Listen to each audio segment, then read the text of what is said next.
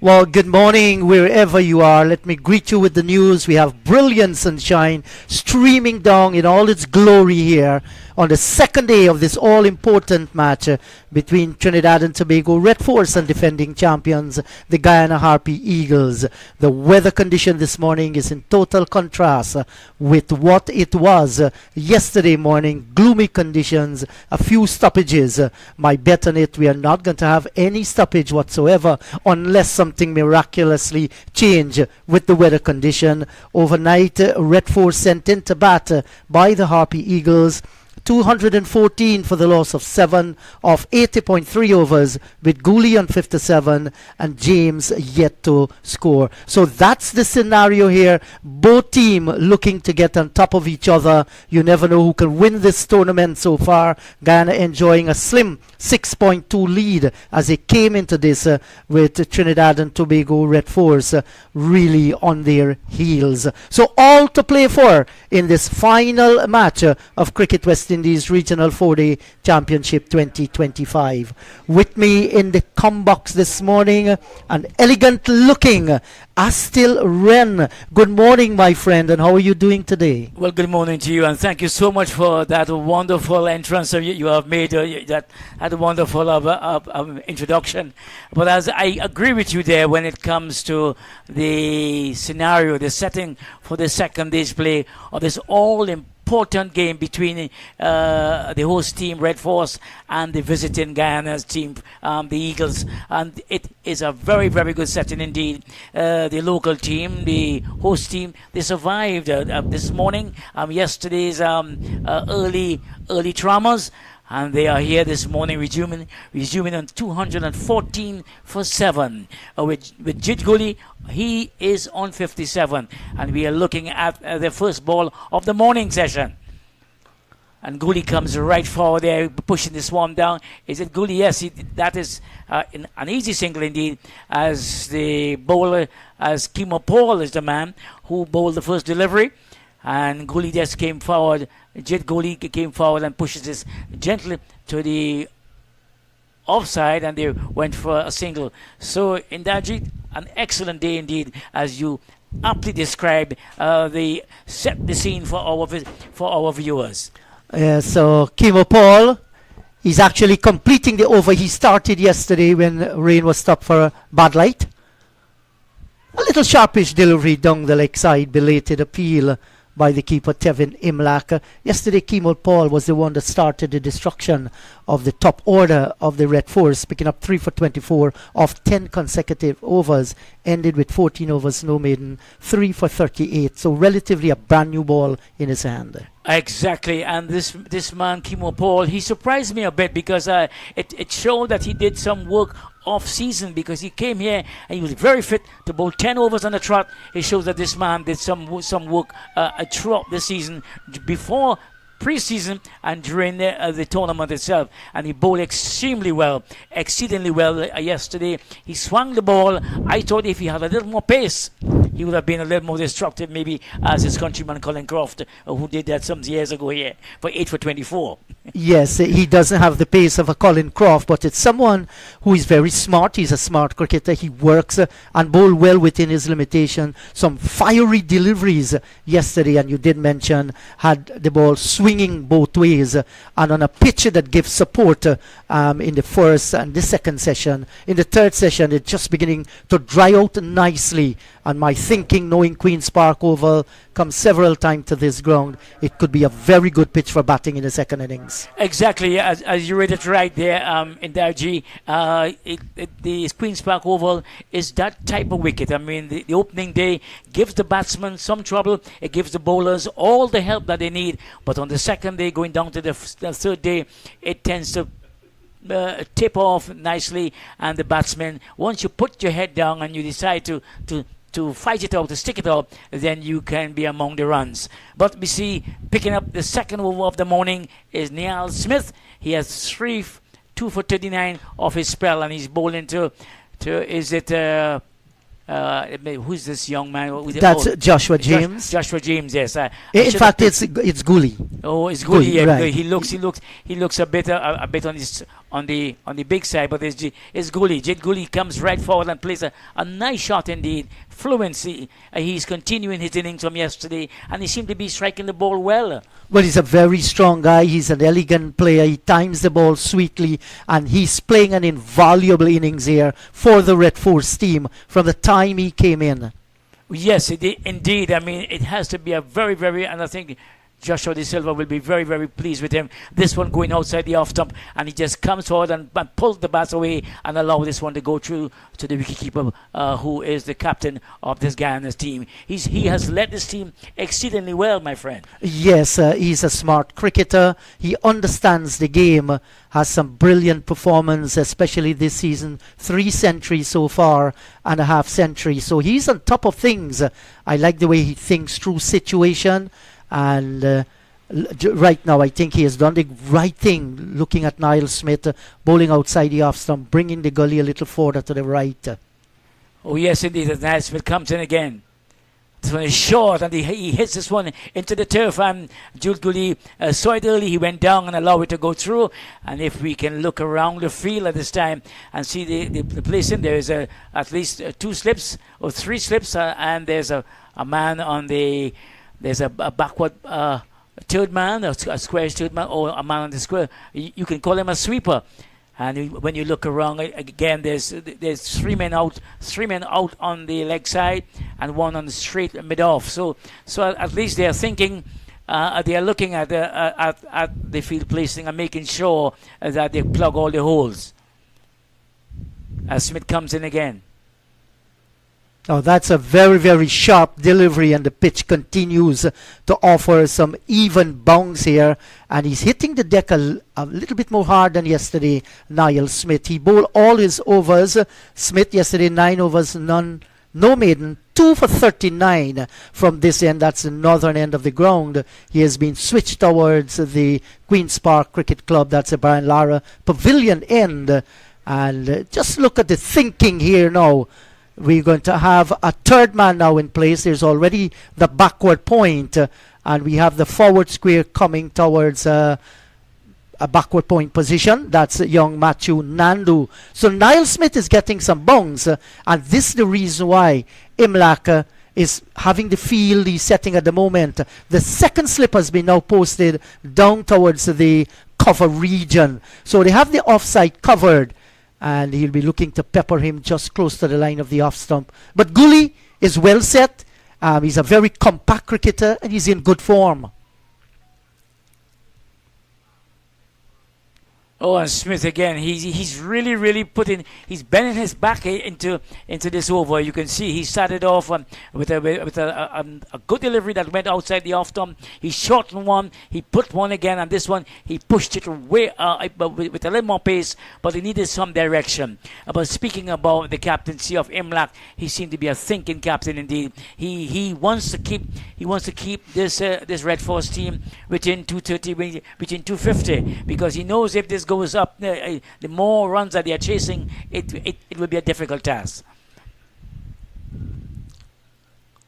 And he was tempted there. You could see him just a wide signal by the umpire. That's the reason why Gooley just dropped the arm and allows the ball to go by. Yesterday, the Red Force, from 96 for the loss of 5, they closed the day on 214 for 7. This suggests there was a fine recovery based primarily on a 63-run partnership for the 4th wicket between Cooper and De Silva, then 79 for the 6th wicket between De Silva and Peer, and that valuable 38 for the 7th wicket between Gooley and Terence Hines has brought the Red Force into contention once again. Smith again, this one is he pushed it on the off stump again, leaving the left-handed Gooley, and it went through to the wicketkeeper. So Smith seemed to be generating some pace there. He's really bending his back from the get-go. He isn't waiting to have no one tell him, well, let's step it up a little. He is putting his back into it, and that over was a pretty quick over. Yes, a quick over, and just 1 run coming through a wide. 216 for the loss of 7. So if you have just joined the broadcast, wherever you are, on Cricket 360, broadcasting on Cricket West Indies YouTube channel, we greet you with the news. Lovely sunshine, Queen's Park Oval looks a picture, one of the top grounds in the region. Exactly. It was considered the Mecca of the Caribbean, but I think the Bajans said we are in contention with the Kensington Oval in Barbados. But Kimo Paul there, he just got injury. He just bowled his first delivery of his second over. That one was easily pushed there by Joshua James for a single, and that advances the score to 217 for 7. But the Queen's Park Oval, as you rightfully point out, is a picture to behold. When you're looking at this, it is baked in sunshine, nice weather indeed, and it is ideal for cricket, ideal for proper display.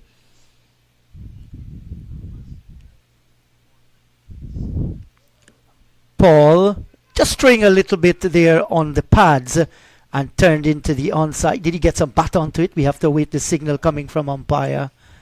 Yes, and the signal coming up here now. That's a leg by. A leg by. So one more to the score. They won't mind how it comes. An occupation of the crease here, Ren, is absolutely important in the longer format of the game. Jit Goli overnight faced 151 deliveries for his 57. Paul, better line delivery and just cutting back a little to the right-handed James. Couldn't do much about it. He knows that the mission has not yet been accomplished. They're looking to get as close as possible and even beyond that 250. Exactly, and James, he's playing sensibly indeed. He's playing straight, he's coming forward, he's keeping his eyes on the ball, and that is important in this partnership because he has a man who is set in Jit Guli and who seems to be in control. Oh, that's brilliantly driven away through the extra cover region and down to the boundary for 4. Pitched up, and he delivered well with the bat there, James. Well played. Excellent shot there by James. Yeah, I think he was playing for that because the previous delivery from Kimo Paul, he came right forward, he showed all the respect. And I think when you're batting as James at this position, sometimes the bowler tends to try some things. Sometimes he bring it up to you, hoping that you may miss. But this time, James made contact. He came forward, and with a full swing of the bat, he hit the boundary mark. And that's a bumper. Typical fast bowler response when you're driven like that through the offside field. So Kimo should not mind that James is driving. That's the reason why he has the 2 gullies and the slip. He wants to get him to drive. And James, on the other hand, while he hit a brilliant boundary, he has to be mindful what Kimo Paul is trying to do to him. If he gets it close to the off stump at the good line and moves it away, there is where he's most dangerous. Yes, indeed, as Paul again. Just like that I was talking about. Beautiful just delivery. A shade outside the line of the off stump. I think that is what Kimo Paul is looking for. He wants him to come forward. He wants him to go for the drive. But this one was a little too much for him. A little too good of a delivery, as we say in local parlance. Yes. It beat him. It beat the edge. It beat it, and it went through the keeper untouched. Yes, and with the exception of one, that's the way he got his wicket. He got one leg before yesterday, but he has bowled brilliantly. And look at the swing again by Kimo Paul. This time it's coming back into the right-hander. Too wide for the batsman to play. It's 223 for the loss of 7. So that's the end of the 85th over. And it's 223 for 7 at the Queen's Park Oval. Well, the Red Force, they have not lost a wicket as yet. I think we are going into the third over, the fourth over, and they are solely on in there, G. Yes, well, actually, we have had 83 overs 83. Completed so far in this innings. Guli on 58 from 159 balls. Yesterday, Cooper, a fine half century. Pierre played well for his 38 ball, 3 for 45. Smith 2 for 40. Ronaldo Ali Mohammed 1 for 34. Excellent cricket indeed, and that is what they call for the regional cricket. You see tough cricket between bat and ball, that contest as Smith continues again from the pavilion end, and he is really generating. He's looking for that short delivery. He's looking to really upset the batsman, but Jid Gooley was up to the task as he played this one in front of him. That one came up a little, not as sharp and steep as Smith may have expected or wanted it, but Gooley, well, he's in control. Yes, and Imlach has to think two things now. How am I going to save these boundaries, and how am I going to pick up the wicket? So it's a means of not totally being aggressive, and I think this is good captaincy. He wants to save the boundaries, and he wants to have men in catching position as well. Yes, the game is well set up indeed, because it puts some pressure on the fielding captain Imlach to, as you rightfully point out, for him to save the boundaries, but to really get rid of this last 3 wickets quite easily. But as Smith comes forward again, and Julie, he's right to the task, coming forward and pushes his back to the bowler, and we can see it is a really a nice morning, a nice bit of cricket. That's what they call 4-day cricket at its best. When you have this type of setting, you have this type of battle going on between bat and ball, and between the bowler and the batsman and the captain, who has to really pull his forces together to try and dislodge these batsmen. Good delivery again from Smith with some pace, but outside the off stump. Gooley will have nothing to do with it. It goes through to Imlach, and you can see the umpire now leaves from behind the wicket. Well, actually, that was a no ball. A no ball. Yes, and he signaled it very early. Niall Smith has had his troubles with no ball over the years, but as the competition comes to this round, he corrected that. I think this is the second no ball he has bowled so far in this innings, Niall Smith, and he knows that, something that he's working on. Started off with quite a few no balls in the tournament at home in Guyana, but has come back nicely. It shows that he's learning quickly, and he wants to be a good cricketer, a good medium pace. He's at this time he's medium fast. So how would you describe him? Medium fast? Well, he's a fast bowler. He's not on top throttle at the moment, Niall Smith. Oh, that was a quicker one. That I will tell you, he put a little bit more effort into it, and it came flying through to the keeper there, who took it well somewhere above the shoulder. Well, he started off with express pace in his career, but he too, like so many of our young fast bowlers, plagued with a little bit of injury, and sometimes those little niggles and so on can curtail the way that you have been bowling. He hasn't been full throttle throughout the entire season. This is the fastest I've seen him bowl this entire season. I like to see fast bowlers. I like to see young fast bowlers. I like to see men like him, like Smith. I mean, really approach the wicket with so much aggression and bowl to the batsman with that aggression. Smith again, a lovely delivery. And he's edging, and the catch taken there. Beautiful delivery indeed. Yes, by Anderson fielding at the second slip position. That was always on the card, with Smith running in and bowling hard. Couldn't get the batter inside the line, and that's a big wicket to get early on the second day. The wicket of Jid Gooley. He has gone back to the pavilion, caught Anderson of the bowling of Smith for 58. Excellent delivery indeed. He pitched it somewhere around middle lead, and going further away, Jid Gooley couldn't get the bat away, as you rightfully point out, and the catch was taken. A tremendous wicket indeed, a big wicket indeed, and that is what Imlach has been playing for, and they got the breakthrough that they wanted. They got the big fish, and then he is the big fish indeed, because he's the man who the Red Force were dependent on to have the rest of the batsmen walk around him, bat around him, but he's walking back to the pavilion and having played a well-played innings indeed. He really came in at a difficult time, and he left with a score on 224 for 8. I will say well played, Jid Gooley, but I think he will be a bit disappointed, where he wanted to stay out there a little longer than that. Yeah, I totally agree with you. He is the one actually that has kept this Red Force team in the fight for a decent first innings total. With the time he occupied the crease, the number of deliveries he faced, and to get him early on the second morning was a beautiful delivery by Niall Smith. Had pace, the direction was good. Jid Gooley just couldn't get the bat inside the line, and a good catch taken by Anderson into the second slip position. So the breakthrough has come with the new batter coming out in the middle, Brian Charles. He's no rabbit with the bat too. No, he's no rabbit indeed. I mean, coming in here, I believe that he will be fancying his chances to stick around for quite a while. Yes, so hello to you wherever you are across the world, taking us live, Cricket 360 via West Indies YouTube channel. And it's a gorgeous looking morning. Hello to you back home in Guyana, and to all Trinidad and Tobago cricket fans. Tune in here today. Your boys are fighting back. Harpy Eagles, they are playing like defending champions. Exactly, indeed. And the game is well set up indeed, well poised. And you have two right-handers now at the wicket. You have Brian Charles and you have Joshua De Silva with Niall Smith really bending his back. And this is a good delivery.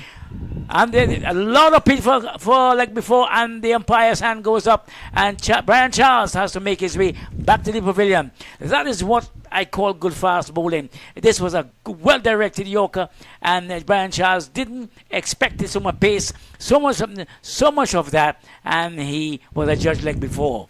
And first delivery, Brian Charles would have been in the pavilion, looked at some short deliveries by Niall Smith.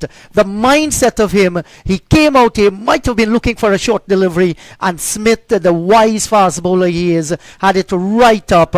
Umpire Braffett had no other decision to make than to raise the dreaded finger to send Brian Charles on the way. 224 for 9. It's another day, and it's amazing how cricket we have seen over the years, the twists and turns. This game is it is one of the wonderful games that you can think about. So let's have a second look at this delivery from Smith to Charles, and you can see it is a swing in it. It seemed to be a Yorker, a good delivery, foolish delivery, and I believe the pace got the better of Brian Charles, because when you come to the wicket at that time and a man is bowling at this pace, he tends to be a bit surprised by that delivery. It was an in-swinging Yorker aimed at the leg stump, and in the mind of umpire Braffett, that was gone. But you're right, you called it right, Ren. Beaten for pace there. Tried valiantly to jam down on it, and all of a sudden, Niall Smith, he's on a hat-trick. Oh yes, he is. He's now reading 4 for 41. And Niall Smith, I like this guy. I mean, I like his aggression. I like to see players, fast bowlers, don't just come in and wrong their arms and look for length and line, but they come in with that aggression. They're telling the batsman, "I'm coming for you," and he really came at the batsman. He came at Jid Gooley, and he came at Brian Charles, and both of them, he has accounted for both of them. Well, the last spear at the wicket, that's Shannon Gabriel, and he has not known too much for his batting qualities. Survival is the key thing for him here, as Niall Smith hunts a hat-trick. Let's see if he's going to get that. We've seen quite a few averted this season. Well, I think Niall Smith will be fancying his chances against Shannon Gabriel, because we all know Shannon Gabriel is not the greatest of batsmen. He is a typical number 11 batsman. So I think Niall Smith will really be fancying his chances. Let us see. It is a good contest. Let's see if he can, if his dreams will come true, having as Shannon Gabriel faces up to him. But if he survives, then we should be in for a nice treat, because I believe Joshua James will be the man who will be going after the bowlers, because he will fancy his chances of getting as much runs as possible. 4 for 41, Smith on a hat-trick. Oh, and he's getting back onto ball. That's a lovely looking on drive. Out towards the long on boundary. Will it get there? And Gabriel gets a boundary. Nobody could talk to him when he gets back into that dressing room, I fancy. It was a fine on drive by the tall right-hander to end the over. 224 for 9. An excellent on drive indeed. And that is one of the commentator's skills, because we were looking at Shannon Gabriel as a typical number 11, but that shot was an opening batsman shot. Well timed on drive. I picked the gap well, and it raced to the fence. So Shannon Gabriel, as you said before, nobody could point to him and say, "Well, boy, you didn't do your job." That was an excellent shot. That was the shot of the morning. Yes, certainly a fine shot. Had everything in control then just couldn't get it to squeeze under the bat, but the intention was there to get in another Yorker. But a successful over by Niall Smith from overnight 214 for 7. They are now 244.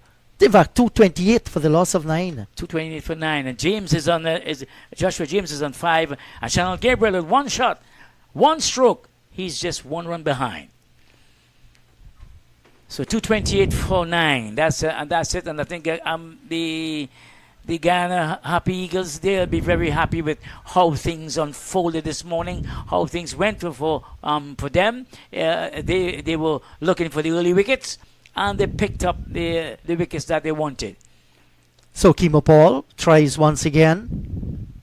Sometimes we've seen over the years, last wicket partnership normally frustrates some teams.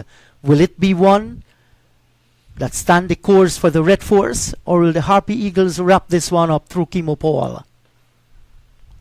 Well, that's a vicious delivery, but once again, a little bit down the leg side. And when he wants that extra pace, he can deliver, Kimo Paul. Yes, a small man, but he can deliver that extra pace. He looks small, but he can generate a lot of pace because he is in the prime of his career. He's very fit, and I think James is a big man. He's a strapped man from Tobago. So that this young man will be keeping a close eye on things. This one from Paul went outside the off stump. James attempted to square cut, missed, and it went through to the wicketkeeper without creating any damage or creating any alarm. So that's the end of the over. As we come to the end of this over, it is 229 for 9. Red Force, the last pair of the wicket. And as my fellow commentator said, let's see if they can organize the fielding team a little by staying out in the middle longer than they will normally do. Well, Joshua James, he didn't take the single. And that shows that he has some batting qualities. He had 2 good knocks, a knock of 32 and 29 not out. Certainly will want to improve on that quite a lot. You've seen him over the years, Ren. How good is he? No, Joshua. I'm having a look at him this season, and he's from Tobago, and he's a very well put together cricketer. He bowls exceedingly well, and he can handle himself with the bat. But I believe himself and Shannon Gabriel, they'll have some words to exchange in the dressing room about that single. Yes, that's a short delivery once again, and the right-handed James is standing tall, and he's defending. Oh, that's Shannon Gabriel. Shannon Gabriel, I beg your pardon. Yes, Gabriel indeed. So I strongly think that Gabriel will tell James. I mean, I can handle myself, man. Let's get things going, man. Well, there are 3 slips and a gully. Yes. First slip, Kimo Paul. Second slip, Anderson. Kimmel Savory, a third. And gully is Kevin Sinclair. Gabriel short, rising delivery.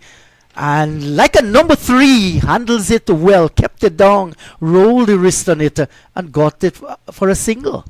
Well played indeed. That one came up. It didn't come up as sharp as Smith will have liked it to come up, but it came up and it didn't surprise Gabriel. Gabriel is a big man, not a tall man, not too tall, but he's a good height. So that one didn't really create too much of problems for him, but he played it well. Yes, he did play it well. Now back comes Joshua James in strike, and let's see what's going to be the thought here by Tevin Imlach. So he's sending out the cover, and he has done away with 3 slips. And there's an extra cover as well, and third man will be put in place. Yes, indeed, he expects a little more fire from Joshua James. So he's setting his field for that. Looking at it. And nicely turned into the onside. Well played. And surely they will go back and complete 2 here Good running, and the return went to the bowler's end. Was a little bit late on that one, but the ball missed the stump. Gabriel, he's a big guy. Yes, he is. He's a big guy, and I mean, and carrying around that size, but he had to step on it a little to really get to his crease before the return came to the bowler's end. But a nice shot there from Joshua James. He just turned this one neatly, and they went for two runs. The first one they ran hard, and the second one, well, they had to go back with a little more pace. But Smith again.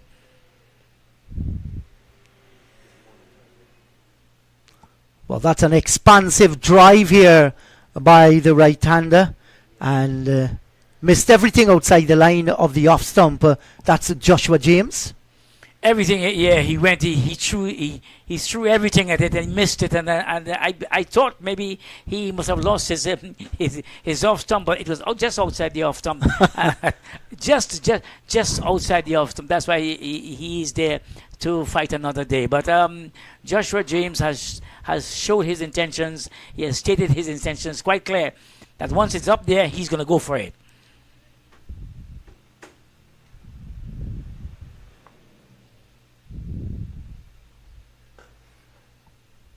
Well played. He's going to gather a single here into the onside, down through wide mid-wicket. A delivery that was for the pitch topper by the right-hander. Smith won't mind that because it exposes Gabriel to him, and back goes the three-slipper.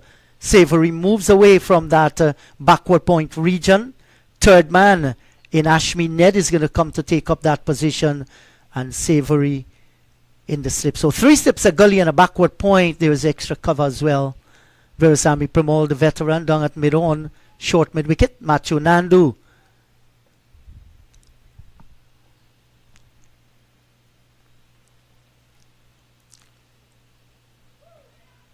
Good delivery from Smith again. This one is, it went past the outside edge of Shannon Gabriel's bat. Gabriel seemed to be telling Joshua James, I pulled the bat inside, but that one went past him, and I don't think he knew too much about it. But at least he has survived, and the score remains at 233 for 9. Gabriel is on 7, and Joshua James is also on 7. Yeah, so the two of them have survived nicely on to now. At least they're occupying the wicket, and time is of essence here. When your back is against the wall, you stand up and you fight. You don't want to give up. So they've been there in the sun so far since play started around 9:45 this morning. From an overnight position of 214 for 7, the Red Force have gone on to 233 for 9. They've lost 2 wickets today. Gooley gone for 58. He was caught by Anderson off the bowling of Smith, and Charles LBW to Smith. He didn't trouble the scorers. The score was then 228 for the loss of 9. So the Red Force, that they are soling on with the final wicket at the crease. So they're looking to really extend. They're looking maybe to get to that 250 mark if these two can survive that long. But I think the Guyanese bowlers will have different ideas when it comes to survival in the middle, because they would like to go in as quickly as possible before the luncheon break, put their feet up, and really have a go at what total is set before them. I believe Imlak will be really, really looking forward to wrap things up as quickly as possible. Ronaldo Ali Mohammed. Big drive, that's gone high, it's gone hard, and that's going to be a maximum over the top of wide long off. That's a great shot by the right-hander, standing tall and delivering here, James. Well played. Excellent shot indeed. That one was right there for the picking. He brought it up to Shannon Gabriel, and Shannon Gabriel just came forward, and maybe he came down the wicket and to tell James, I mean, look what I am doing, man. I can stay here all day. This is a magnificent shot indeed. It was right up there for the taking. He put his left foot forward and went through with a sweet cover drive. And it went all the way outside the off stump again from this one from Ronaldo Ali Mohammed. This one went straight through to the keeper, and I believe Imlak is having a word with his first slip and saying, boy, let's see what happened in this over, because it is This is 230. How much we are now? 233? Or we're supposed to be at least 239. And that's flicked away nicely out through the forward square region. And they'll stay just for the one. Thought that a little bit more hard. Running between the wicket there could have gotten them two. It was not the case.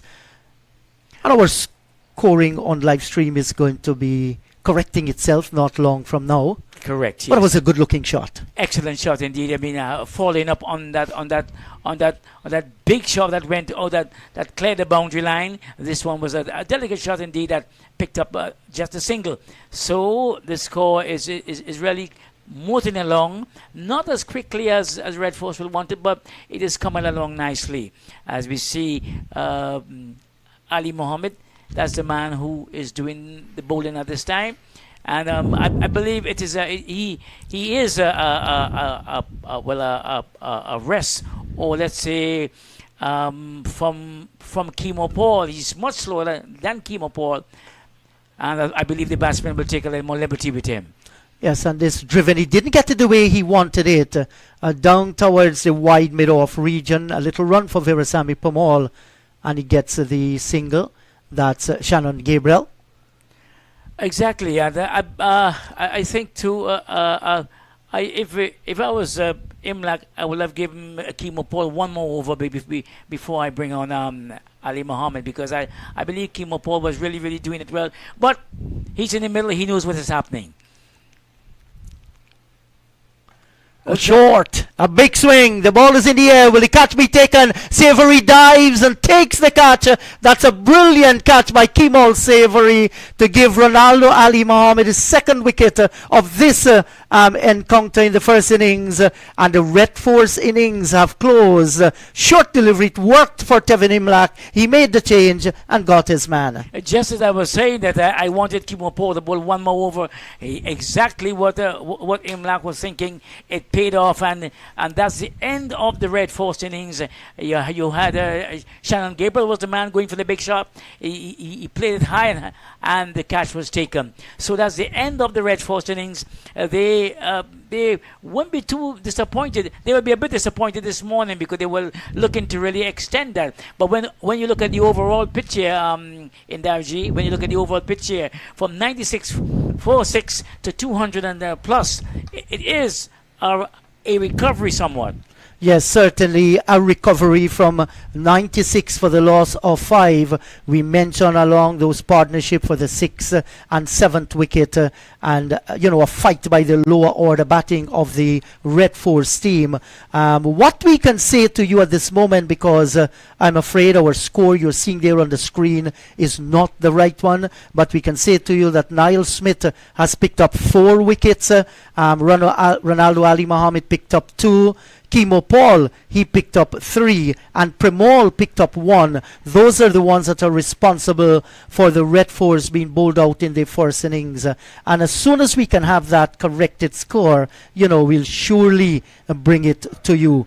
But it's a pity they didn't get on to that 250, I think, originally that they set their eyes on. Yes, I thought that would have been the discussion this morning with the skipper Joshua De Silva with his men, that we are going to be looking to get to 250, and then whatever happens after, it will be a bonus. But they didn't get to it, but it is that's what cricket is all about.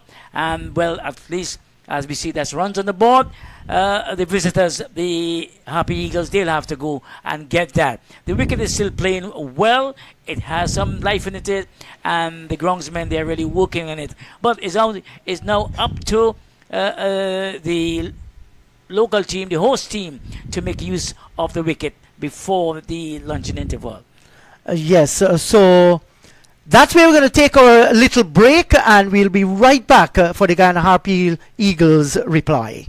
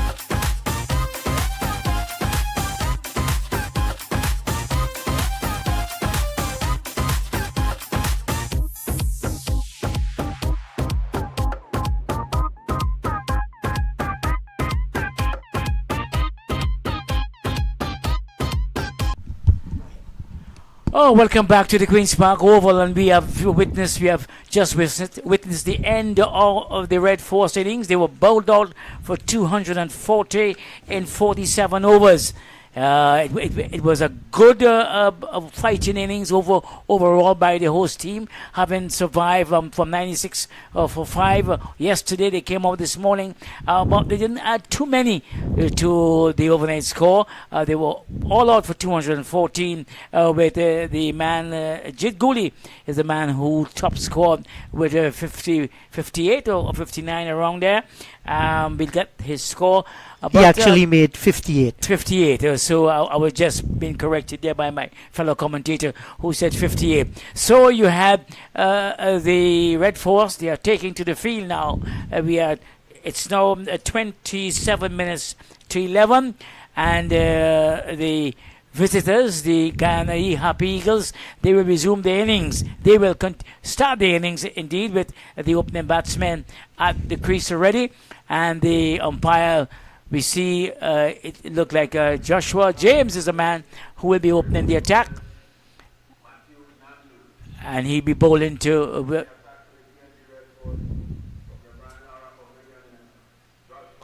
Yes, so 26 runs were scored this morning by the Red Force. They lost their last 3 wickets for that. So from the overnight 214 for 7, they were bowled out for 240, with Niall Smith returning this morning to pick up 2 more to add to his overnight 4 wickets for Niall Smith. 2 for 42. Ali Mohammed picked up the other one today. Kimo Paul ended on 3 for 45 from his 17 overs. So it's Raymond Perez, the right-hander, along with Matthew Nandu, the left-hander. The two of them will be doing battle out in the middle. With Perez, he's going to take for a strike, 3 slips and a gully and a backward point. Here's the first delivery. A little loosener, wide outside the line of the off stump. No pressure whatsoever on Raymond Perez. Yes, indeed, and his 2 diminutive opening batsmen, Raymond Perez, and they should be in there for some happy moments against these 2 towering fast bowlers you have in Joshua James, a big man, and Shannon Gabriel, he's also a big man. But these 2 men, these 2 opening batsmen, they seem to be, from what I'm seeing of them, they seem to be very compact indeed. Well, let's see. It's pretty early days yet. Wrapped on the pad. That's a good shout. But could have been going down the leg side. And I think Joshua De Silva is just showing that signal to his slip cord and the bowler. It was going down the leg side. We see there on the replay, definitely heading down the leg side. Oh, excellent delivery indeed. The first one that Joshua James bowled, it was a bit of a loosener.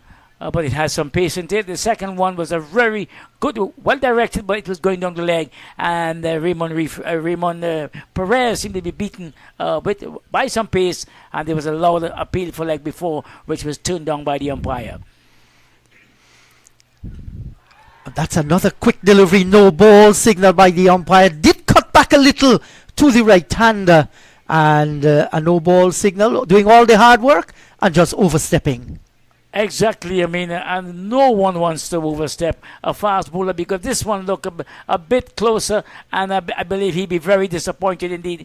James, having done the hard work, and to come in and to let go that delivery, well pitched up, and Raymond Perez seemed to be beaten because he seemed to be playing no shot indeed, but as the umpire hand sticked out, indicating to all around, including the fast bowler, it is a no ball. So he has to go all over again and start the business of bowling once again.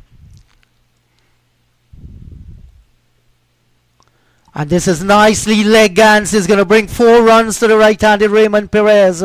And the Harpy Eagles, they're on their way. That's a lovely looking shot, just straying down the leg side. And just a little glance, and he gets the boundary. Excellent shot indeed. A pretty nice shot indeed. This is the price you pay when you stray as a fast bowler on the leg side, on the pads of an open batsman, and he just tickled that one around. He turned it around very neatly indeed, and it raced away to the fence. This Queen's Park Oval outfit is a bit brownish indeed, but the ball travels very, very quickly indeed.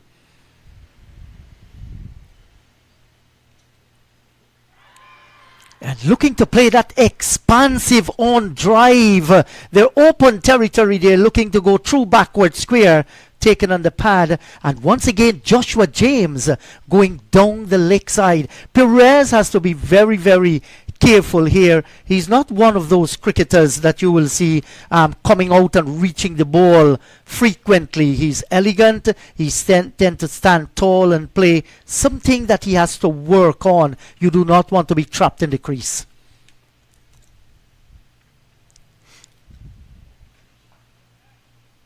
This one is short from James, and Perez just get inside and tucked it around for an easy single indeed. And they are coming to the end of the over. No, it's not the end of the overs yet because of the no ball. And Perez is handled that one very nicely indeed. He's off the score. Well, he's off the mark according to what we are seeing here. But for what is happening in the middle, the left-handed Matthew Nandu will take strike from Joshua James. Nandu goes down and he took his guard, takes out the bail, and as is common with so many of the modern-day cricketers, they will use the bail to line themselves up. Yes, something that was made very popular by Shivner and Chandapal. Others did follow. Short lifting delivery to end the first over outside the line of the off stump. The Harpy Eagles, they're 5 without loss. Oh, exactly. Not a bad over, but I think Joshua James will be a bit disappointed with that no ball, because I think that one would have been a very, very close indeed. But the no ball, as you say, he has to go all over again, and that's the troubling part about fast bowlers. When you put in all that work, you come from all the distance, and you overstep. It is a transgression that you need to rectify as soon as possible. But we see Shannon Gabriel is the man who will take up the attack from the press box end or the commentary end, and he will be testing the abilities of Raymond Perez. Yes, and he's a strong boy, Shannon Gabriel, and by all account, he did bowl well in the last game that they played. And Shannon strong, he is a fast bowler, West Indian test player, and he'll be looking to make some early inroads here. Raymond Perez, this is his 11th first-class match, 416 runs with a highest of 79. But it is that average that he has to improve on, just 27.73. He has scored 250s, yet to score 100. He's going to take this first delivery by Shannon Gabriel. And that's a good starter here for Gabriel.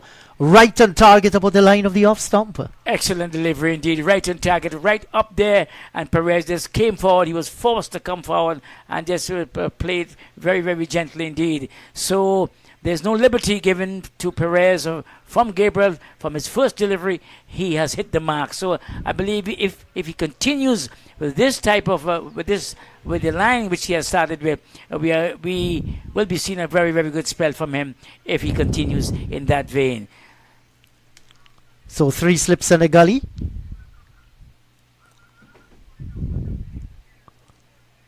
That one had some pace on it. The bounce notably wasn't there, and that's because it was pitched up just outside the line of the off stump. A good line, I think, Gabriel has hit there, because you have 3 slips and a gully. There's a backward point and a short extra cover. You must be concentrating on off stump or just outside off stump. Oh yes, and if you look at how the wicketkeeper, the skipper Joshua De Silva took that one, he took that one, pulling his head away. It had some pace on it, because Shannon Gabriel is not the type. He's not going to be given any liberties to these batsmen. He's coming at them, and he's coming at them very hard indeed. Yeah, so I think you have to prepare your mind to face the likes of Gabriel and Joshua James, whether the early outburst. and genuinely beaten outside the line of the off stump. Raymond Perez just was pushing at it, and so often you see Raymond Perez, when he should have been leaving balls outside the line of the off stump, seems to be a magnet there, pulling the bat close as possible. That was genuinely beaten. Genuinely beaten indeed, because he hung the bat out. All he had to do was to come forward and to shoulder arms, pull the bat away, but the bat seemed to be right there waiting to be touched, and I was surprised that he didn't get a late touch onto it, because I thought the keeper would have been going up, thinking that he touched it, but as we say, he survived to fight another day. And that's another good delivery, but this time Perez just moving across the line and turning it and keeping it down. So concentration is the key here. You want to keep your eyes on the ball. If you're going to read it off the pitch, understand what the pitch is doing, or if you're going to read it off the arm of the bowler, you have to be very, very careful here. The Harpy Eagles looking for a solid start. If they go on and get first innings points here, and with the fast bowling points, and let's say if the match is drawn, they could very well defend that title and win the trophy for another time. That's going to make it 8 out of 10, and that's good going for them. Red Force will have to make a real fight of this one. Once again, pitched up outside the line of the off stump there. Maybe just a little bit too full, but one could understand here, Ren, that he's bowling to the field that his captain has set him. Yes, indeed, and that line is just on and about the off stump, and bowling with some pace. But as you mentioned before, there's all to play for the visitors. They are looking to capture their eighth regional title, and I mean the 8th edition of this. In the last 10 years. Yeah, and they will be. I think the batsmen will be hoping that they can put down a foundation and get a good score and to really set themselves up to come away victory. But Chanel Gabriel and Joshua James will have other ideas. And once again, straying down the leg side. Good take here by Joshua De Silva. The second over has been completed. And at the end of 2, well, it cannot be 3. And that was actually a maiden delivered. Exactly, and Chanel Gabriel, he's having a word. The umpire is having a word with him. Maybe it's just showing him exactly where that left foot is being planted, because they're having a quiet word with him just as the end of the over, as the fieldsman and the bowler and the batsman, they get ready for this over from Joshua James. James himself will be looking to generate some pace and to unsettle these batsmen, who at this time the left-handed Matthew Nandu will be the one who will be facing up to Joshua James. Let's see what happens here. That's nicely flicked off the front pads and will surely come back and complete 2. So Matthew Nandu is off the mark. Very first delivery that he faced was straight down the leg side, and that's always a good feeling when you get off that dreaded duck. Oh yes, indeed, and I'm sure he will feel a world of good having come off or getting out of that zone of 0 and to really have numbers to his name. A nice shot indeed. He clipped it neatly off his pads. A typical left-handed shot, and it brought him 2 runs. So he'll be feeling a world of good, and his confidence will be very, very high.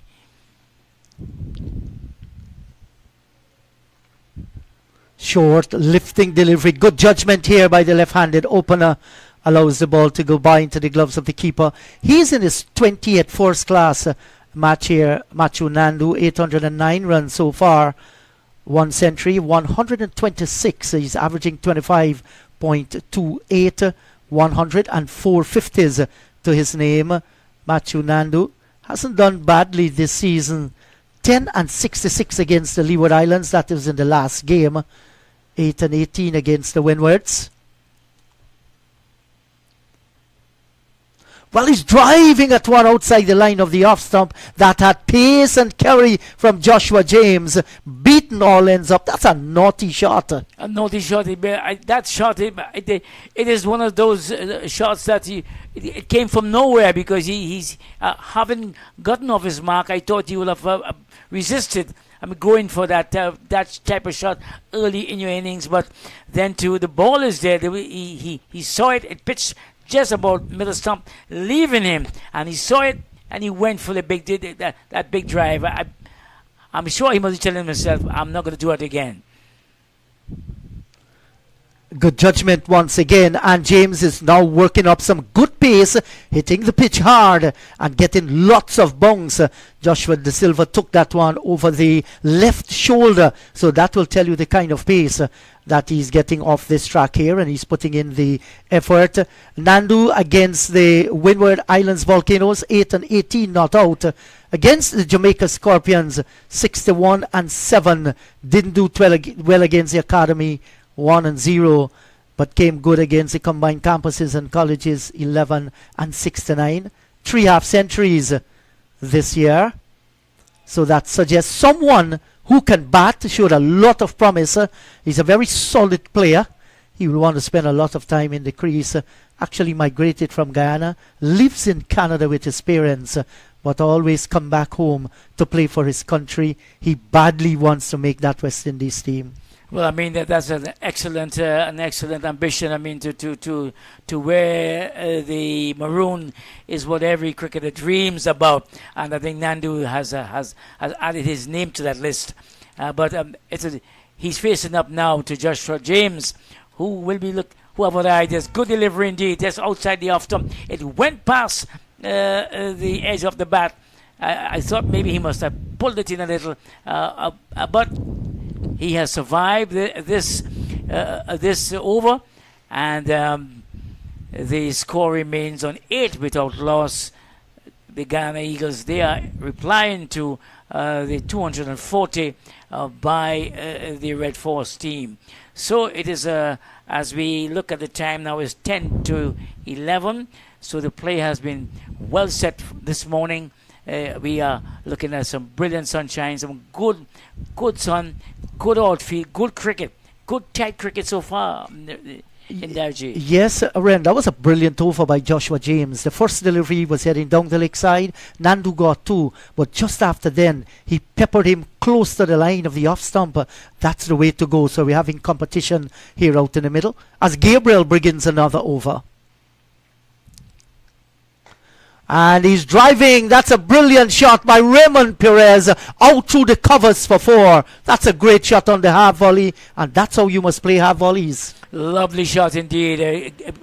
Shannon Gabriel, he pitched this one up, and Perez came right forward and gave it the full treatment, the full swing of the bat, and the ball raced into the field, raced into the cover boundary. A lovely shot indeed. It will do his confidence. It will do him a lot of good, because he will be looking to really spend a lot of time and to set the foundation with his partner Nandu to take this Guyana Eagles to a pretty good first innings total. Shots like this will have Joshua De Silva thinking, and have Shannon Gabriel thinking, well, I mean, we have to do a little better than this. Yes, and he cannot get carried away with the game, play every ball on its merit. Made his debut against Trinidad and Tobago Red Force in Bazatir. That was on February 7th to 10th in 2024. So he's back against the Red Force here. Wow, that's a short delivery, and the way that he jerks the head gave the impression that he wasn't in total control. Ended up controlling it nicely. There's no forward short leg, and it begs the question, how can you have a fast bowler earlier on, you bowling some short deliveries and do not have a forward short leg? Oh yes, indeed, because that one, it begs to have a forward short leg, and the way in which Perez handled that, it shows clearly that he wasn't in control, but it's just that the ball hit the bat where it's supposed to hit, and it stayed down. I see that Perez is coming down to talk to Nandu, and the umpire is also getting involved. I don't know what is going on there. What you can make of it in there, G? Well, it seems as though somebody's going to call for the helmet, and the helmet is coming out now. Now they might have that forward short leg. and maybe it's a case where the horse is already bolted, then you're going to close the stable door. I mean, that's a must. And, sometimes some of our captains are not aggressive enough. And I think here is where the likes of Tevin Imlach, he makes a difference. He thinks, he understands the game. You're having your premier fast bowler bowling very quickly. You must have that forward short leg in. Oh yeah, I think Joshua De Silva missed the trick there. He should have had that man right up there from the get-go. But as you said, he's closing the stables after the horse has bolted. But let's see how Shannon Gabriel, how Perez fares. Yes, for the rest of the over against Shannon Gabriel. Well, he's a fearless little cricketer, Raymond Perez, and he's going to be mindful of the forward short leg there. And will this be another short delivery, or he's going to pitch it up outside the line of the off stump, getting a little bit of away movement? We shall see. Another short delivery, this time a little away from the body, but he moved around it nicely. Defend. Perez started Ren with 46 against Barbados until he just flirted at one outside the line of the off stump, and he went back against the combined campuses and colleges. Just 15-2 against the academy. Got a good start of 29 in the first innings. Didn't carry on. Didn't trouble the scorers in the second. Against the Windwards Volcanoes, 33-10, and in the last match, 10-49. Invaluable 49 in the second innings. He will surely want to improve on that. Surely wants to improve on it indeed, because he's facing up to Shannon Gabriel, and Gabriel hit this one hard into the deck. Perez went down. It went through to the wicketkeeper, Joshua De Silva, who went to his left to take it down the leg side. So Shannon Gabriel isn't mucking around. He's showing exactly what he wants to do. He wants to really, really unsettle Perez and have him thinking, where am I going to put this one next? Well, with all the effort and the bumper looks a good one, he infringed on that bowling crease signal, no ball by the umpire. That's umpire Taylor. So he has to wheel and come again, Shannon Gabriel. So the battle is truly on between Gabriel and Raymond Perez.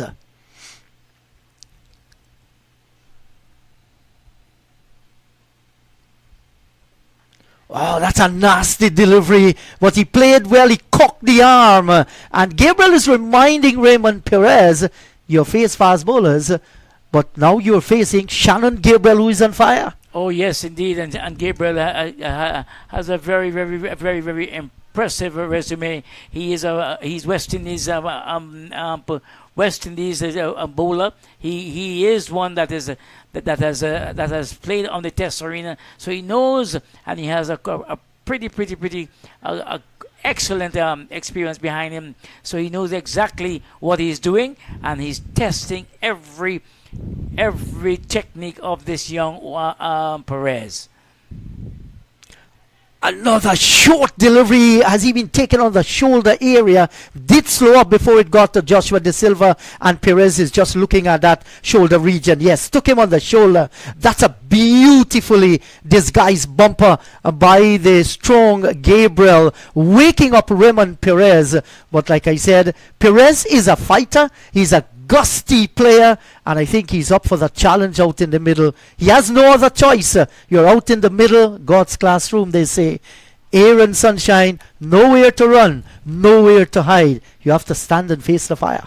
Exactly. I mean, and once you're an opening batsman, I mean, you must have that amount of tenacity, boldness, and bravery within your soul to face up to the fast bowlers around the region. In this occasion, he's facing them to Shannon Gabriel.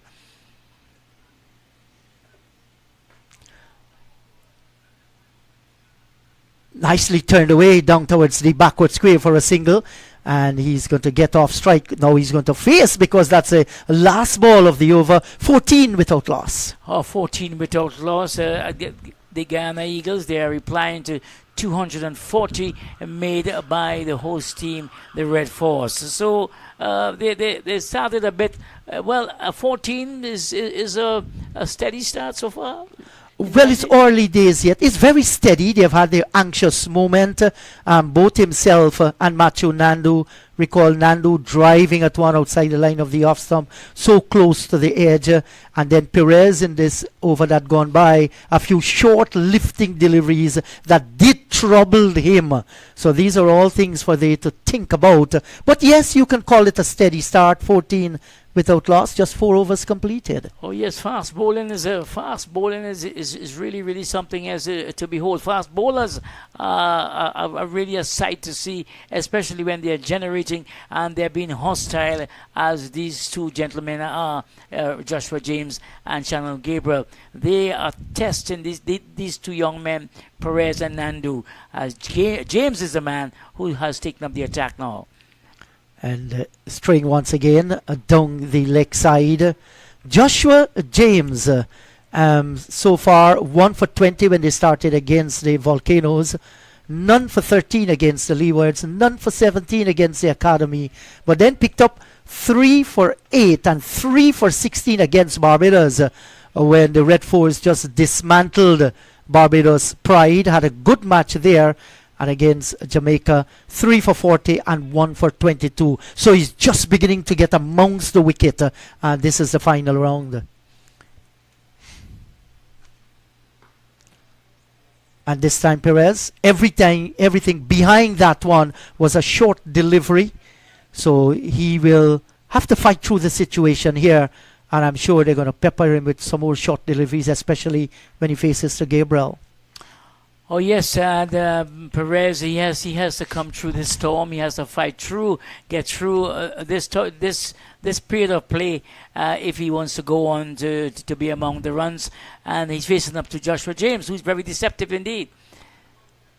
And this is whipped off the legs, out towards fine leg for a boundary. Once again, straying down the leg side, Joshua James and a fleet-footed Perez move nicely across the delivery and glance it well. Another good-looking boundary.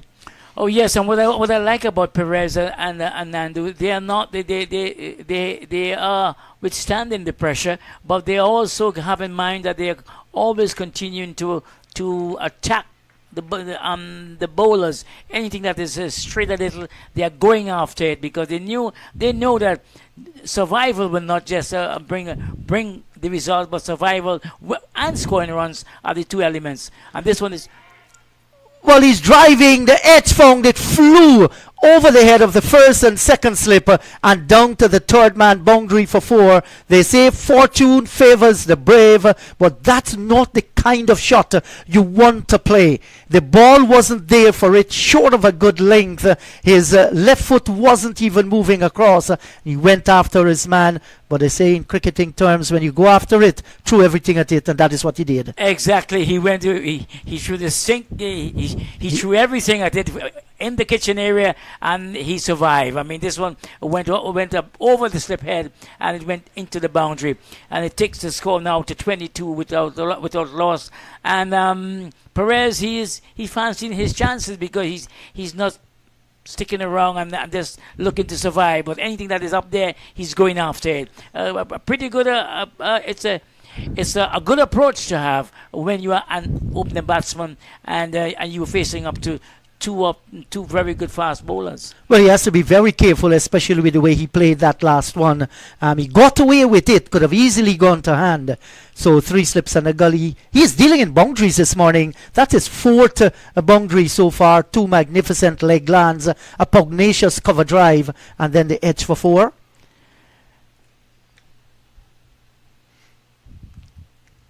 James once more. Good delivery indeed, and this one was James had Perez coming forward. He attempted to work it off his legs, but it went straight to the man at short mid-on, forward short leg, you could say. And there was a bit of some excitement among the Fiesmen, thinking that it went to hand, but it didn't go to hand. The Fiesman just came across, and he stopped it. It looked like Jason Mohammed is in that position. Well, this is up in the air. The catch will be taken down on the fine leg boundary. Stuttles and stumbles and then drops it.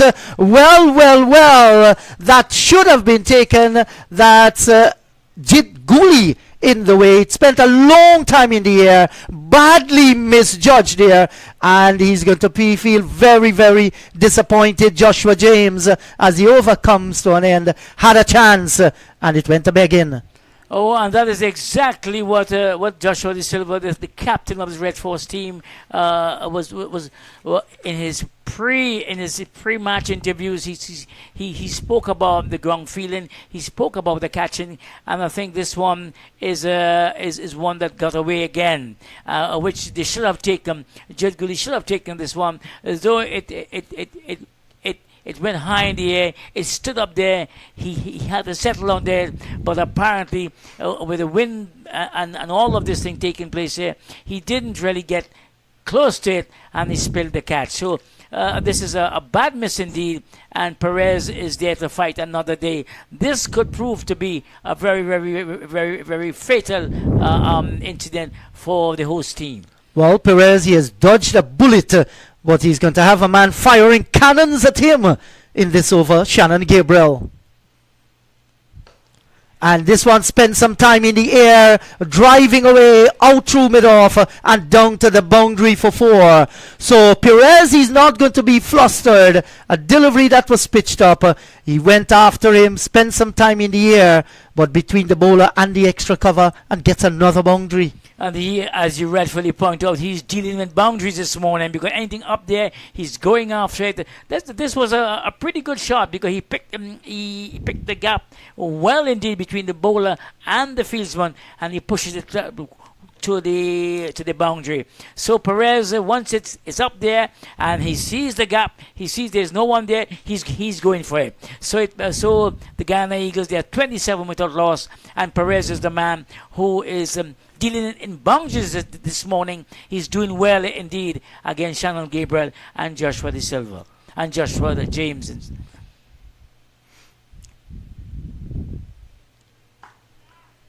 And this time, well played, rocked on the back foot, and you play it with soft hands down towards the vacant cover region and gets the single. He's going to be happy to get off the strike because he's been having that strike so often and they're working out against him. Time to relax just a little bit at the non-striker's end and watch Matthew Nandu face up to Shannon Gabriel. This is going to be the first time that Gabriel will be bowling to Nandu in this innings. Indeed. Oh, yes, indeed. And I believe batsmen supposed to be working out that. Don't take too much of the strike.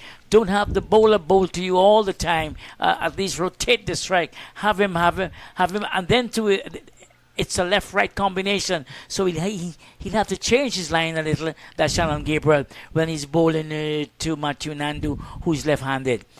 So it's a good strategy indeed by Perez. Well played indeed as Gabriel came in and bowled to Nandu. Nandu is right behind this one. The typical opening batsman stroke. He came right there, came right forward. He picked up the line very early and he defended well. So Matthew Nandu is the man facing up to Shannon Gabriel, and he did well to defend that delivery, showing the full face of the bat. Yes, judged it well, and this nice little manner of his, Nandu walked away towards point, gathers his composure and talks to himself.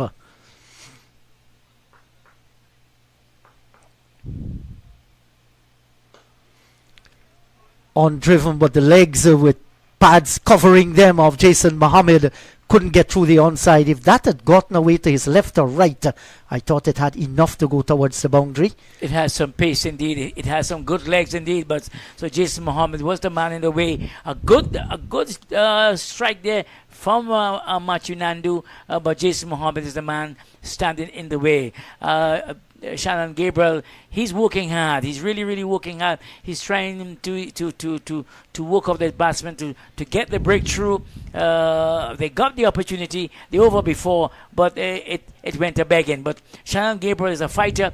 He will continue to fight and continue to press these opening batsmen as he comes into bowl to Matthew Nandu. And genuinely beaten outside the line of the off stump on another no ball. So that negate even if edge was taken there, looking to bowl as fast as he can here, Shannon Gabriel, and just overstepping for the second time this morning. He's only in his third over, none for 12 so far. So I think I think Gabriel is his worst enemy, because in this type of heat, in this brilliant sunshine here, when you come in and you bowl a no ball here, it really taxes your energy levels. And I mean, to bowl this morning in this type of heat, he has to be conscious that he must not transgress and go over the line, because it can prove to be very fatal indeed. Well, outside the line of the off stump there, appeal for a catch, and not out, says umpire Chris Taylor. Shout from Gabriel. I think the slips, they weren't too much interested with that, neither the keeper. Some overnight scores, other matches about to start. Well, actually 5 minutes ago, Jamaica Scorpions overnight, and they against the CCC at St. Augustine. Scorpions bowl out for 133 yesterday.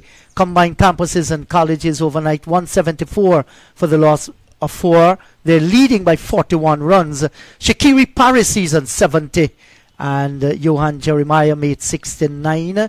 So a little bit of an upset happening there at the moment. And West Indies Academy against the Windward Volcanoes. The Volcanoes 106 off 25 overs. That's not good batting by the Volcanoes. Good delivery, well played. And the Academy in reply, they closed yesterday 197 for the loss of 5, with Teddy Bishop batting on 54. Interesting battles going on there, and we shall surely follow that day-night encounter between the Pride and the Hurricanes, and we'll feed you with information. 6 overs gone here. It's 29 without loss. 29 without loss at the Queen's Park Oval. And when you look at the other venues, well, interesting cricket, very sometimes disappointing, but interesting cricket indeed, Ramji G. Yes, certainly. Just to feed our listeners and viewers what transpired this morning, the Red Force started on 214 for 7. Gooley was on 57. James didn't score. Well, Gooley just added a 1 today before he was caught by Anderson off a beautiful delivery by Niall Smith for 58. It was 224 for 8, and it became 9 at 228. When Brian Charles was LBW to Smith, he didn't score. And the last man going down, Joshua James, after a fight, brilliantly taken by Savory, hooking at 1, diving catch of the bowling of Ali Mohammed for 30, 1-4 and 1-6.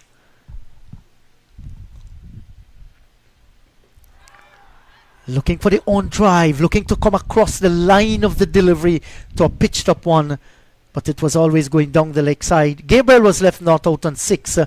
240 the innings folded off 86.5 overs. Smith picking up 4 for 45, 2 for 42 Ali Mohammed, and 3 for 45 by Kimo Paul, 1 for 41 Pamal. Those are the wicket takers. Yes, and we just saw there Perez coming forward and attempting a big drive off of Joshua James, which was, the ball was going on the leg side. There was a stifle appeal indeed. This one from Joshua James is well played by Perez. Perez seemed to be mixing aggression with some tight defense. This was a well played one indeed. And he isn't really mucking around. He's making sure that anything that is up, he's going after it. And once it's there, he is coming right forward and doing just defending to make sure that he survived this session. 29 without loss, in reply to 240 made by the Red Force. James, and this one is down the leg side. Perez will have nothing to do with it. His shoulder arms and his captain, Joshua De Silva, just went around and take that one down the leg side of Joshua James. So, the Guyana Eagles, they are 29 without loss. Perez, he's on 24, having faced 30 deliveries, if I'm reading it right. And Matthew Nandu had been very quiet indeed. He has 2 to his name. Yes, so Joshua James has just gone off of the radar a little bit, just twisting it down the leg side too much. That's a good delivery, I thought. Well pitched up. He had to come forward, played across the line. It's always dangerous unless your eyesight is like a hawk. And, if you miss it, it cannon in the pad. When you're coming so far across, you can be a candidate via the LBW. So in the slip cordon, we are having there Amir Jangu. And just next to him in the second slip position is Brian Charles. Short delivery, and it's pulled around down towards long leg and straight to Jid Guli. Just gets a single there, but rotate the strike. And that's the aim of these two opening batsmen is to really rotate the strike. Don't have one bowler bowl all the time to you. Make sure that you rotate it, and seeing that they are left-right combination, you will force Joshua James and Shannon Gabriel to really change the length and line, because but the two opening batsmen, they are about the same height, so the line will be about the same, but the length will be different. Yes, and Nandu comes in striking. He's actually like a spectator. All the action would have been with Raymond Perez. Yes, indeed, Raymond Perez. He's just he is the man who's holding center stage. He is on front page, and he has his partner Matthew Nandu, who is really looking on, but making sure that he holds his wicket to as they advance this partnership to 20 to 30 without loss, and they're really taking it along slowly but surely, taking the Guyana Eagles to a good total. I think what they have in mind. Yes, 30 without loss, so they feel that they are playing with their game plan. They do not want to get themselves out, and you can consider this 30 so far a very good start. The Harpy Eagles trail by 210, and that's because Red Force scored 214 in their innings. Nandu is on 2, Perez 25, and innings punctuated with moments of brilliance and sometimes near self-destruction as well for the dapper right-hander. He's a very elegant player. Well, they say fortune favors the brave, and Perez has been doing that this morning. No, good judgment. Delivery indeed from Shannon Gabriel. He digged this one in. Perez came right across, saw it, and he dropped his shoulders and allowed it to go through to the wicketkeeper. Another quick one, not as quick as some of them this morning, but this one went right through to the wicketkeeper as Perez saw it early, and he just shoulder arms, dropped the arms, and allowed it to go through. Yes, I thought that Gabriel has bowled particularly well in this session. He's just in his 4th over, none for 12 in that wicket column. There's a 0 there, but that doesn't tell you how well he has bowled. He has been very good, testing especially Raymond Perez. Yes, he has been on target this morning. Had a couple of no balls, which kind of blemishes his stats. But there he is again, bowling to Raymond Perez, and Perez. This one was hit into the turf a little harder. Perez came back and just tapped it there for a single on the offside. So the score has been advanced by 1, 31 without loss, as these two opening batsmen, they go their merry way. Yes, so like you said, 31 without loss. Matthew Nandu now, the little left-hander, is going to do battle with Shannon Gabriel. And Perez, he has gone through the fire this morning. When you come through the fire, you want to come out as beaten gold, refined product. You don't want to give it away. So it is left on him now, to make it count. Well played there by Nandu. Nandu has been very solid indeed. He showed the full face of the bat there. Gabriel came in and put this one right there. A good length, good line, but Nandu has been up to the task. He came right across and defended it well. No run. So the score remains on the 31. And Gabriel, I believe he's in his 4th over. No, 3. Yes, it is his 4th over. His 4th over. So I believe in this heat and the weight in which he's carrying the muscle which he's carrying there, he's feeling it, because he hasn't been able to pick up a wicket as yet.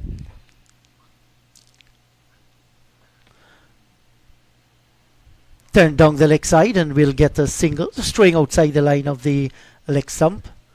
I'd like to say hi to everybody in Trinidad and Tobago. Your boys are fighting here, and they're having one of their better seasons here. Trinidad and Tobago Red Force, 19 years have gone by. They're still hunting another title at the regional 4-day level. I think that crushing defeat they faced the Jamaica Scorpions would have dented them a little. If they had won that game or even drew that game, they would have been in a much better position.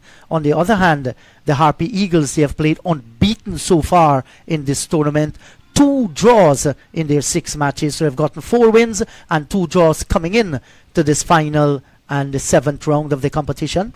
Oh yes, indeed, and I mean this game has been well set up indeed for an intriguing contest. Indeed, with 2 teams playing different styles. I mean, different type of cricket. The Eagles, they are unbeaten coming into this game, and the host team Red Force, they suffered that crushing defeat against Jamaica. But if they can pull this one off, if they can pull things from the fire, they can lift a trophy, the regional trophy, for the first time in 20 years. Yes, so some perspiration there streaming down the face, the neck and the hands of Shannon Gabriel. He's a big guy. Just lost a little bit of a zipper. He tried very hard to dismantle Raymond Perez. Wasn't successful. Down the leg side. Good judgment by Matthew Nandu. And the over comes to an end. So none for 15 or 4.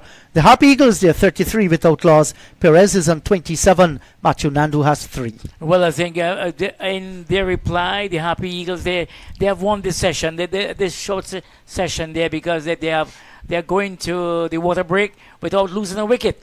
And it's 31 to 33 without loss. So they are very happy indeed to go to the water break to really refresh themselves, knowing that the 2 openers are still there, and they are looking at just 240 runs to clear before they can start to think about giving the home team a lead. But they'll be very, very pleased at this time for how things unfolded. Yes, so they still face a deficit of 207. 33 without loss. We'll take a little break here and we'll be right back.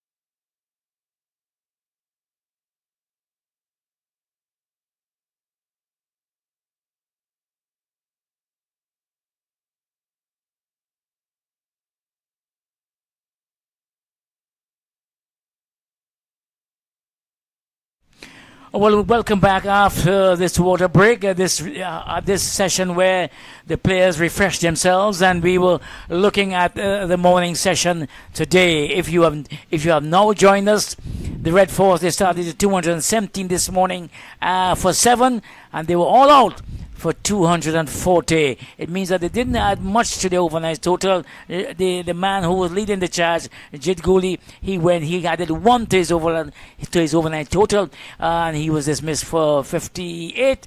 After that, the rest of the batting followed quite easily. Joshua James had a little cameo, but they were dismissed for 240.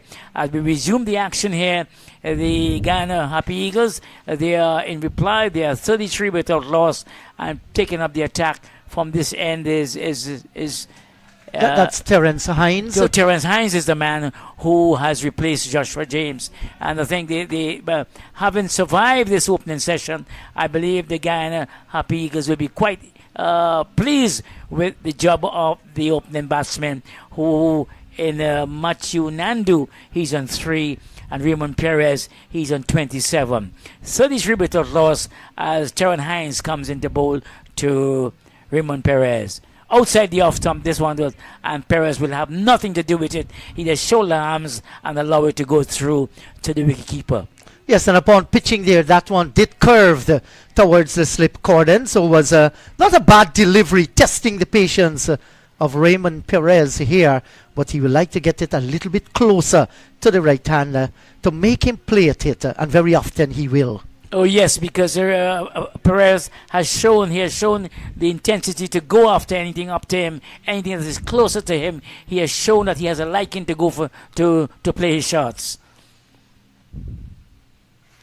Good. This one is outside the off stump again, it curling away from him again, and Perez came forward. You can see the intention that he wants to play an attacking shot, but he realized that it was a little wide from him, a little away from him, and he allowed it to go through to the wicketkeeper. He came forward. You can see the intention.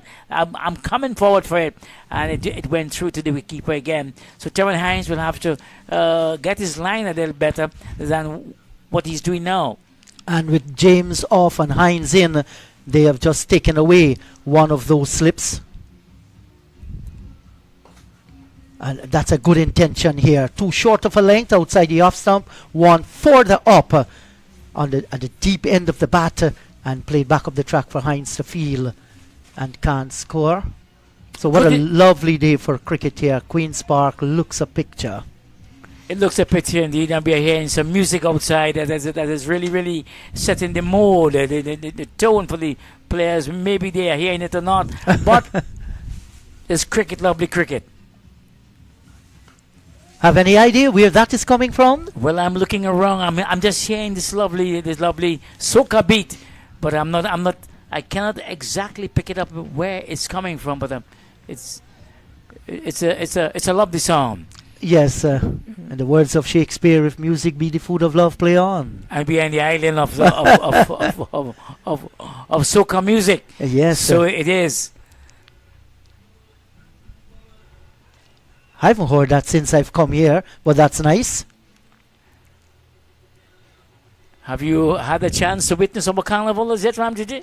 Came any time for the carnival? No, I just left prior to the carnival, came for cricket and had to go. The over completes here. It's 33 without loss. But I saw the building up to carnival at the savannah. So many people try to ensure that they get themselves fit and prepare for that season. Well, exactly. I mean, this is the time of the year when those who are not thinking about getting fit, they get fit for those 2 days. those 2 days in the streets of revelry. I mean, and soca music and brilliant sunshine. You just cannot resist it. I am one who stay away from it, but when you all around. Are you born Trini? No, I'm born Trini. And you stay away from carnival? Oh. Yeah, well, I understand that. Everybody has their choice. I stay away from carnival because, I mean, carnival is so much excitement. So very colorful. Very colorful indeed. And then... So actually, James has been switched to this end. and that's because Shannon is taking a rest. That's the reason why Terence Hines bowled from the bottom end. I think James is going to be disappointed with Jid Guli, but you need to put these things behind the view. I felt the catch should have been taken, but I'm not out there. Jid Guli was there, badly misjudged it, but I felt it should have been taken. Oh, he yes. stayed back on the ropes and then felt that the ball is not going to get to him, made a valiant effort to get in, and he just couldn't hold it. Oh yes, I thought he misjudged it when it went high into the air. But here is James once more bowling to Nandu down the leg side. Nandu came in to try to tickle it around for maybe to get some more runs to the total. He missed it and it went through the wicketkeeper. So the score remains on 33 without loss, as James is the man who has resumed the action here. He'll be seeking to dislodge one of these two batsmen, and the man who's facing up to him is Matthew Nandu. Yes, and listening to the music there in the background reminds me of my home country, Guyana. Music all over the place. These two countries just know how to party. Exactly. Once you come to the island of Soca, it's party. Our Soca king is Marshall Montano. He has a song called Party. Party. Yes, and that was the road march this year. He's loved in Guyana. Oh, yeah, he's loved it throughout the region and around the world. Yes, that's a tight delivery. But once again, it's a no ball. This time by James. He came round the wicket to the left-handed Matthew Nandu. Did well to get bat on ball, but then relieved when he saw the umpire hand stretched out. And no ball. So yes, indeed, and that's one of the areas in which has plagued the fast bowlers for the Red Force this morning. They have transgressed about 6 times. That's a full over during this inning. So at least you need James need to look at that, because it can prove to be very, very vital at times.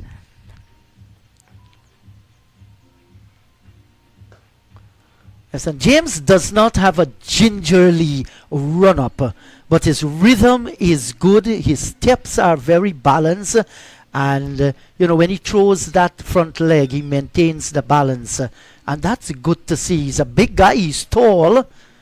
Yes, and to me he seemed to be very deceptive, because he doesn't attack the wicket at the crease as some fast bowlers do, but his final stride, his last 2 strides, he tends to put everything into it. He's a strong guy. His shoulders. Yes, and clipped nicely down towards long leg and gets a single in the process. Just straying once again, coming round the wicket, slanting it down the leg side.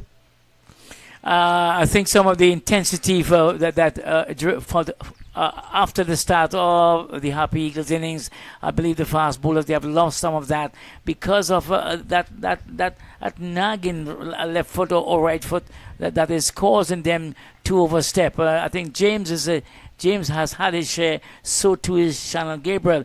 Let's see if he can work out that and get it right before the innings is over.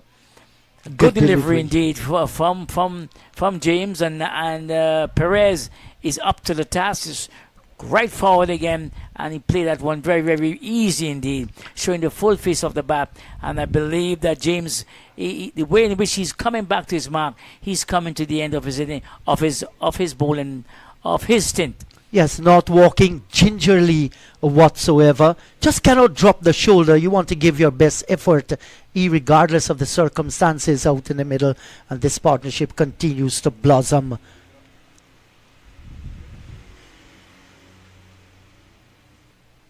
And this time Perez, good sense prevailed. He left it alone. The over's been completed, 10 gone, 35 without loss. 25 without loss, and the Harpy Eagles, Guyana, will be very happy with how things have gone so far. The 2 opening batsmen are still there. Perez has been very attacking. He has shown that he's going to go after anything that is up to him. And Matthew Nandu has been very quiet indeed. He has been a quiet spectator to what has been happening around him. But that's the work of of when you're batting in partnerships. One have to go after the bowlers, one have to be aggressive, and the other one have to be very, very, very, very circumspect and very quiet indeed. And they went about it in a very sensible manner indeed. Yeah, so as the final round of Cricket West Indies Regional 4-Day Championship comes to an end, there's still a lot of cricket in the Caribbean and for West Indies senior team as well. The 2025 West Indies Breakout League, that's a T20 tournament, a local one in the Caribbean, outside of the Caribbean Premier League. That's from April 25 to May 10th. 6 teams, 17 matches. And all will be played right here in Trinidad and Tobago at the Brian Lara Stadium in Tarouba. I think that everybody is looking forward for that local regional tournament. Yes, indeed. I think everyone is there. That's a talking point, because they would like to come to see the teams in action down there. And I mean, it is a T20 tournament, so everything is happening on one day and one time, and all the action. And you've seen some very, very good players will be down there in Tarouba for this breakout league. As Terran Hines comes up to bowl to Matthew Nandu. Nandu is right forward to this one. He's showing the full face of the bat. And I believe the wicket itself, there isn't much sideway movement or anything in the air. So the bowlers have their work cut out for them. Yes, it's turning out to be a good batting pitch, but you have to stay there to score the runs. That is what is important. And what the Breakthrough League, the name Breakthrough, tells the story. You want to give younger players and some players who have not played a lot of T20 cricket, who can't make CPL, an opportunity to develop their game in T20 atmosphere. That's a very good idea indeed. I mean, it's an idea in which they are trying to expand and to bring more players involved in this format of the game, and to really boost the nursery, if I can put it that way, of West Indies cricket.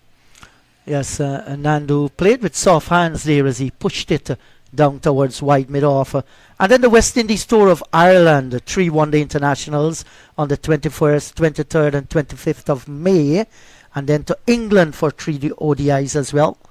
Oh yes, and England just appointed a new captain in Harry Brook. Oh, this is a brilliant shot. Gets to the boundary. No, it doesn't.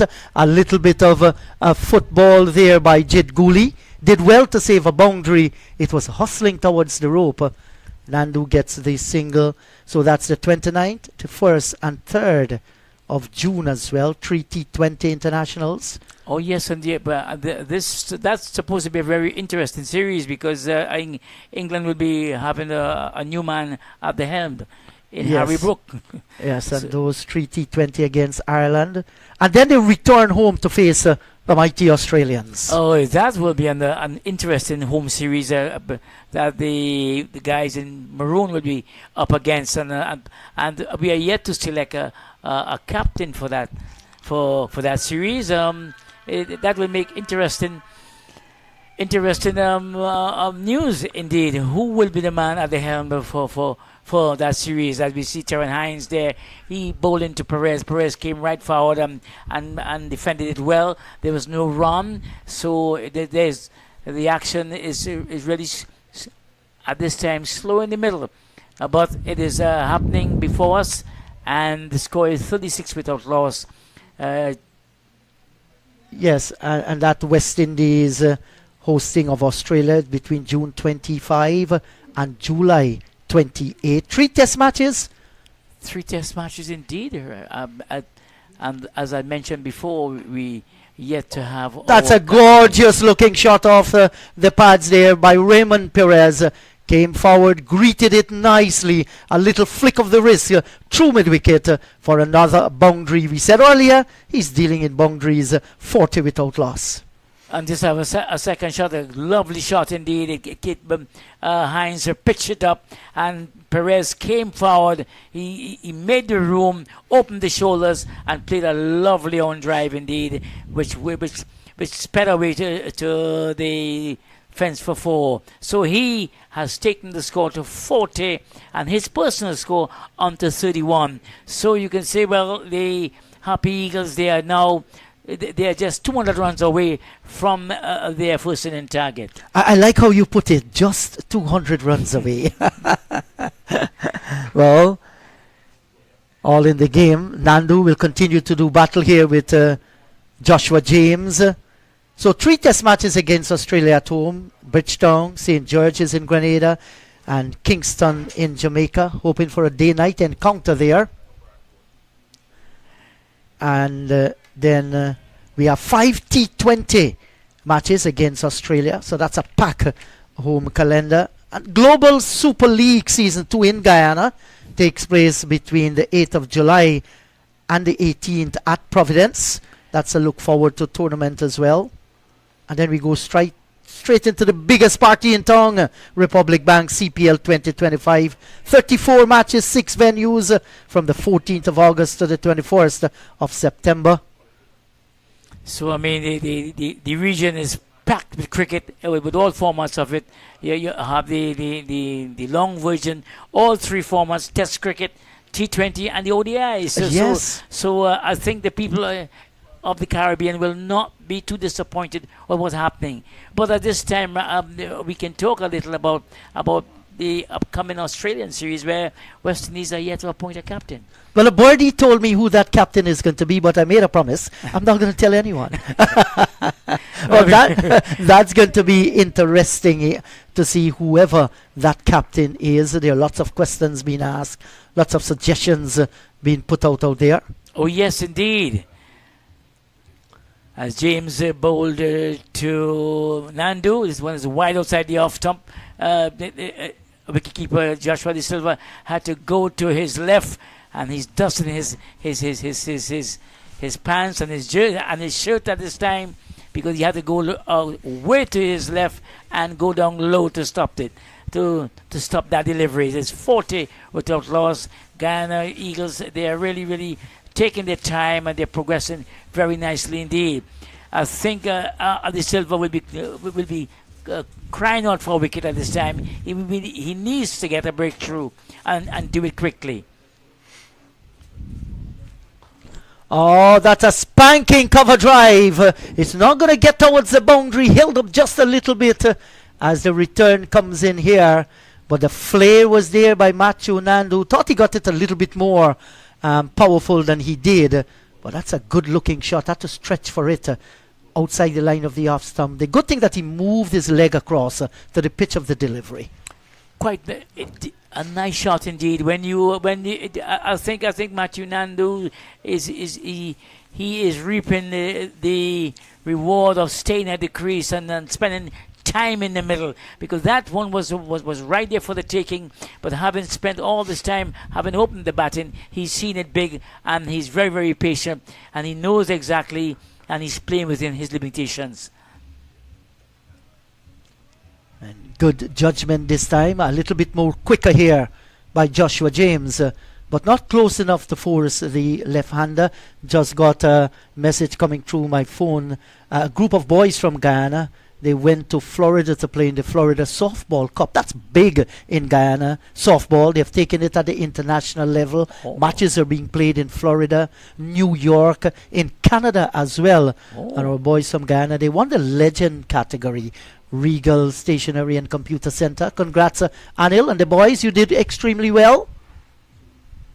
This one from Joshua James outside the off stump, and Nandu came forward and showed arms. It went through to the wicketkeeper once again. So Joshua James, that's the man who has been charged with the responsibility of getting a breakthrough in this over.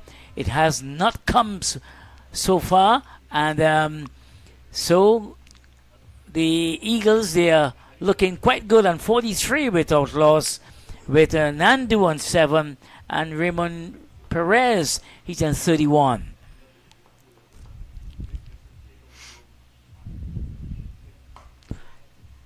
Short, got on top of it nicely, but can't pierce the offside field. The end of the over. 43 without loss. James 6 overs, none for 23. Gabriel 4 overs, none for 15. And Hines just the 2 overs, none for 5. Do you play a lot of softball cricket here? Do you play it by any chance, or wind ball? Well, I played softball cricket during my younger days, but I never liked, because I used to play a lot of hardball cricket. and one of the things the coaches told us is that softball cricket tends to confuse you sometimes, because the shots you play when you're playing softball cricket, when you're playing hardball cricket, you can't play those same shots, especially if you're serious about playing cricket. But that's the beginner's platform to play softball cricket, because every youth around the Caribbean, I hope, play softball cricket.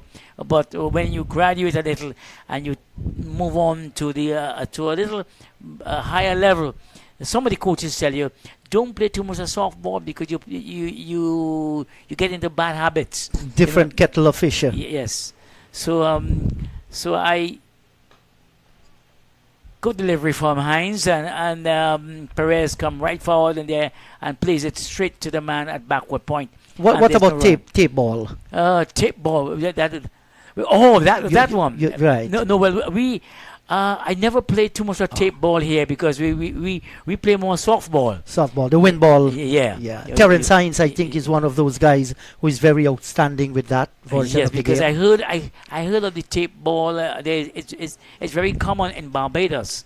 Yes, so yes, and maybe in Guyana also. Yeah, it is. It's huge in Guyana this year. You're having a tournament started somewhere around May.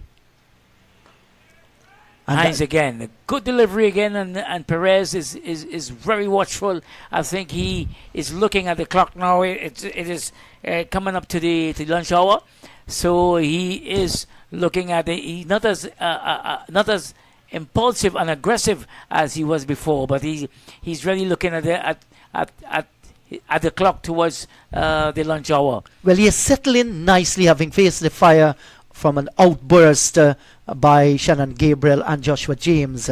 So he's just recouping.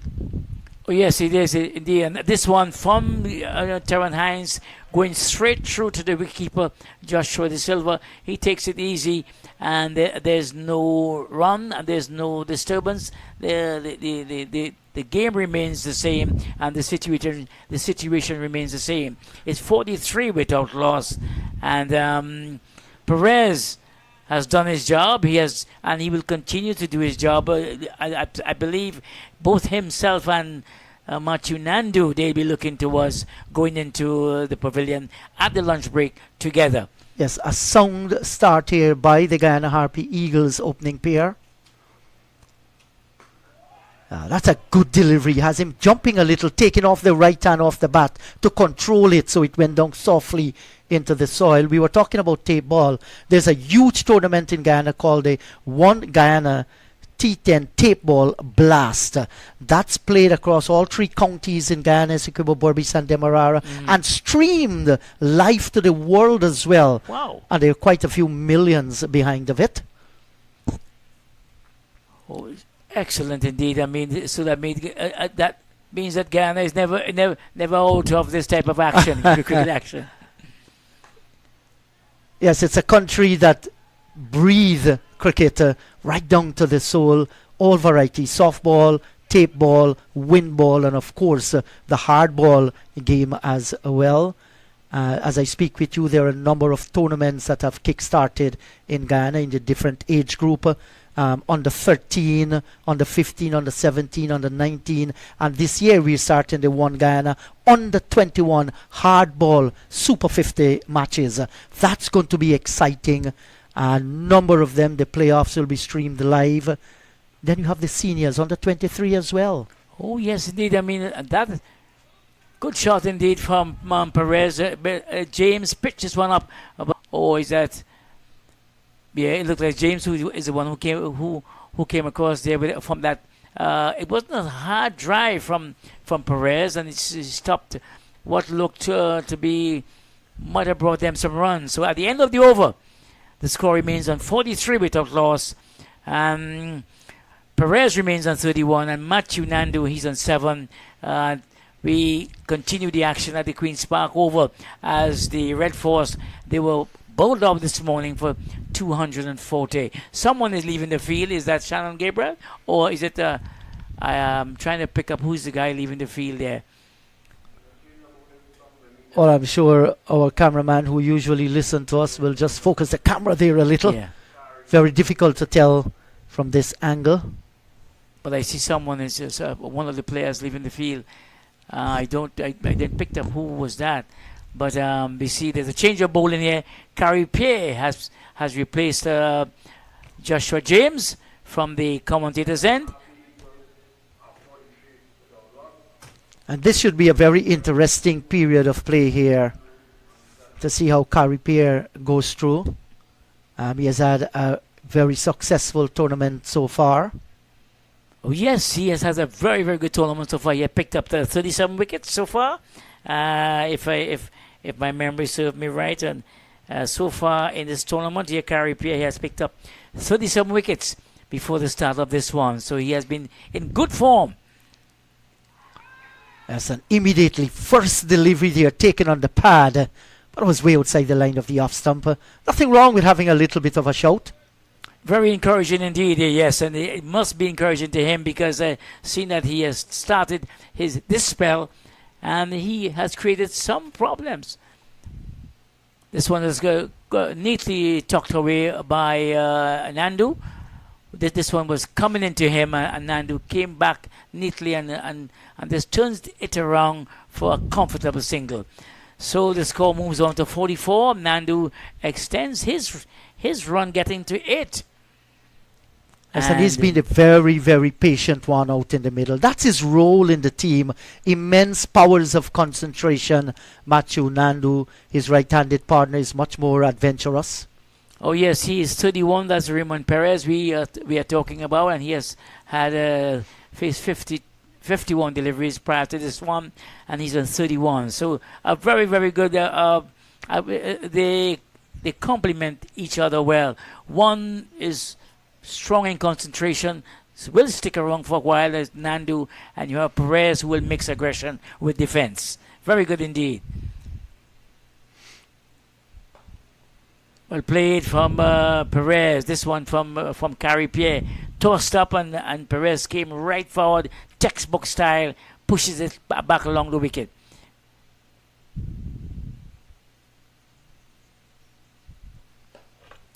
Well played again.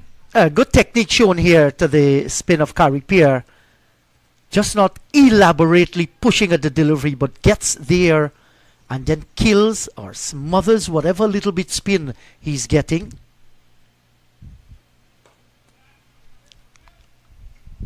And nicely placed as well for a single this time, Carrie Pierre.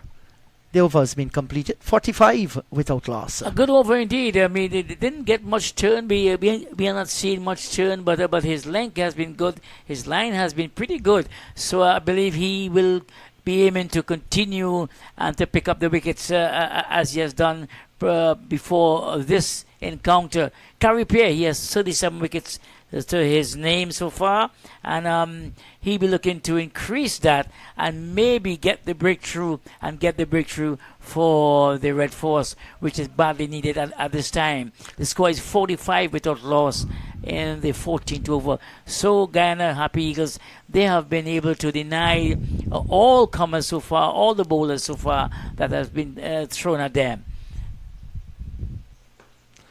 Yes, and a quick single will be taken here. Good judgment, good running, good communication between the wickets. And you mentioned how well Carrie Pierre has bowled so far. Started brilliantly at 12 wicket haul against the Windwards Volcanoes, 4 for 17 and 8 for 27. Then 5 for 93 against the Leeward Islands Hurricanes, 3 for 66 and against the Academy, 2 for 11 against Barbados, and then 3 for 87 and 3 for 43 against Jamaica. He has always been amongst the wicket. You'll consider that a very good performance in this year's CWI Regional 4-Day Championship. Yes, and he be looking to really be the man to at least to get a breakthrough here and to continue with his wicket taking ability. This one from Terran Hines going outside the off to Nandu, allow it to go to the wicketkeeper, and he has Nandu himself, the batsman, he has taken a fresh. He has refreshed his guard, and that's a good sign. It means that he wants to stay there for quite a long while. Yes, he understands his role in this Harpy Eagle lineup. They must have had their team meeting, with the coach will sit, and there are 3 coaches here for the Harpy Eagles, and they have done a fantastic job with the team. And I speak about 3 coaches. Their normal coach that goes around with them, our friend from Essequibo, Ryan Hercules, he has done a fine job with the team. Garvin Ned has been added to that. Yes, he has played cricket for Guyana, right arm off spinner. And then we have Andre Percival, one of the most successful under 19 captain in the region for Guyana, did play for the West Indies at the under-19 level, played senior cricket. He has been with the team, and their trainer, Moore, they have done a fantastic job. So congratulations to them, irregardless of what happens in this game. If they win, that's icing on the cake.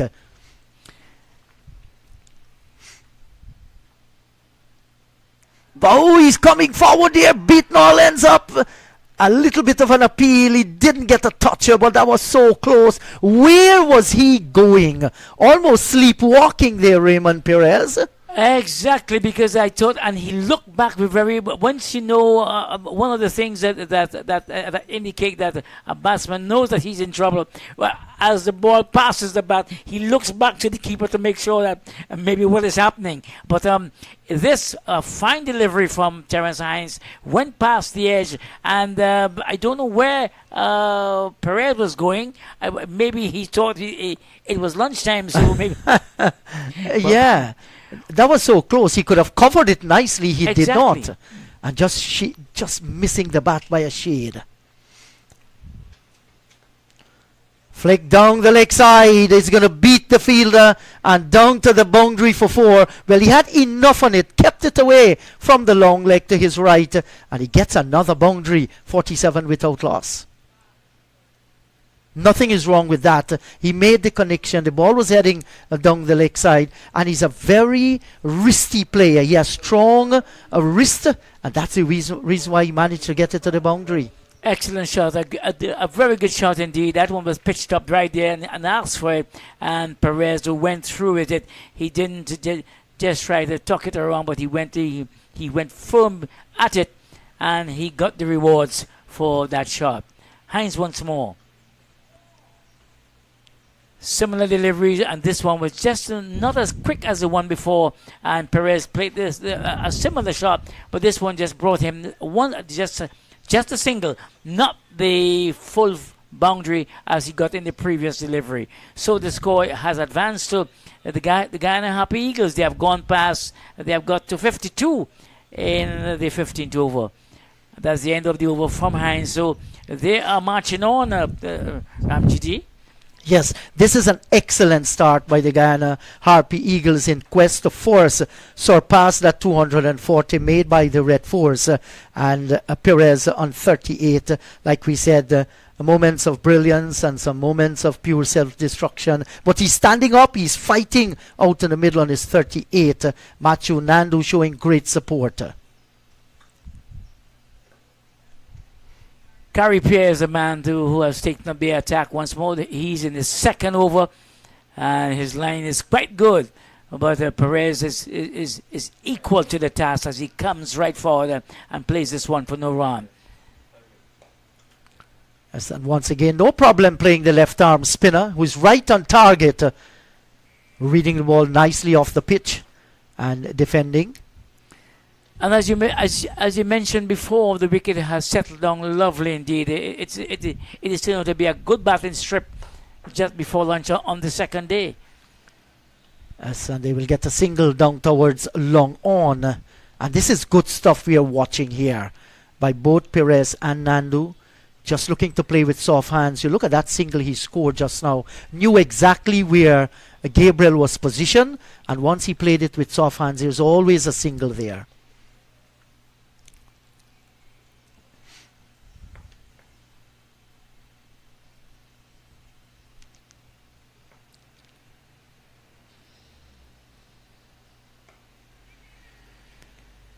Decide this time to play on the back foot, Nandu, judging it nicely off the pitch.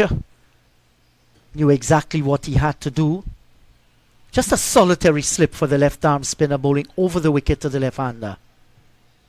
No big set of turn and no big set of bounce. It's just that Harpy is holding a good line. Right up again, and Nandu is equal there. He pushes his right back to the bowler. Pierre bends down and pick it up. And he is back to his mark to resume the battle.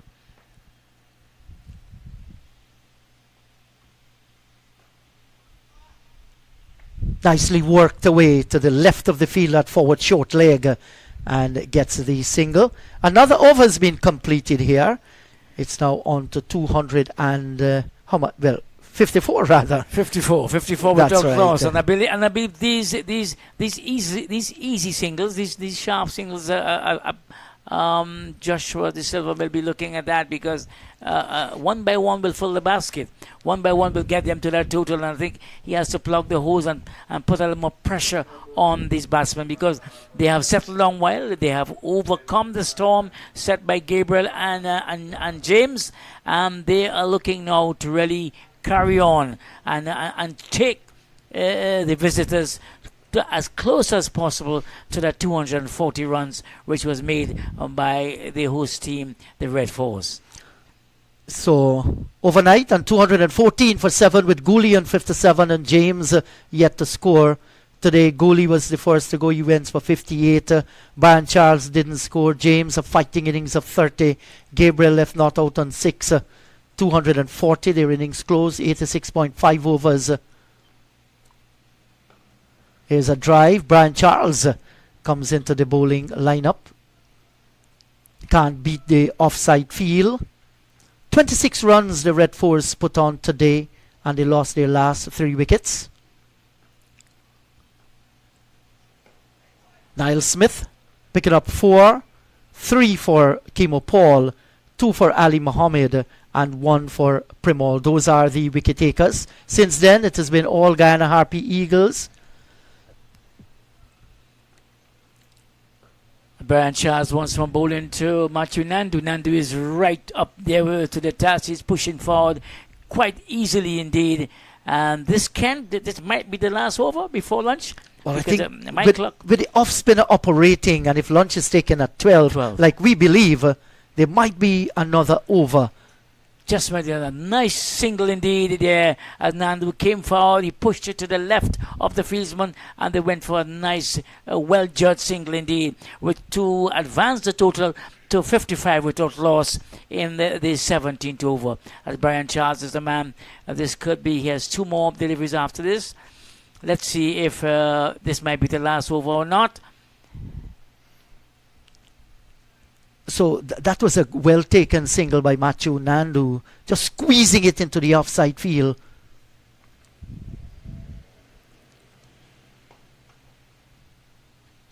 The off-spinner. And you could see the effort here by Brian Charles. He's looking to wring those fingers. He wants to extract some turn off the pitch here.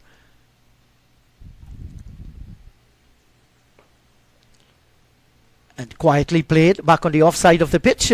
Umpire Braffett, will he take the bails? Is it the last over before lunch, or are we going to have another one? I think we're going to have another one, 55 without loss. Oh yes, I think we'll have another over before the lunch interval because Umpire Braffett did not clip the bails, but he just waited there for his opposite number to get to the presiding wicket. And we can see here Harpy is waiting to resume his battle with Matthew Nandu. Nandu has been very patient, very cool and compact. He's taking his time about it. He's acting in his role. He's functioning. He's doing exactly what his skipper and his team wants at this time. That's a good delivery to start the over, and just a little bit of misfeel here will allow the single to be taken. Just got a message coming through here from one of our colleagues in Guyana, Shabir Baksh. He says he's listening to Cricket 360 live on YouTube, Cricket West Indies YouTube channel. He said, hello guys, you guys are sounding good. Keep doing what you're doing. Thank you very much, Shabir. Good delivery indeed from Carey Pierre. That one came a good line and it jumped right there, but Perez saw it early and he pulled his head and the bat away. It went through to the wicketkeeper, and no disturbance and no big set of activities taking place there. As Pierre continues his attack, this will be the final over before the lunch interval. And the 3 deliveries go on, the 3 more to come, and let's see if Perez can survive these 3 deliveries. A nicely tossed up, gets a single down towards a long off, and good nice way in milking the bowling. You're not looking to be too aggressive, knowing that lunch is there, but play every ball on its merit, and this is what the two of them are doing there. It's nice to see a batsman coming forward and driving the ball, stroking it as Perez did on this occasion, telling the bowler, well, I'm in control. You will need to do a little more if you want to get my wicket. This time deciding not to go for the single. Another message coming through WhatsApp here is saying, this is from Dinar Trading back home in Guyana. Hello guys, we are listening to the cricket sounding good. So it's 57 without loss, and this could be the final delivery before the lunch interval. Pierre, the bowler Nandu. Nandu comes right forward and stroke this one down, and well, they're going to head towards the lunch table on day number 2 with the Guyana Harpy Eagles responding to the 240 made by the Red Force. They're 57 without loss. Raymond Perez on 40 and Matthew Nandu on 11, and unbroken 57 wicket partnership between these so far. So as the players head for lunch, we too shall be taking our lunch, and do join Cricket 360 live on Cricket West Indies YouTube channel in another 40 minutes or so. Until it's goodbye.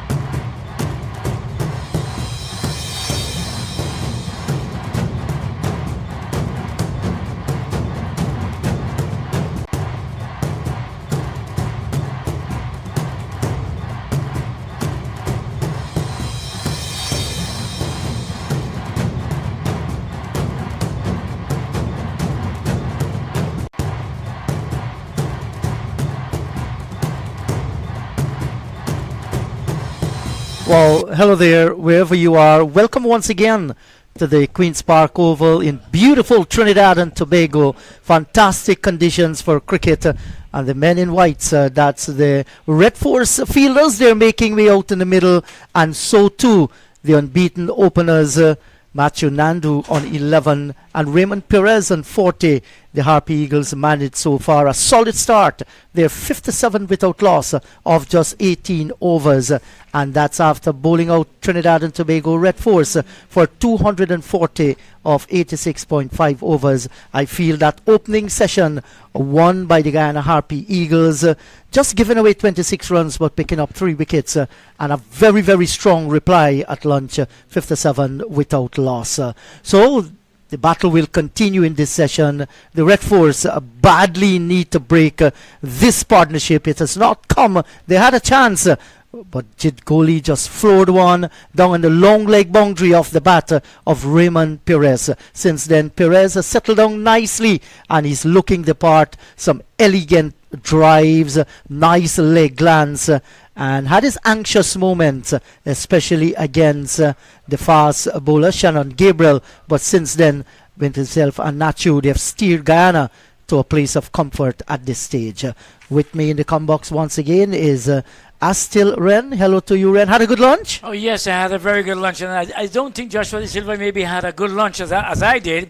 But Kevin Imlach, I think the Guyana Happy Eagles, they went in and they must have had a very good lunch indeed and a very good conversation how to continue the good work they have started be pre-lunch and now after lunch. So the second delivery of the afternoon session has been bowled, and Perez has advanced his score by 1. He moves on to 41. He turned this one around from that's Brian Charles, and the score moves on to 58 without loss. What a session the visitors are having. They enjoy the pre-lunch session, and they will be looking to press on in this session. Yes, and we might very well see a very high diet of spin here with Brian Charles, the off spinner, and the left arm spinner Carrie Peer, and surely some burst of fast bowling from James along with Shannon Gabriel. That might very well be the plan. Drive back, and that's a soft dismissal there for Matthew Nandu. And just after lunch in the first over, Brian Charles, the off spinner, has gotten the stubborn Matthew Nandu, and that's a good breakthrough to get just after the lunch session. He's gone for 11. Excellent breakthrough injury, and that is what the doctor ordered must have told Joshua De Silva and his men, you need an early breakthrough, and that was a soft dismissal. Nandu came forward and he checked his shot. Had he gone through with it, he would have cleared the bowler, but he checked it and he put it right back in the hands of Brian Charles. So an excellent breakthrough indeed. Just what Joshua De Silva and his men wanted after the lunch break, and they got it. And this is what cricket is all about. For the regional cricket is all about. One time you're on top, and the next moment you are struggling or you are up against it. And I think it's a good breakthrough indeed. So the score moves on to 58 for 1. Matthew Nandu is back in the stand, having done all the hard work, and a soft dismissal. Yes, and Nandu was the one who looked very, very comfortable for his 11. This is the way, he normally builds an innings. And Perez, who had his anxious moments, he's still out in the middle, taking the fight to the bowlers. But that's a good breakthrough. I agree with you for Red Force. They want to make this into a hotly contested final round action here at the Queen's Park Oval. You're defending a first innings target of 240. You need that early breakthrough, and this time it has come. But I think in the circumstances, it has been a solid opening partnership. Exactly what the doctor must have ordered indeed for this Red Force team. And it will be a fierce battle if they are going to be challengers for the regional 4-day title, because they are fighting an uphill task at this time, having just scored 240 in their first innings. But we see Brian Charles bowling to the new batsman to Kelvin Anderson. Anderson turned this one around, and he's off the mark immediately. Yes, and Kevlon, he's one of the top regional batters. He's an exciting prospect, And due mainly to the runs he has scored, especially in this season, he has really put up his hand to be counted. Well, a half-hearted shout there of catch it, down towards forward short leg, just come off the pad of Raymond Perez. The end of a successful over by Brian Charles. It's 59 for the loss of 1. Good breakthrough indeed in the first over after the lunch break, and how many times we have seen it in cricket. A very good partnership pre-lunch, a very good partnership pre-tea, and as you come after the break, something for the water break, a wicket goes down, which is very, very good indeed for the team that captured the wicket. So you have Nandu is back in the stand for a hard 14 innings indeed. Didn't put on too much of what he would have liked, but he's back in the stand. And the Red Force, they are one down, 59 for 1. They are looking to pick up 9 more wickets. Well, actually, it's the Harpy Eagles. Harpy Eagles. Yeah, they have lost that wicket. Red Force batted and scored 240. So normally when you find a team picks up a wicket, you go back to your ace bowler to get that, and this is what Joshua De Silva is looking to hunt. Another one with Gabriel being brought back into the attack. Had an opening burst of 4 overs, none for 15, and looked the part. Fade away a little bit in his last over, but rejuvenated over lunch. He's back out in the middle and ready to go.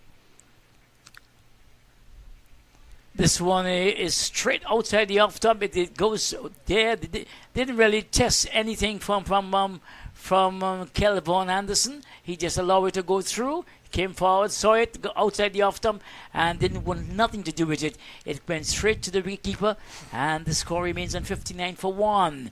With Shannon Gabriel having had a good lunch and having maybe rested, he's coming back here fired up.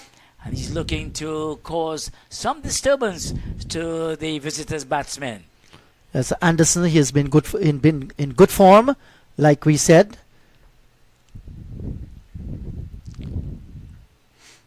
Gabriel again to Anderson, and then this one is outside the off stump. Anderson went for that expansive, I don't know what type of shot is that. He went for a square drive, a cover drive, but the ball was fast enough.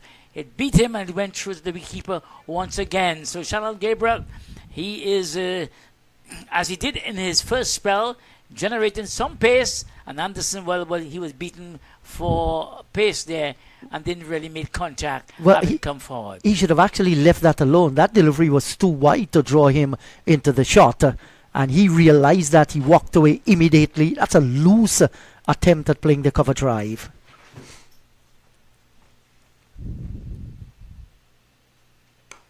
Good delivery from Shannon Gabriel. They're right up there, and Anderson is up there to the task. He came forward and he pushes this right back to Gabriel indeed. So Gabriel had his first 2 deliveries. Well, one just outside the off stump, one a little wider, and this one was right on target, forcing the batsman to play a defensive shot. So the score remains on 59 for 1. Guyana Happy Eagles in reply to Red Force 240. We are looking at the action after the lunch interval. The first over after the lunch interval brought a wicket for the Red Force. So Nandu is a man that went.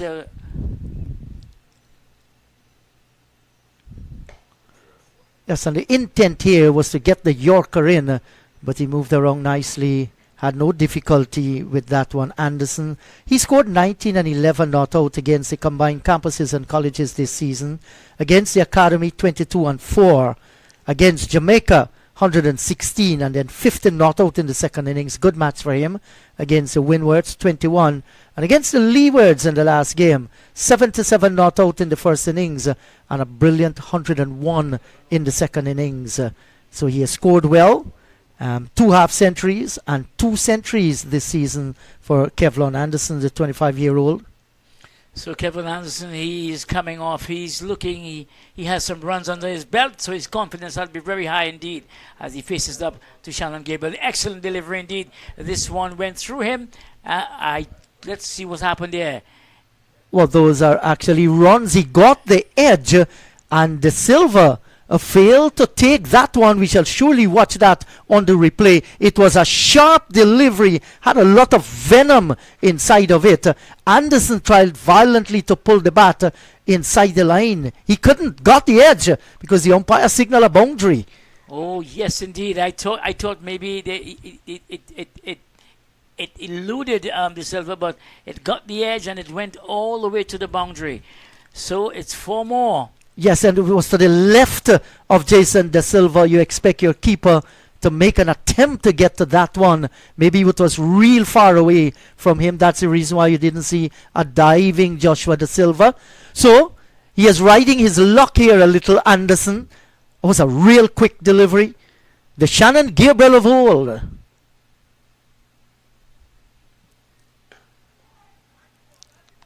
That's another good delivery. Looking to get it to mid-on. Got it to mid-off. The end of a good over by Shannon Gabriel. 63 for the loss of 1. Oh, 63 for 1. I think Shannon Gabriel must be cursing his luck there because he's bowling well. He's really fired up. He's bowling with a lot of with some steam in the pre-lunch session. And now he came back here and he must be saying, but my God, what do I have to do to get my first wicket of this innings? But once perseverance, once he continues to bowl persistently and continuously as he did, it will come. So patience is the name of the game. Yes, certainly. You must have some patience in this game. Well, in fact, a lot of patience because what you do, it's a battle going on out there. Somebody's trying to dislodge you. You're trying to build an innings. You want to get on top of him. It calls for concentration, the skill set, your mindset as well. All those are very important ingredients if you're going to be successful. A good looking shot. Just a single, playing with soft hands. And this is the way he went towards lunch. Just getting around the deliveries, looking to play every ball on its merit. Perez, some fine shots in this inning so far. Red Force, 240. Strong reply by the Guyana Harpy Eagles. The job is not yet done. Long leg posted way out towards the boundary.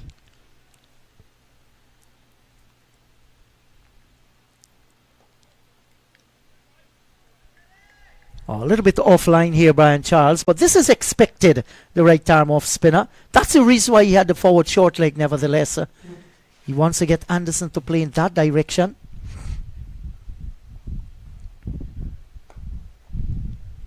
Right back on target again. That's the Brian Charles. This one was well directed, better than the one before. And Anderson, well, he came right forward and played it right back to the bowler.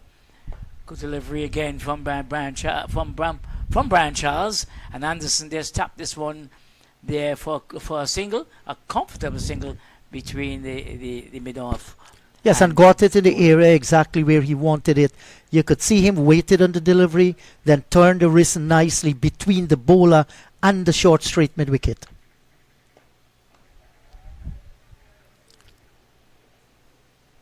So what Brian Charles is doing here is to ensure that he string a lot of dot deliveries. Beats him to his right. A diving effort. Couldn't save the single. And well played that time by Raymond Perez.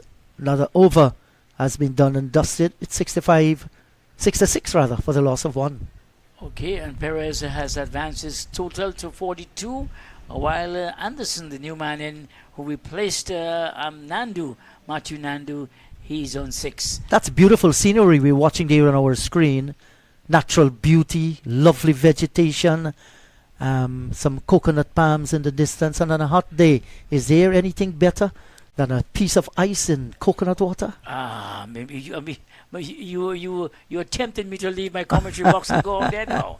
It's lovely, and with the breeze blowing against the coconut trees, you can see the beauty of it all. That's a blessed tree. Lots of things can be done with coconut. I had coconut bake and saltfish since I've come to Trinidad. Tasty. Typical Trini breakfast. They're going to take a quick single here. Good communication between the two of them. And once again, you see Perez playing with that soft hands. And it's good to see a little bit earlier. He was trying to hit the ball a little bit too hard. and rode his luck a little, but he's still there. He's battling, realizing that he's very close to a half century. Yes, he's coming into his own. His confidence level has been built, and he's looking for. Now we're seeing the full range of his play, where he can play with hard hands and he can play with soft hands and he can pick his shots. He's now getting there, and where he's doing what he wants to do and control his innings. He's on 42, 43. That's Raymond Perez.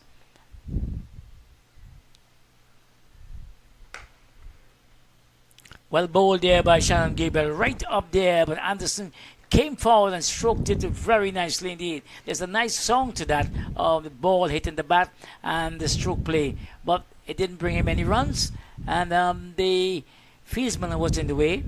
Shannon Gabriel walks back to his mark indeed. This is his second over in the post-lunch session. And Ren, if Kevlon Anderson spends some time out in the middle, you will see what Guyana calls him the cut of an old cricketer. Elegant player, flamboyant, plays his shot, and they say it brings back memories of the days old, especially among the older generation there.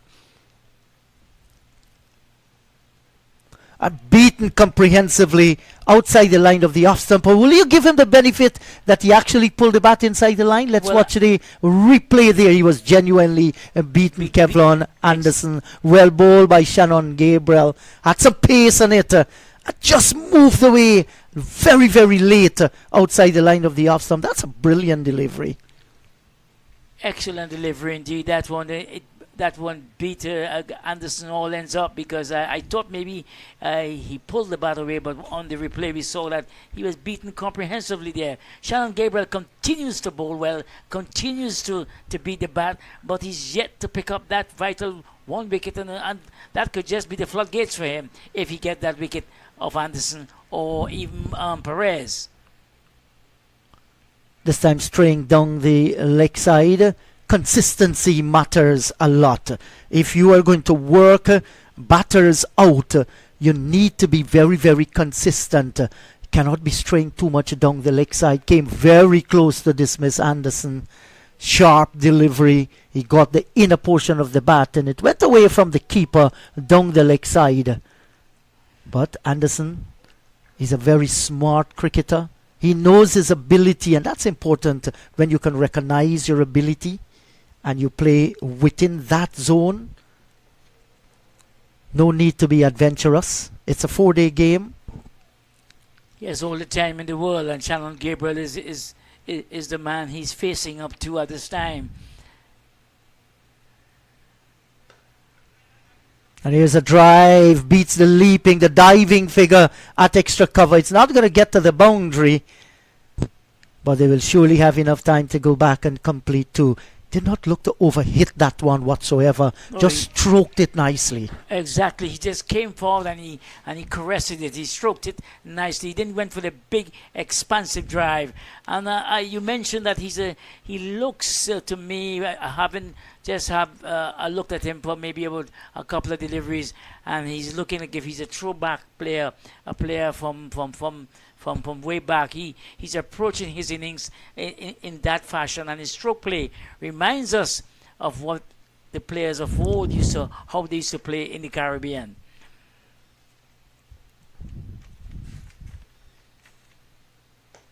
And look at this flick shot that had 4 written all over it, straying down the leg side, full delivery. Anderson is not going to miss out on those whatsoever. Brilliant shot to bring the over to an end. Just look at this one here, full toss, and that is how you're going to treat a full toss, which has no place in any kind of cricket match.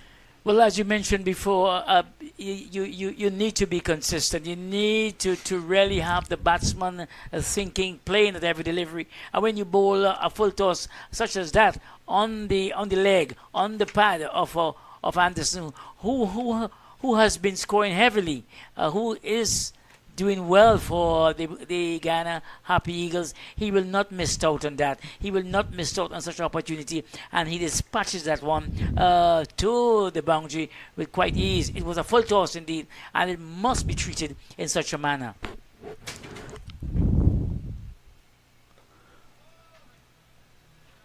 Perez gets a single through a misfield here, and that was is it Joshua James? No, not Joshua James. Down at the backward point, could very well be Jid Gooley. It could be Jid Gooley indeed, yes. Allowing this single. It was going straight to him. Yes. Need to get down, need to anticipate. And I'll tell you what one of your countrymen said. Sir Larry Constantine, may his soul rest in peace. I read from Pioneers to Packer, and everybody said he's one of the most brilliant field of his generation they would ever seen. And he said that he used to anticipate, watch the ball getting close to the batter, and the move of the batsman, he can tell where the ball is going, so he's going to move very, very quickly in that direction where he can actually stop the ball. Anderson gets another run here, and he was a good fielder. You know what he said? He said while they were washing up the dishes in the kitchen, they had to throw it at each other, and in those days you cannot allow to drop one. It's going to break. So he learned his catching there, and he was brilliant in the field. Sometimes some of our players need to read the history of some of the former greats. Oh, yes. As we are looking at this game here, I believe too many easy singles have been given away to the opposing team, as that misfield there, because one by one will be able to fill the basket, and the batsman will grow in confidence. The team will become the total will be extended. So at least you need to have tight feeling, not to give away a run, as Brian Charles continues his spell to Perez. Perez is very, very compact indeed. He's 5 runs away from a half century, a well played half century if he gets to it. He has faced 76 deliveries so far, and has really been the man in which this total so far has been built around. 75 for one in 26 overs. Yes, and just getting back to the Anderson story, when I mentioned the older folks in Guyana said he's one of those that play like the older generation, and you agreed with them, and I can't doubt you because I see a beautiful tinge of grey on that head. Yes, sir. So you know exactly what you're talking about. Exactly. When I looked at him, the first couple of deliveries, I realized when he stroked it, he looked as one of those players that you saw before. He looked a very compact player, a guy who can stroke the ball well, and his scores this year is testimony to that. Lovely shot indeed from Shannon Gabriel to bowl to Anderson. Anderson spanked this one. It will not go to defense as it didn't have all the legs, but he picked up 2 more runs. A lovely cover drive indeed. A square drive. That should have only been one. Yes. Once again, a misfield in that area, allowing Anderson to go back and complete 2. Let me complete my story with the grey hairs I'm seeing on that hair. There was a young lady who went to a pharmacy in Trinidad and Tobago, and she inquired, she wanted to do something with the dad hair. So she said, "What do you have for grey hairs?" And the girl said, "Great respect." I like that. I like that. Great respect, Bob. Yes. The grey hair is earned. It is. Through the ages, you stumble and fall, but you never lay down. Exactly. You always fight and get up. Excellent, man. You're a poet also. Gabriel once more. This one is right on target again, and Anderson is up to it. He just comes forward and defends it well. It goes down to the man at Gully. Yeah, that was a good delivery. Well played too by Kevlon Anderson. Right in behind of it, jamming down on it. And that's because Gabriel was close to the line of the off stump. Get in there more often. There is where he need to hunt. Don't stray too much down the leg side. Has been a little bit contrary in the previous over. Twice he strayed it down the leg side. One put away for a boundary. Bring your slip into play.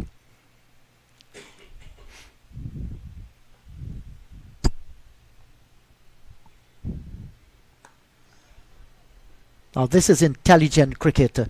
Short lifting delivery on the body, but he played it with soft hands once again, turning it off the hip and collecting a single. Rotation of the strike is very, very vital in any form of cricket.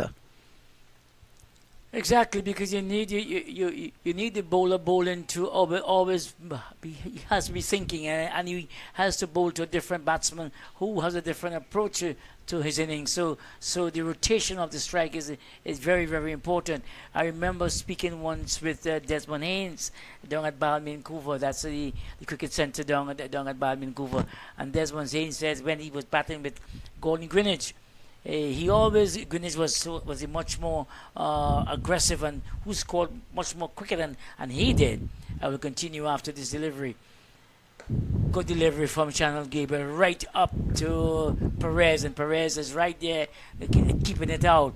And just to continue, and Desmond Haynes was saying that how he survived and how he batted so long is that he never allowed the bowlers to bowl to him more than 2 or 3 deliveries, because he always walk a single, go down to the next end and cool it, and watch Gordon at the other end do his thing. So he always every over he tried to get 1 run in 1 or 2, but he never stayed up there facing 3 and 4 deliveries. And that's the secret of batsmanship, where you rotate the ball, the batsmen rotate through to keep the bowlers always off, because they need to adjust their length and line. Yes, and every player is unique in their own way. So when you do that, you can disrupt the plan of the bowler, the plan of the skipper, the plan of the entire team. Gabriel again. Good delivery again. I think Gabriel is having a good spell. It's just that I think he has to be supported in the field by the fieldsmen, because too many easy singles and too many fumbling we are seeing sometimes, and you need to be tight, because under these conditions it's tough conditions, and it's a battle between bat and ball, and you need to have every man jack on the alert, keen to prevent that easy single. And the Guyanese batsmen are very smart indeed. They're dropping it and running, and they're picking the off all the singles very very easily indeed. Yes, and Perez has done well so far for his 45 from 79 deliveries. Gabriel is the man once more to Perez. This one is on the leg side, and he turns it around. Well, the fieldsman there at square leg makes a lovely stop indeed. That's the kind of effort you need from the fieldsmen to not to give away easy singles. And I believe the Silva will be quite pleased there with the fieldsman who brought out that excellence. Yeah, that was Cephas Cooper. Brilliant feeling, anticipated well, tumbling save. That gone past him, it would have run pretty close towards the boundary region. 78 for the loss of 1 of 24 overs so far in this inning. Not bad at all. Gabriel none for 29 from 7. Yeah, Gabriel has been doing well. He has been bowling well. He bowled well in the pre-lunch session, and he continues to bowl here well. And this is the type of effort. You need an all-round effort, because the wicket isn't, to be quite frank, indeed, the wicket is playing well. And the batsman, once you get in and you decide to stay and play each ball on its merit, it will be batting become easier and much easier, because it isn't turning all that much and there isn't much sideway movement. So we see Brian Charles continues his trek here as Anderson there stuck this one from off his past the straight mid on, and they go for a single. Yes, and I think when you say that it's getting a little bit easier for batting, it simply means that the batters can trust the surface. You're not going to have balls keeping low and then pitching in the same spot and rearing up at you. So once you can trust the pitch, it makes stroke playing much more easier than what we saw at the opening morning, when there were lots of swing, lots of bounce on this pitch here, and ball was really going through. Kimo Paul made use of that condition, and Niall Smith did as well. So we see Brian Charles again maintaining that line. This time he's a bit on the leg side, and Perez coming forward and just tapping it there without causing any more disturbance. No run. And that's an awkward bounce there. Must have hit a little rough patch, but he did well once again. Cephas Cooper. the effort is there, and that's the type of effort you need under these circumstances. Perez backs away again, and the lovely, a good attempt there by Cephas Cooper. He went around and they just he has reduced it from 3, let's say, to 3 for 2. So a good effort indeed, a good attempt there by Cooper. He get around, didn't really stop it cleanly, but he at least he prevented it from advancing closer to the boundary line. Brian Charles. This one a good delivery with Perez. He's on 47, and the end of the over, 81 for 1 in 26 overs. We see the batsmen, they come together to have a short chat, and I wonder sometimes what they be talking about. Well, according to Sir Viv and Alvin Kalicharan, sometimes it has nothing to do with cricket whatsoever. I heard a story from Alvin Kalicharan. He said that the West Indies, they were in England and they were tottering a little, and Viv walked in. And he walked up to Viv, and while the commentators were talking about the strategy they might be implementing, Alvin said all he told Sir Viv, I saw a beautiful girl in the stands. Sir Viv asked him, which stand is that? So he pointed. The very first ball he faced went straight into that stand. So sometimes it has nothing to do with cricket. Oh, that's a way in which players relax themselves. Yes. Because I heard Shannon Gabriel again, and this time he's bowling to, is it Perez? Or no, he's bowling Anderson.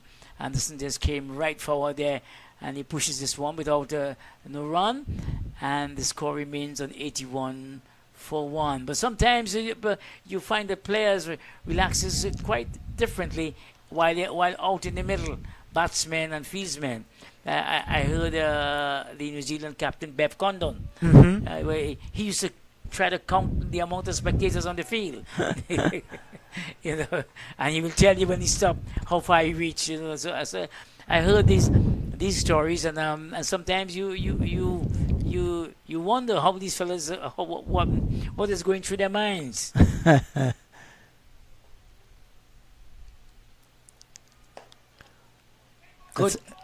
Good delivery straight up, and Anderson drives straight back to Shannon Gabriel. Gabriel made an excellent stop indeed. It's not easy for a big man like him to have delivered that ball and to come down to make that stop. So it's an excellent stop. No run indeed. The score remains at the same total at 81 for 1.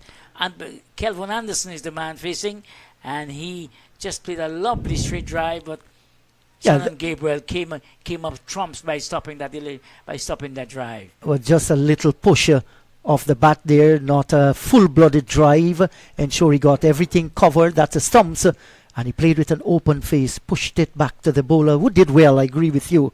Coming down from that height, a big man, just after delivering the ball.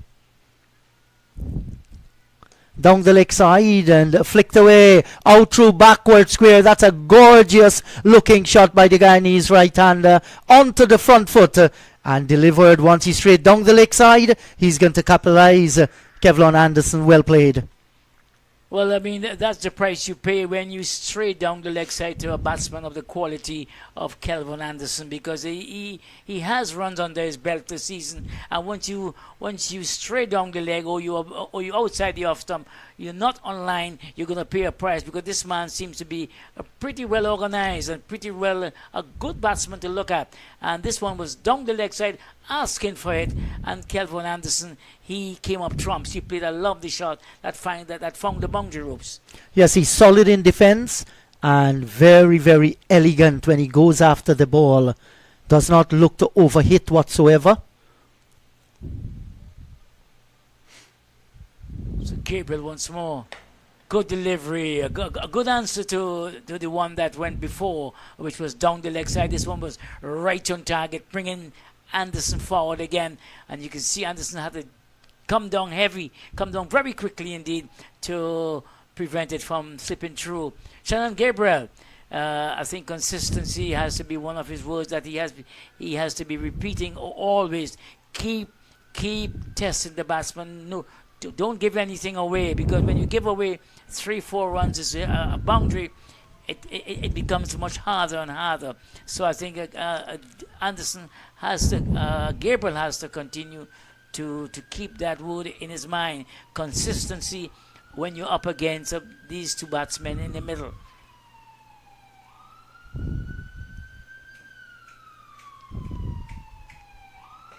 And to see Gabriel running in very, very hard, and listen to the siren of the ambulance, I think looks a little bit dangerous. The over's been completed.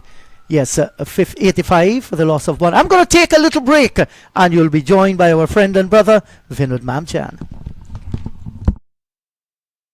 Say the over, I think they have how many deliveries more to go? One more to go. 1, 2, 3, 4, 5. So Shannon Gabriel still has to go one more to complete his over. He has been working extremely hard in this session, in this post-lunch session here.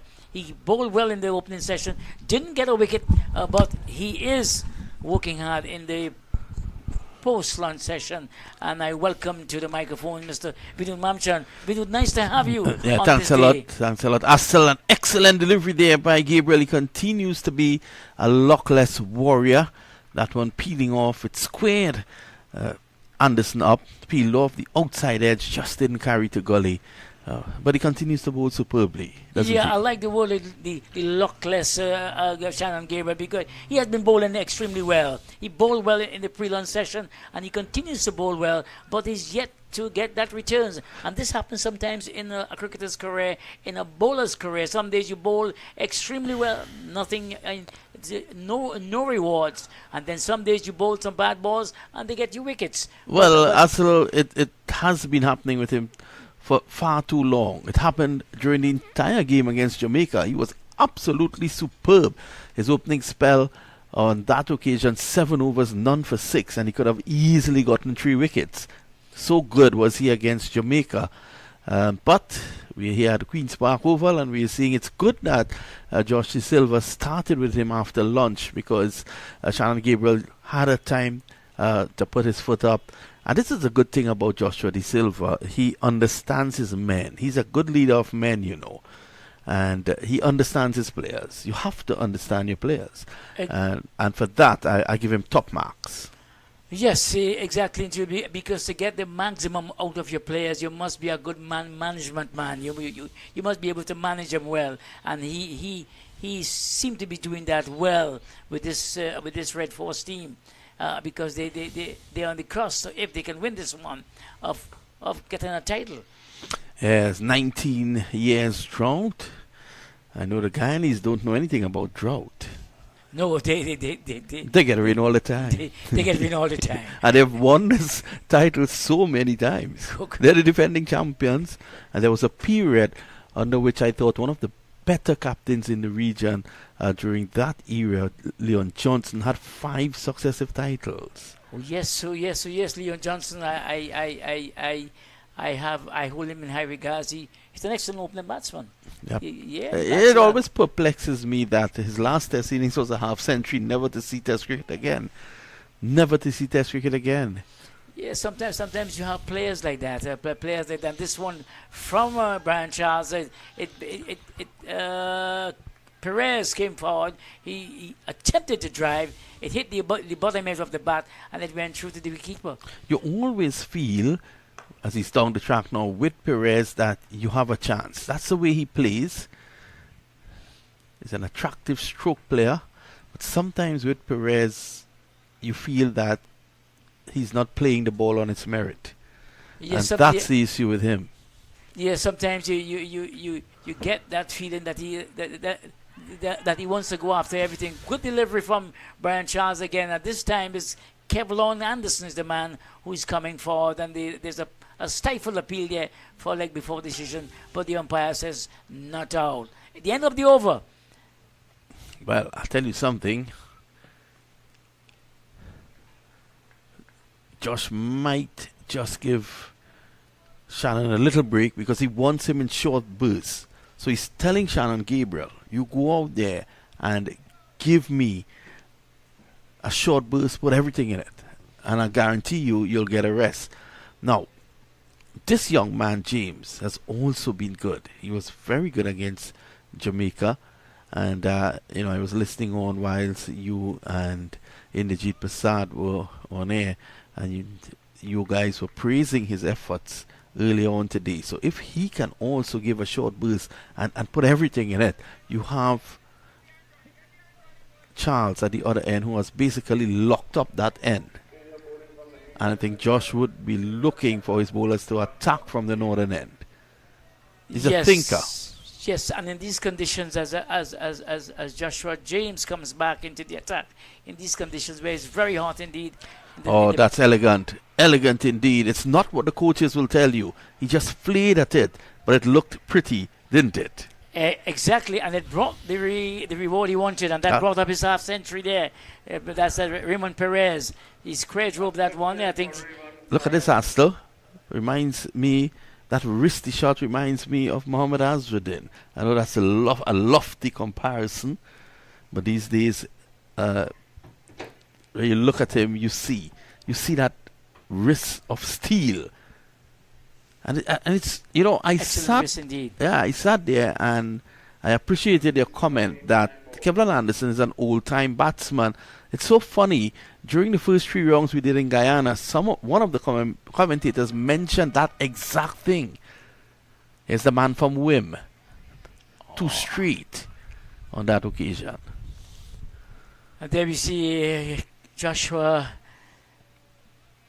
James is the man. This one is not too well directed. It's down the leg side, and Perez is up to the task. Yeah, he just pushes this one. So this Trinidad and Tobago team has performed really good this season. They had a bad game against Jamaica in the last game. They're actually going into the final round now with a chance to win the title should they get past the Guyanese outfit. Now, their new coach at Emirates, a lot of people has been saying that, Emirates has taken over and he's getting success. I want to differ from that. If you're involved in cricket like we are, every day we eat, sleep and breathe cricket. It's our job. You would understand that success don't come overnight just so. What are you seeing here is a product that David Furlong has been working assiduously at putting together. And one must not forget David Furlong and the work that he has put in. Well, that's a good delivery, but a bit too short. Perez had enough time to adjust. Your thoughts? I agree with you because sometimes you see teams, sometimes you see players develop and they're setting the world on fire. Sometimes you see teams and people think that it is a present coach, but it's what came before. And most of these players here, they came under the stewardship, the guidance of David Furlong.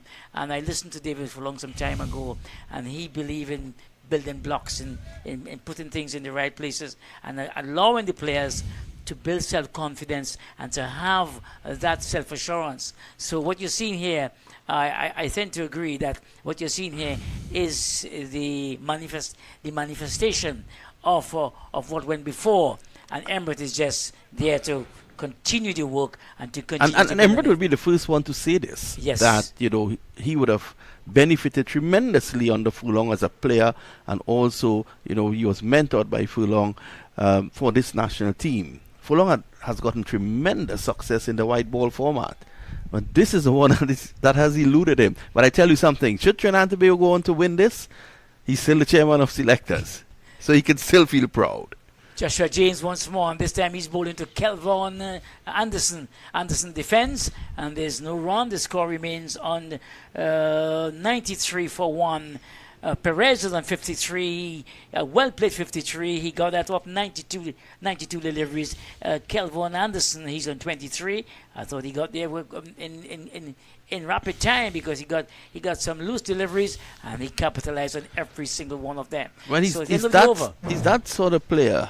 He is one who actually will punish anything loose. He's a positive player, and it builds on your point of a player from yesteryear, because in the 80s and the 90s, I'll say up until the mid 90s, what you had was positive cricket from the West Indies.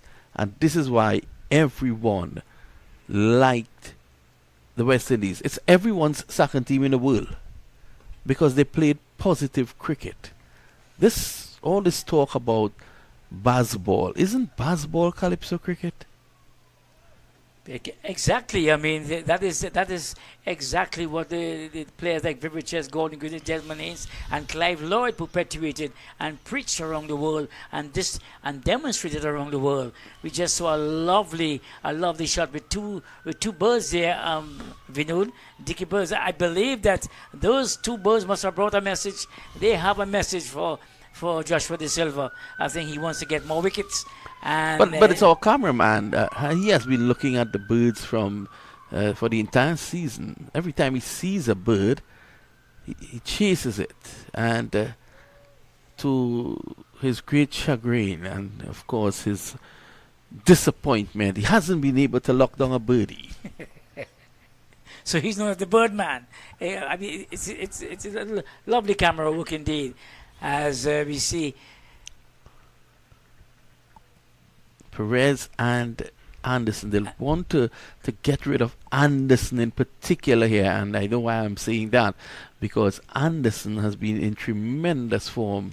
He's a proper batsman. I think he needs to get a look in at the higher level, and Perez, of course, is one of those players who's attractive to look at.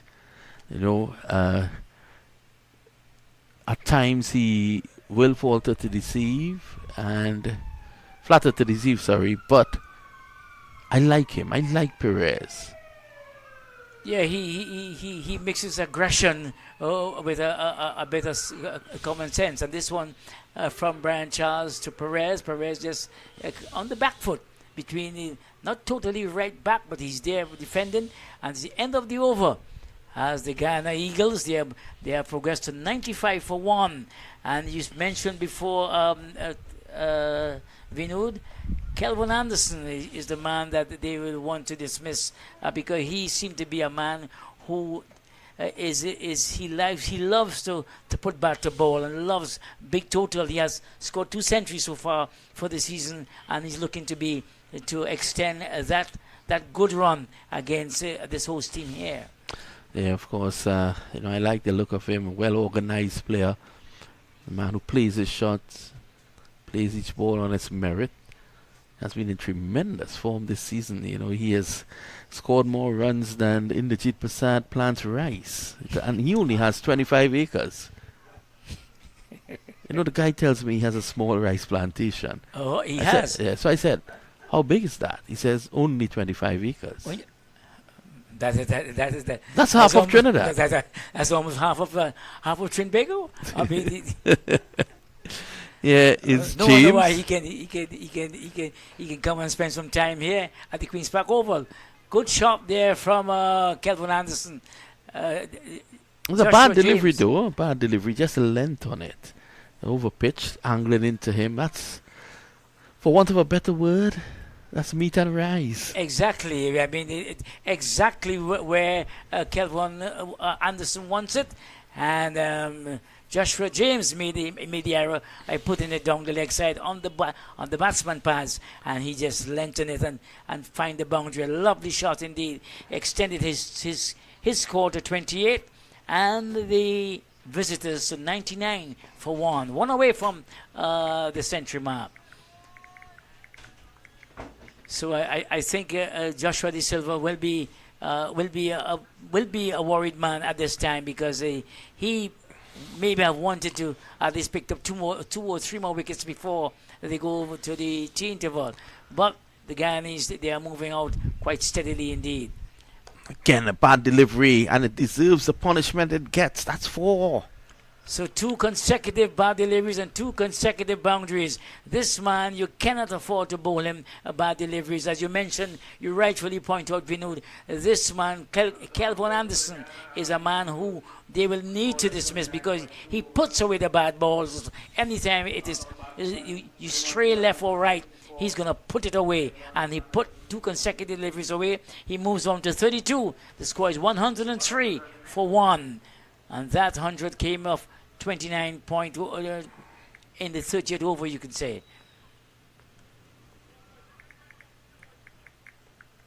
Joshua James again. Let's see what he can do now. This one is moving down the leg again, and Anderson, they stuck this one around for a comfortable single. That's 9 in the over, and the score moves on to 104 for 1. So James has to rethink and go back to the drawing board and realizes that his team doesn't have too much runs to play with. Yeah, let's look at him. He's falling away a bit, and probably that is why he's pushing the ball into the pads of Kevin Anderson. He has Perez now at his disposal, and what he wants to do is to put that not there, definitely falling away. So this has been a bad spell from him, and you can see Josh De Silva just looking at him, just to indicate to him that, young man, you need to just, without me being in your ear all the time, there is something that needs to be sorted, which is another good trait of Josh De Silva. He's not one of those skippers who comes down on you. He understands. Probably he thinks that, should I get into James, he might get flustered and perform even worse. Let me allow the young man to gather his thoughts, and let's see what happens. Oh yeah, because I think James' body language is not one that is that he showing much enthusiasm, but he's trying to work out things, trying to get things right, and he's a young man who is not short in effort. That's a good delivery. He did a lot of work with as a youngster coming from Tobago. He played for St. Benedict's College here in Trinidad. And Amin Forgini, one of the coaches in South Trinidad, he did a lot of work with him. He comes from a family of cricketers. His other brother, Orlando James, also plays for Trinidad at the youth level. Orlando Lynn James. I love, Linton James. Lynn. That's his middle name. I know of a Tobagoan fast bowler called Linton James, I believe. He could have been some relative, because all Tobagoans are family. Yeah, everyone is related. In Tobago, Watson Joke is related to Farley, who is related to Dr. Rowley. It's the end of the over. We take a short break. We'll be right back.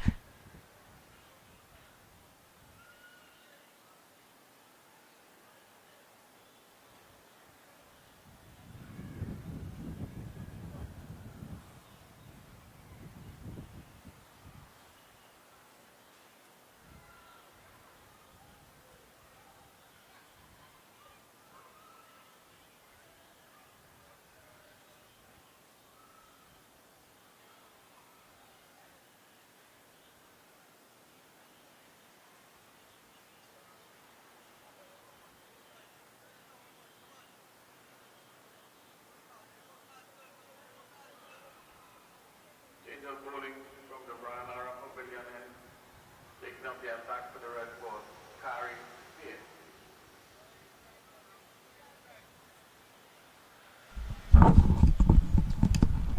Well, welcome back to the Queen's Park Oval. We took us a short break there, as the players also took a short break, and Brian Charles will continue the battle. No, in fact, there is a change at the southern end. There's a change in bowling indeed. Yeah, it's going to be Pierre. Yeah.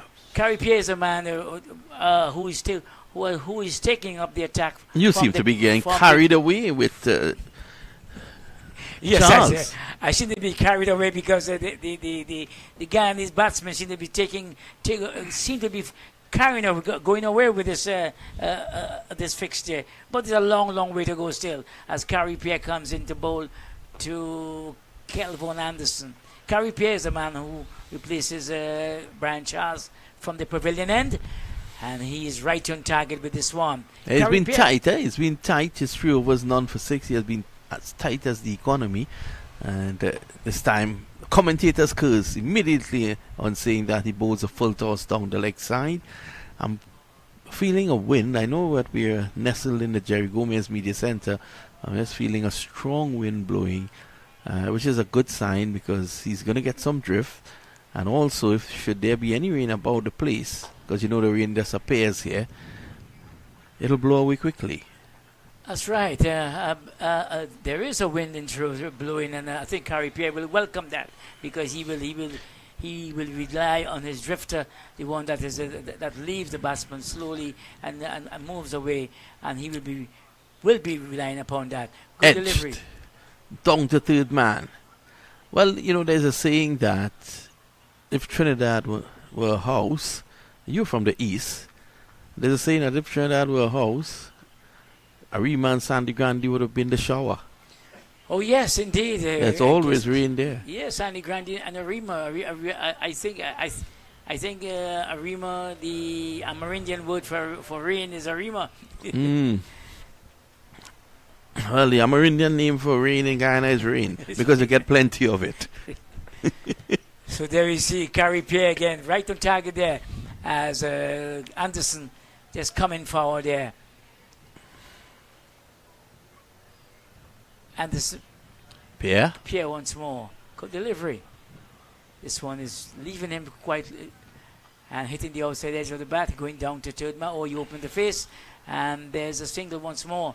The score moves on to 113 for 1. So the Guyana Would James Harpy get Eagles- another chance? I don't think so. I'm not seeing him walking up from the long leg boundary.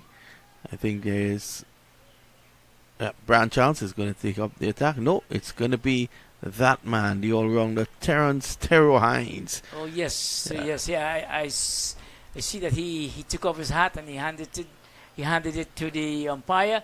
So, Well- and he's measuring his In the last over, what we runner. saw, Astel, we saw James phoning away this way and pushing the ball that way. Mhm. Now, the conventional method, and you correct that method, you're a cricketer, you outscored Phil Simmons as an opener, would have been his position being here, and then he can just carry through. You like that? Correct. Yes, it's true. I mean, you'll make a very good coach indeed, Vinod.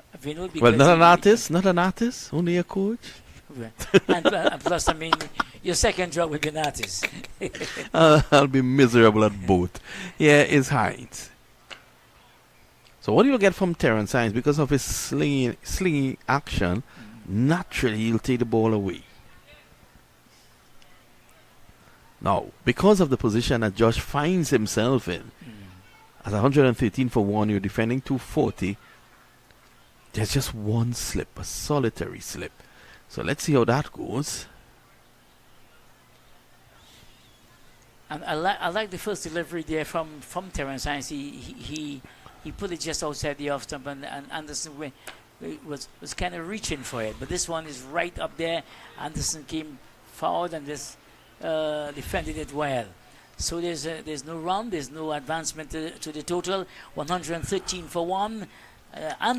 Kelvin Anderson on 37 or 45, and Raymond Perez, he's holding on.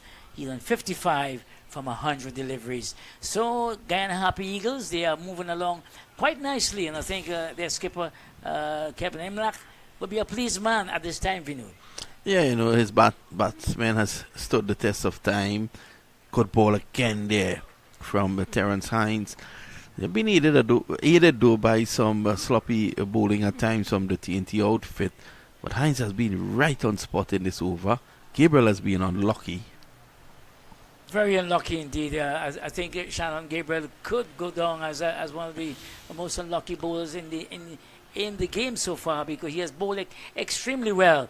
But I like what I'm seeing of Terence Hines, because he's putting this ball there, and there's a little movement, which is just not too much, but he's having Anderson coming forward all the time and not being too assured of himself. Well, But he's this doing one the right pushing- thing. They say when you're not too sure, you push out. Yeah. So he's right forward, and he's meeting the ball bat and pad close together. And credit to him, he's able to adjust pretty late and play that ball away. So there's a lot of good things to like about Kevlin Anderson. Yes, secure. And plus, well, Terence Hines, he's right there on target. He's doing what Joshua De Silva wants of him. Let's see what happens with this delivery as he's bowling to Perez.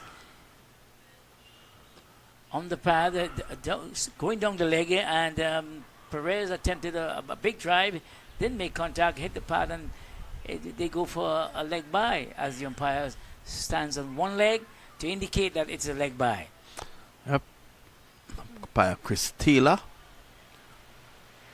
who has commentated for Cricket 360 when time permits. He's also a football referee. Remind me of Steve Bucknor from Jamaica, who did both cricket and football. I recently saw Steve Buckner, and well, that's the end of the over. Is it? They're going to have a drinks break, and we are going to take a short break. But just before we go, in Connecticut, I recently saw him, and he's in fine fettle. We take a short break. We'll be right back.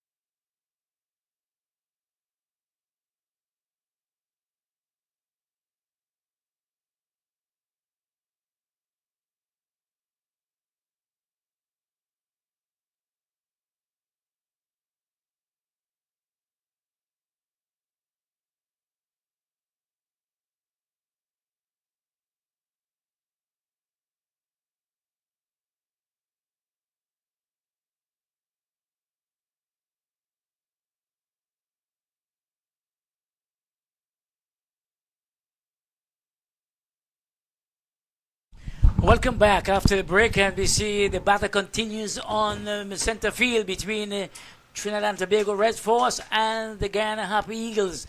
The contest is a very intriguing one. It is well set. It is at the stage where Guyana is attempting to pull away from the host team. But Harpy is the man who's in charge, and he's looking to set them back a little.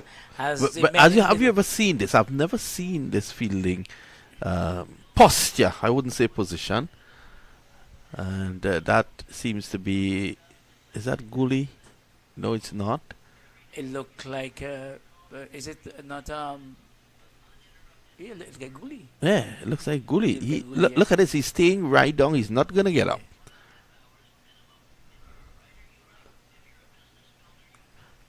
Do you think that's because of the slow nature of the track? Could be the slow nature of the track. Yeah, but it's Gully. it's Definitely it's Jed Gully. Yeah, there he is. Oh well, he was there. Oh, beaten. Good delivery. Gully is not. This is very strange. Yeah, he's on his haunches and he's down there. He hasn't gotten up at all. He's there because I believe it's the nature of the track is very it's keeping a bit low and slow. That's a good move there by Josh De Silva. Josh De Silva knows this track like the back of his hand. Yeah, because this is his home track, Avinu. Yep. This is his he's at home at the Queen's Park Oval, and I believe he knows what happens at this time. Oh, it's a good delivery. Harpy is bowling well here. Yes, he is. He's exploiting whatever bounce there is and whatever turn there is. He's had a tremendous season for Trinidad and Tobago, but he needs to end strongly if they are to lift the title.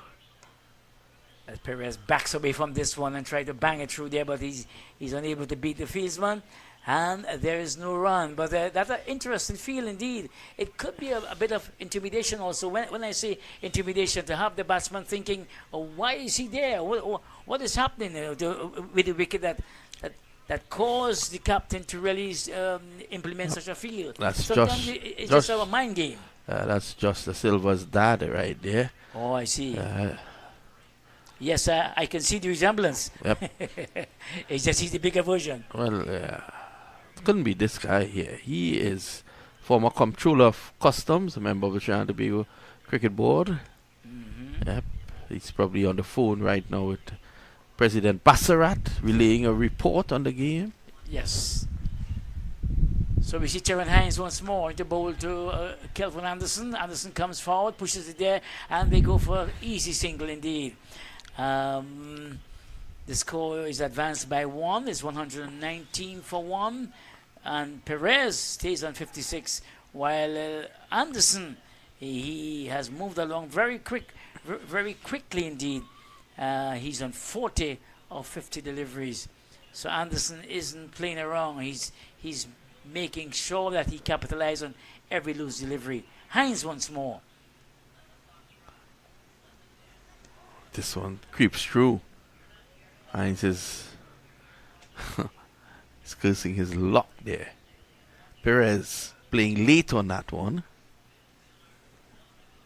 But you were saying that Perez batting there, and it's just to probably play on his mind that Gully's staying right down on his knees. He's not, he's staying very low. Just to play on the mind of Perez. I don't think Perez thinks about those things too much. He just plays his cricket. He plays his cricket freely. No, there are some batsmen like that who no matter what you do, this one is straight through from Hines. Hines is it didn't trouble Perez. It came there.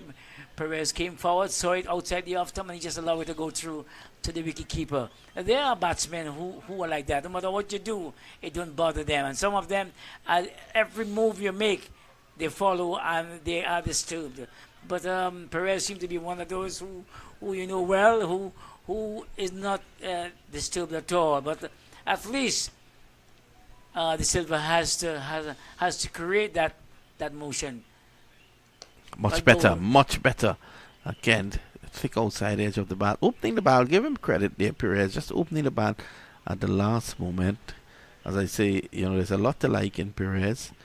He's a very attractive player. I've always enjoyed seeing him bat. Sometimes too much of a cameo you get from him. Well, he started off this morning. I mean, going at anything that was pitched up to him, and he just went after it, making sure that once he made contact, and he was dealing with a lot of boundaries. But then he settled down. He realizes that his innings is growing, and now he has settled down nicely. That's a bad delivery, punished.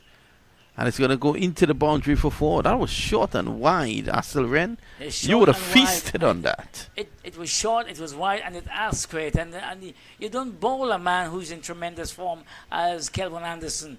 He really capitalized, because when it was short up there, he played as a West Indian there. The typical shot that anytime you bowl to a West Indian on these type of wicket, on these type of conditions, and you bowl a delivery, you will pay a price. And he square drove that one with tremendous ease to the fence for 4. Well, Terence Hines is bowling well within his means. He's coming off injury, so the pace was not there. He was able to cut that forward of square. Just in front of square. Gets one more. The score moves on to 125 for 1, and Anderson continues to motor on. He's on 45, and if he stays around for after the lunch interval, after the tea interval, he will be he's supposed to be up there, getting closer and closer to that 3 figures. But up to now he's batting well. He looks good. He looks extremely good, and it will take a lot of bowling, a lot of thinking to dislodge this man, because he seemed to be set at this time, and anything that is loose, Anderson is putting away. We see Carey Pierre is the man. He's going between the umpire and the stump, he's coming around the wicket. Let's see. I saw him. Oh, he's coming around the wicket, and he's bowling it to Kelvin Anderson. Here comes Carey Pierre. Well bowled. As you mentioned before, Vinod Carey Pierre has had an excellent season. He has picked up 37 wickets so far during the season. Yeah, he needs to probably add 10 to that to help Trinidad and Tobago here. He has been the leading bowler. And even in this innings, he's been very penetrative. Well, there goes a bird, but that's an iron bird that Gordon Payne has picked out. Remember Colin Croft at UWI, we were doing commentary there, and every plane that passed, because it's close to the airport, every plane that passed, Colin Croft will tell you the make, the model, the year of manufacture, and how many people were in it. Wow. He was that good. But I think he's a former pilot? Oh, Yes, he's a pilot? he's a pilot. He's a pilot. Commercial pilot? Yep. He's well trained, he's well drilled. As we see here, Carey Pierre, a quick single there for Kelvin Anderson. And Anderson is a man that he's right by now. He has scored 522 runs so far, not counting what he's been able to put down here. So he has gone past Jason Mohammed. Jason has 552. It's back and punches square, picks out the fielder. So you can see why this man, Kelvin Anderson, is in such good form, and the amount of runs he has compiled so far. So he's a dangerous man to really play with. As Perez comes into, as Carey Pierre bowls to Perez, and Perez comes right forward, easily there. The end of the over. They scored Queen's Park. Harpy Eagles 126 for 1, responding to 240.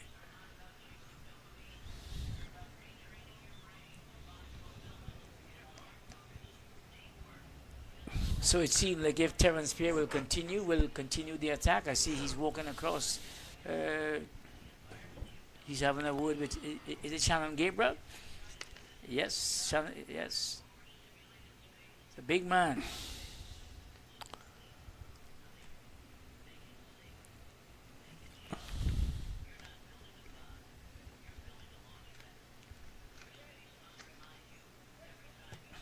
Anderson and Perez are the two batsmen at the crease.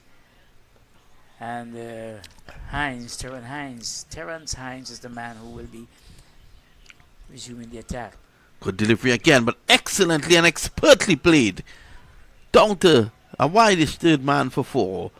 It was short enough for him to make the adjustment, and again, late adjustment by Kevlon Anderson. Yes, and this man, he's in good form. You can see he's in good form by the way in which he.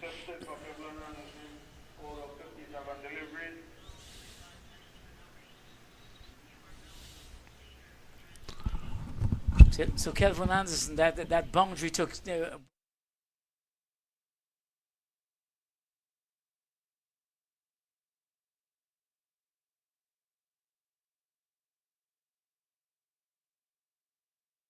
7 fours.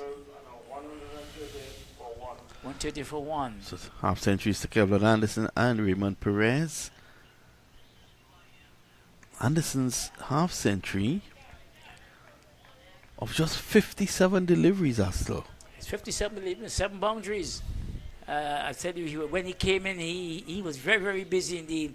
He didn't play around. Anything that was loose, and he got quite a few loose deliveries, and he capitalized on each and every one of them. Yeah, so and it's changed the game. Yeah. It's actually changed the game since coming in. He has helped. Early on you said Guyana at this point, let's look into pull away, which is true. And this is excellent indeed. Good batting. And as you say, Kevlon Anderson has been busier than the finale. Beaten. Where did that come out from? Excellent delivery. Every now and then you find that Terrence Hines produces these kind of deliveries where he gets past the bat a bit, and you wonder how the batsman is still at the middle, because it beat the bat, it beat the stump, and it goes straight to the keeper. There isn't a touch nowhere. Some clouds above. Yes. Not threatening at the moment. Let's hope that we get a full display. There is no interruption as Hines comes in again.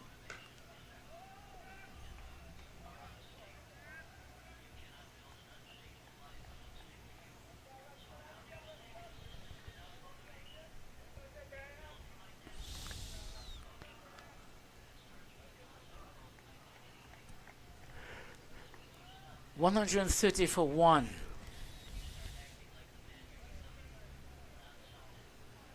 Quiet post-lunch period here. You can see that the Red Force team, they are all pondering what's our next move and where are we going to pick up our next wicket here. Good delivery again, but Anderson just comes forward and plays it very sharply indeed to the point region, and there's no run. And there's 1 run to it. So it's 132 now. For 1.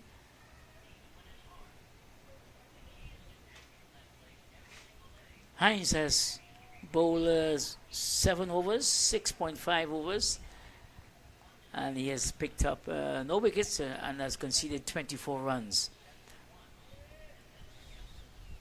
This is his final delivery of his down the leg side again. An appeal more in optimism than conviction there. That's the end of the over, as the score remains at 131 for 1 or 36 overs. So I want to thank you, Astle, for being with us over the last period. And next man up is the man from Maikoni in Guyana, the Maikoni master, Indrajit Prasad. Indrajit Prasad, thank you so much.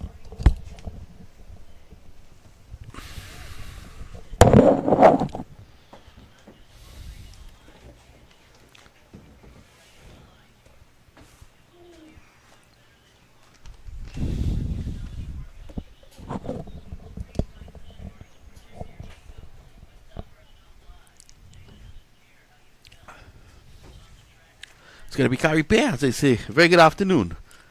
Good afternoon to you, 'Indrajit. 'Indrajit. Vinod. Hello to all our listeners, viewers, wherever you are. 'Indrajit. Hello to all our listeners, viewers, wherever you are. Good afternoon to you, Vinod. Hello to all our listeners, viewers, wherever you are. 'Indrajit. So Struck on the pad. That's a good appeal. He's gone. Kyrie Pear has gotten the big wicket, and that of Kevlon Anderson. Yes, certainly. And umpire Braffett had no hesitation in putting up the fingers there, completely misjudged. And I think that plumb in front. And Anderson has to go after completing 51 to become the leading run scorer in this year's CWI Championship. The breakthrough has come now. And you're right, that's a big wicket to get. Yeah, that was plumb as you can get it. Harry Pear can apply to the Water and Sewage Authority for a job tomorrow. Well, they've been striving all along. They switched his bowlers here. Jason Da Silva gone towards his spinner. Harry Pear started from the northern end, switched towards the southern end. So he was trying everything to throw everything to get the breakthrough. The breakthrough has come, but this man walking out in the middle there, Tevin Imlach, he's having a fantastic season as well. 505 runs, 3 centuries this year. So there's a lot to play for. And the skipper, he has led from the front, and he will want to continue to do that. Yeah, well, Trinidad and Tobago Red Force will need to see the back of him pretty quickly. They don't want him settling in and getting runs again. Harry Pear is in the midst of a fine spell here. He's bowled some deliveries, he's asked questions, and finally getting the breakthrough. So that's going to be his 38th wicket so far in this year's tournament. Started off in a blaze of glory. 12 wickets in his first match. That was excellent. Set the tone for the entire tournament.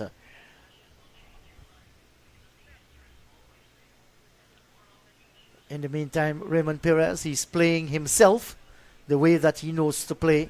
Fine half century as well, 57.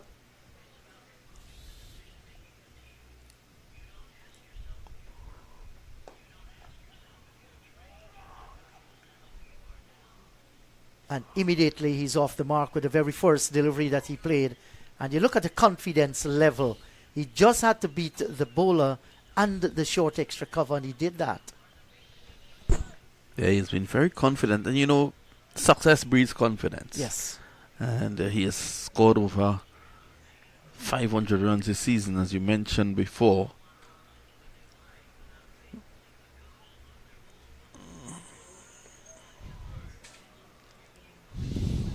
So Anderson is going to feel disappointed. His third half century this year. Well set, looking good, some spanking shots.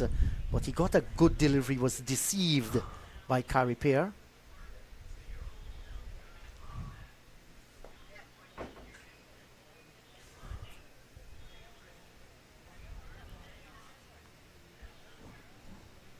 What a lovely day this has been for cricket at the Queen's Park Oval. No threat of rain, a nice sunshine out in the middle.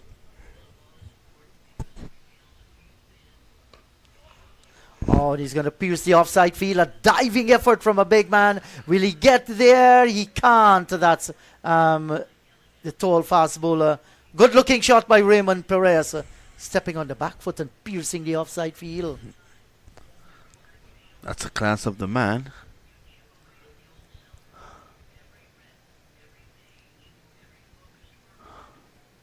His highest score at this level would have been 79, Raymond Perez. So he will be looking to get past that. Has never scored first class 100. Has a good opportunity. He's well set.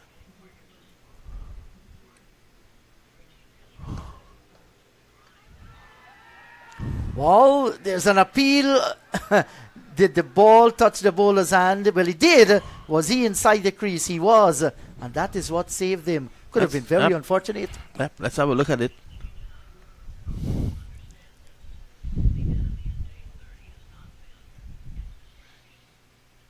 So Heinz to continue.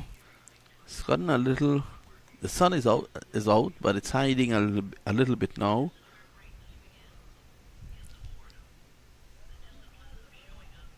Here it comes.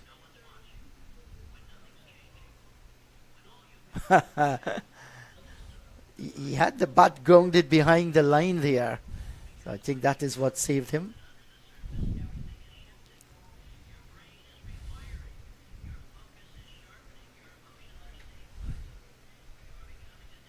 on the northern part of this ground, and that's just behind the commentary box. Hype of activity. That's the Nelson Mandela Park at the back there.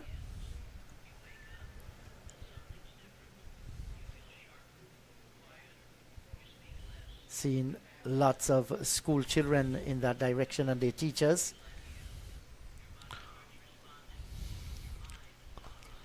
Off the back foot, true square cover.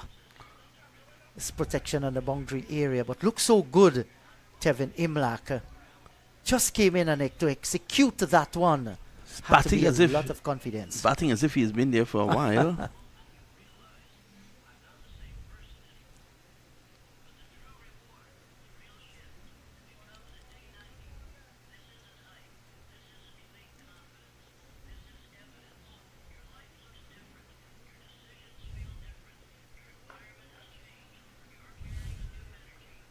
Perez gets another run. This is very sensible cricket by the right-hander. Just jumping back a little, opening the face, realize there's always going to be a single there. And he gets that.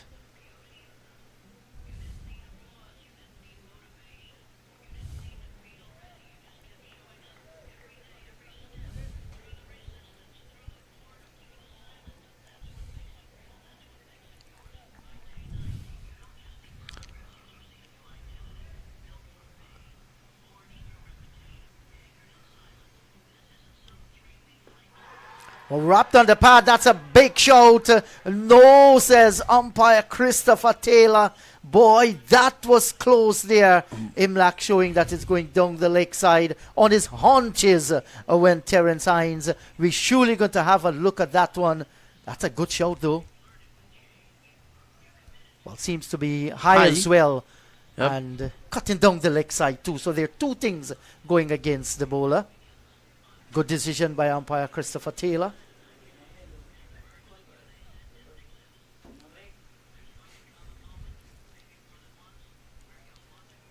Imlach just outfoxed by a delivery that was pretty close to him.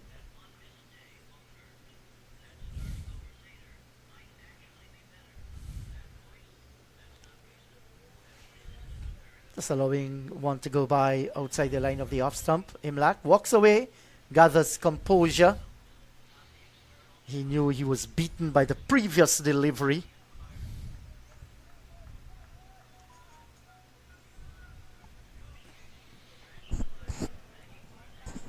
Hines will know that a breakthrough is much needed right now. If they can get 2 wickets going into that tea period, then they're back in it. There he is. Needs to get away from there. And this is going to run away down towards the deep backward square boundary for 4. Perez. In fact, it's Imlach. He played well. Good timer of the cricket ball. And certainly has looked the part so far, the Guyanese skipper. And Vinod, this season he has just played 5 matches. And in those 5 matches against CCC, coming back from Pakistan, 126 not out and 80. Failed against the academy, just 4 and 7. Not a real good performance against Jamaica Scorpions, 16 and 31. Then a magnificent 113 against the Volcanoes. Against the Leewards, failed in the first innings, 123 in the second innings. So 3 centuries so far for the right-hander this year's tournament, and a half century as well. So you're on top of things.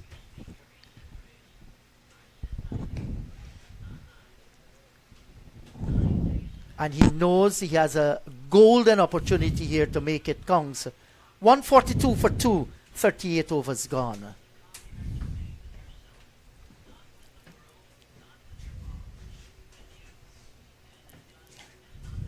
And just 99 runs to go past that 240 made by the Red Force, and still 8 wickets standing. There's still a lot of batting to come in this Harpy Eagles team. And I speak of the light of Kemal Savory. Ronaldo Ali Mohammed can bat, so too Kevin Sinclair. Kemo Paul has strengthened the batting as well. Ashmin Ned can bat. So lots of batting to come, including these 2 here. But when you're playing cricket, you just forget who remain in that dugout. You're the ones out in the middle. You want to make that count for you.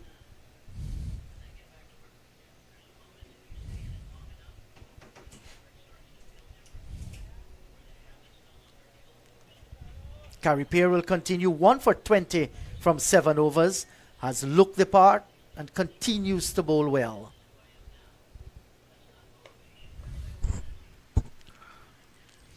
Easy pickings.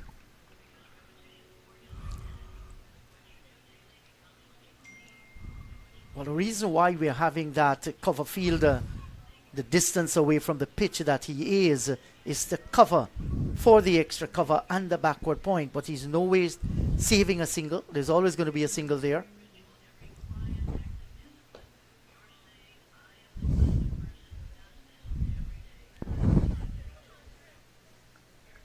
Tevin Imlak did well behind the stumps in Pakistan.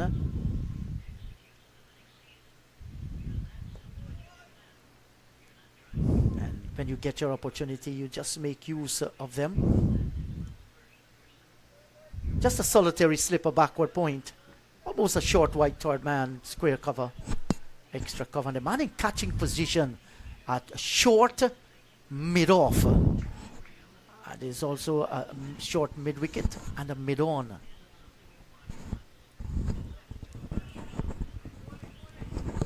That was a good ball, but well played by Tevin Imlak. And always on the move, exploring the opportunity for a single, rightly sent back by Raymond Perez.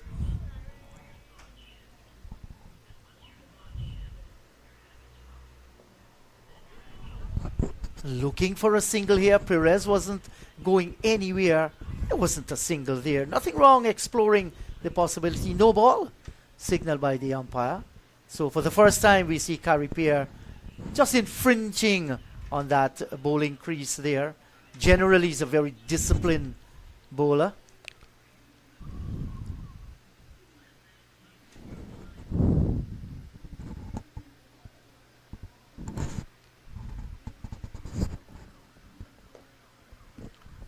Head right over the line of the delivery, stretching forward and defending. Red Force need wickets here. Maybe just get the man in at that forward short leg too. Beaten outside the line of the off stump. A loud shout, but the umpire is going to have nothing to do with that one whatsoever. The end of a good over by Raymond Perez. Just looking at this delivery, that's on the back foot and outside the leg stump as well. Did too much. Maybe if it had straightened, could have been a better shout by him. 144 for the loss of 239 overs gone, and the Harpy Eagles still trail by 96 runs on first innings here. And just to update our viewers and the listeners, 240 the Red Force made. Their innings folded this morning after adding a further 26 runs. RP Eagles picking up the last 3 wickets. Niall Smith picking up 2 this morning, and Ronaldo Ali Mohammed picked up the other. Well, this is going to be an important move here in the Jeet. Remember, I'd said before, Gabriel is using him in short bursts. Hasn't been lucky at all, but you never know. Sometimes you're not taking a wicket. From the time you take one, you get a bag full. Let's see. It's going to be Shannon Gabriel, and he's bowling to Perez. Had 2 spells of 4 overs each.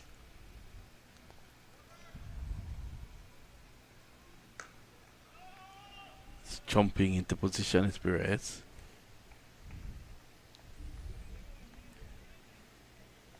And I think it's not a bad ploy to manage the workload of Shannon Gabriel in this innings here. That's the reason why Joshua has decided that he's going to bowl him in those short outbursts of 4 overs each. None for 34 so far. Came very close in picking up a wicket. It has never been. So he's still hunting his first wicket in this innings here. And who should he be bowling to? Raymond Perez. So here he goes.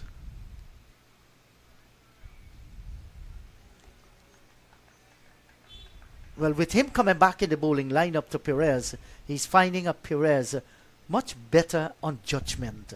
He's gone through the tough times, had some short delivery that he had to fend off, played it a few outside the line of the off stump, and he has battled his way. He's a hardened little warrior. I saw him in Guyana in his youthful days, playing cricket in the Georgetown Cricket Association competition at the DCC ground, always determined.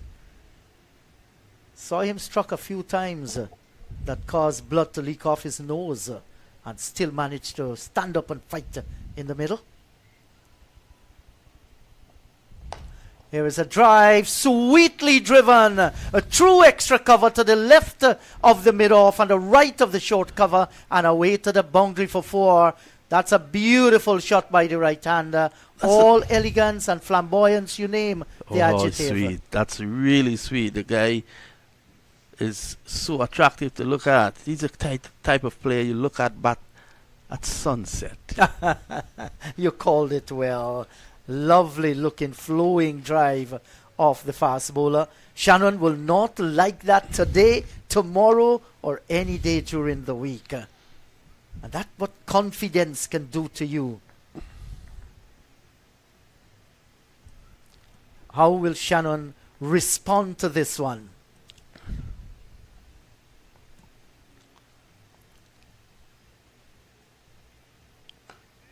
With a short delivery. Didn't get up the way he was expecting, but Perez got in behind of it, judged the bounce nicely. The last I heard in the Barbados Leewards game, that's a day-night encounter. Yeah, that game playing at St. Kitts. Yeah. They were, Leeward Islands, I think they were 310 for the loss of 5. Wow. That's excellent. Shannon Gabriel working in the hot sun here at the Queen's Park Oval. It's hot. Very, very hot. We're enjoying the luxury of an air-conditioned commentary box. These boys are out in the sun.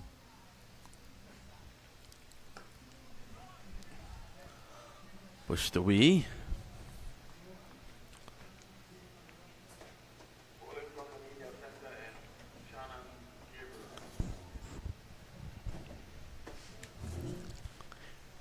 When you come back.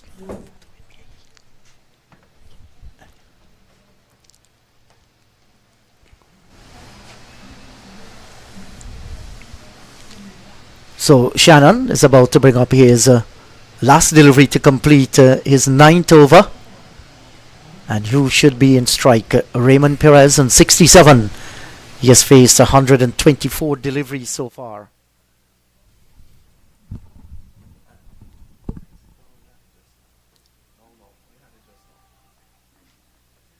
I was hearing you fix my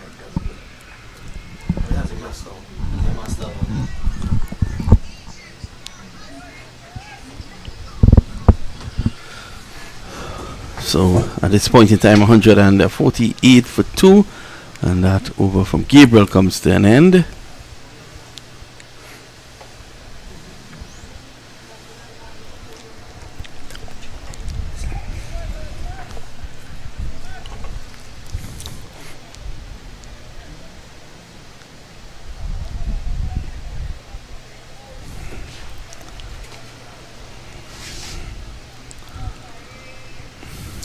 So the battle continues here with Carrie Pierre operating from the southern end of the ground. Very careful with the field placing. Sending out the cover a little further to the boundary region.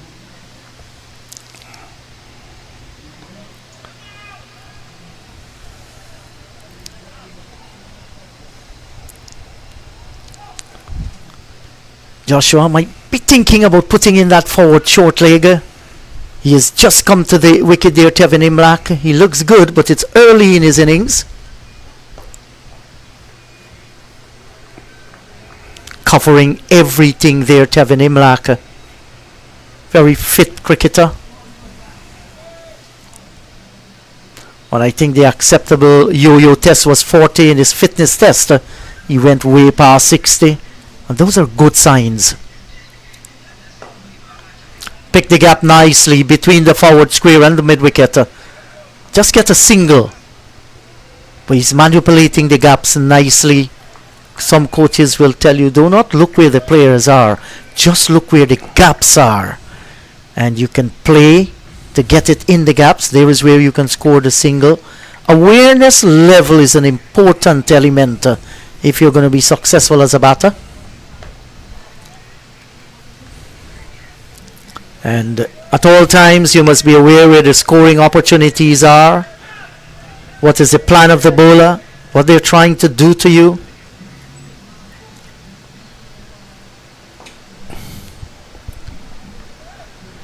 Good delivery here by Harpy. Floated that one nicely, given generous flight.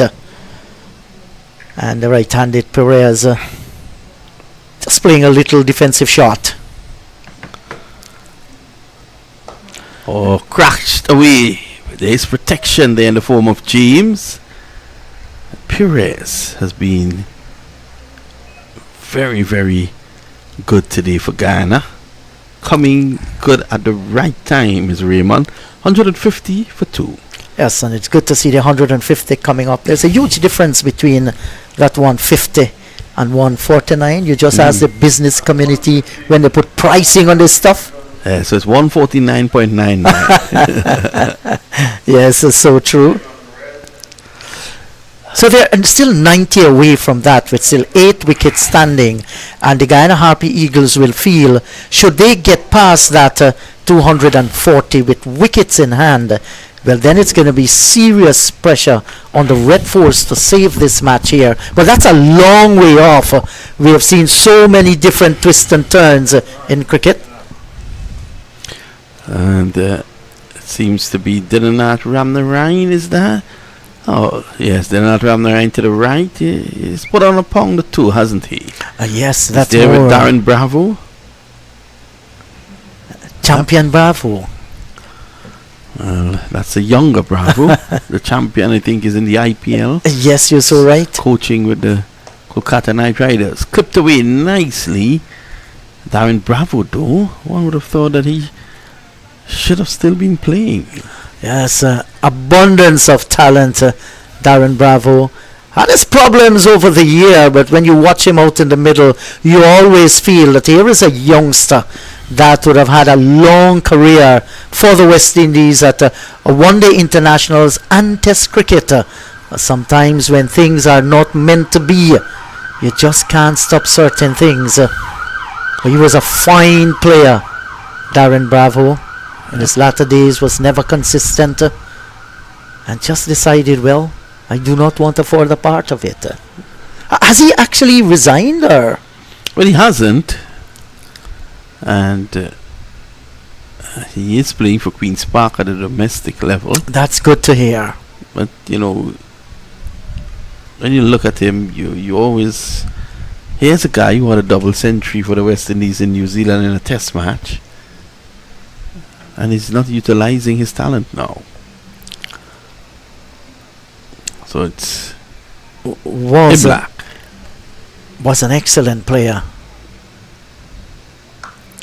Oh, that's a fine shot. Calculated, guiding it well down towards the backward point boundary. Well, with all due respect to Shannon Gabriel, he played that like a spinner. Yes. And that to one of the faster bowlers in the region.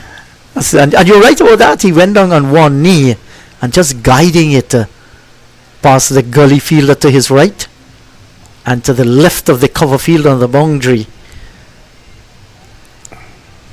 But Shannon doesn't have had the venom like when he started this morning. I know that the sheen would have been wiped off that ball. It's in its 42nd over, but having a little break, you expect him to run in and deliver the goods, hit the pitch a little bit harder. That extra pace can count. Well, at St. Augustine, struck on the pad, probably going down the leg side. Taylor has nothing to do with that. And at UWI, the Jamaica Scorpions, they made 133 batting first. Combined campuses and colleges, 194 run lead. They made 327.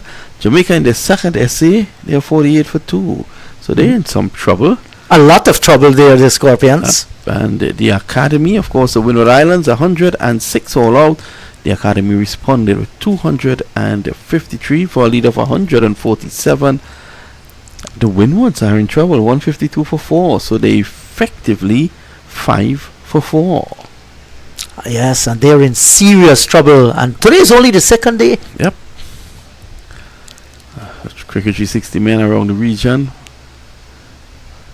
It looks as if they're going to have a day off at the beaches. Oh, that's a good shot! But Taylor walks away again. Let's see that one again. Was it a bit too high? Yeah, too high. Hitting him on the back leg, the thigh, inside the inner part of the thigh, where there's no protection. Yes, and that was the point I was making, Vinod. You want him to hit the deck a little bit harder. You're looking for the extra pace, and he was undone by those little extra pace on both deliveries. And you were speaking about the game across there in St. Kitts, the latest score we have coming out of St. Kitts, the Leeward Islands against Barbados, 356 for the loss of 5. And remember, Casey Carty had 55 yesterday, Kareem Henry 27, Mikhail Louis 2, Gary McGaw 22. Full pitch delivery, take a quick single, shy, and a direct hit at the non-striker's end, but Imlach is quick. And Joel Andrew had 66. At this point in time, Justin Graves is on 88 not out, and Jamar Hamilton 74 not out. So the Barbadians, they are looking up a mountain there at the moment. And Trinidad and Tobago and Guyana, it seems as if whatever happens here is what is going to decide the title. Yes, and based on the mathematical calculations at the start of this round, Barbados, they had a slim chance mathematically, depending on whatever happened here. That might very well be wiped off now with the performance of the Leeward Islands Hurricanes. Well, Barbados so far, they have used 8 bowlers. Who knows, they may use Conde Riley soon, and Philo Wallace. Gabriel. It's a no ball. You think they might give Andrew Mason a chance? Well, I've seen Mason bat. I would not line up to buy a ticket. You're very harsh, Vinod. I never said that a guy can't bat. I've seen him bat. I hear you. He batted in my front yard, and you were there. You were there. Philo Wallace was there as well. Woody Richards. Condi was there. Yes, he was. Conde Riley was there. And also, I think it was one of your former minister here in Trinidad and Tobago. Yes. Former manager of the Guyana. Omar Khan was that's there. Right. And Henderson Springer as well. And I'm not saying that the guy can't bat, Andrew Mason. Oh, that's a good shot. Probably some bat onto it. All of a sudden, Gabriel. Yes. And that's because he's working up more pace. Undone by that one, not a lot of lift. And you're right about that. 2 songs coming there. It onto the bat, then onto the pad. And Gabriel bending down on his knees there. He knew the effort that he placed. 156 for 2. Yep. So again, I'm not saying the guy can't bat. All I'm saying, with all due respect, Inderjeet, I would not line up to purchase a ticket to see him bat. On that note, you're going to be joined by a man who was good enough in the youth days to open the batting really for East Zone with Phil Simmons, and that's Astle Wren. Yes, he's going to tell me about those days. So as Vinod takes his leave, 156 for the loss of 2. Tevin Imlach, he's on 10. Raymond Perez, he's on 70. And it's good to see Raymond Perez coming of age, batted well for his 70 so far. And once he's on song, he's one of those players who gives a lot of entertainment with the way that he plays his shots. Hello to you, Ren. Oh yes, thanks so much for the introduction, for coming back into the swing of things, because I was looking at play while I was outside, and Guyana seem to be running away with it now. There seem to be there's some daylight between the Red Force and the Eagles. The Eagles seem to be beginning to soar, but the man who has been doing most of the damage is Perez. He's still there, and he has been joined by his skipper Tevin Imlach, and Imlach seems to be a good player. The first time I'm having a good look at him, and I like what I'm seeing of him. Yes, he's a very, very fine player. Just started his test career for the West Indies against Pakistan. Always a very difficult place to tour Pakistan and to play cricket on their pitches. Did reasonably well there, but was excellent behind the stumps with the gloves. And coming back home, this is what you expect, that our senior players will really want to get into the thick of things. And with 3 centuries so far, just 5 matches this season, he certainly is in top class form.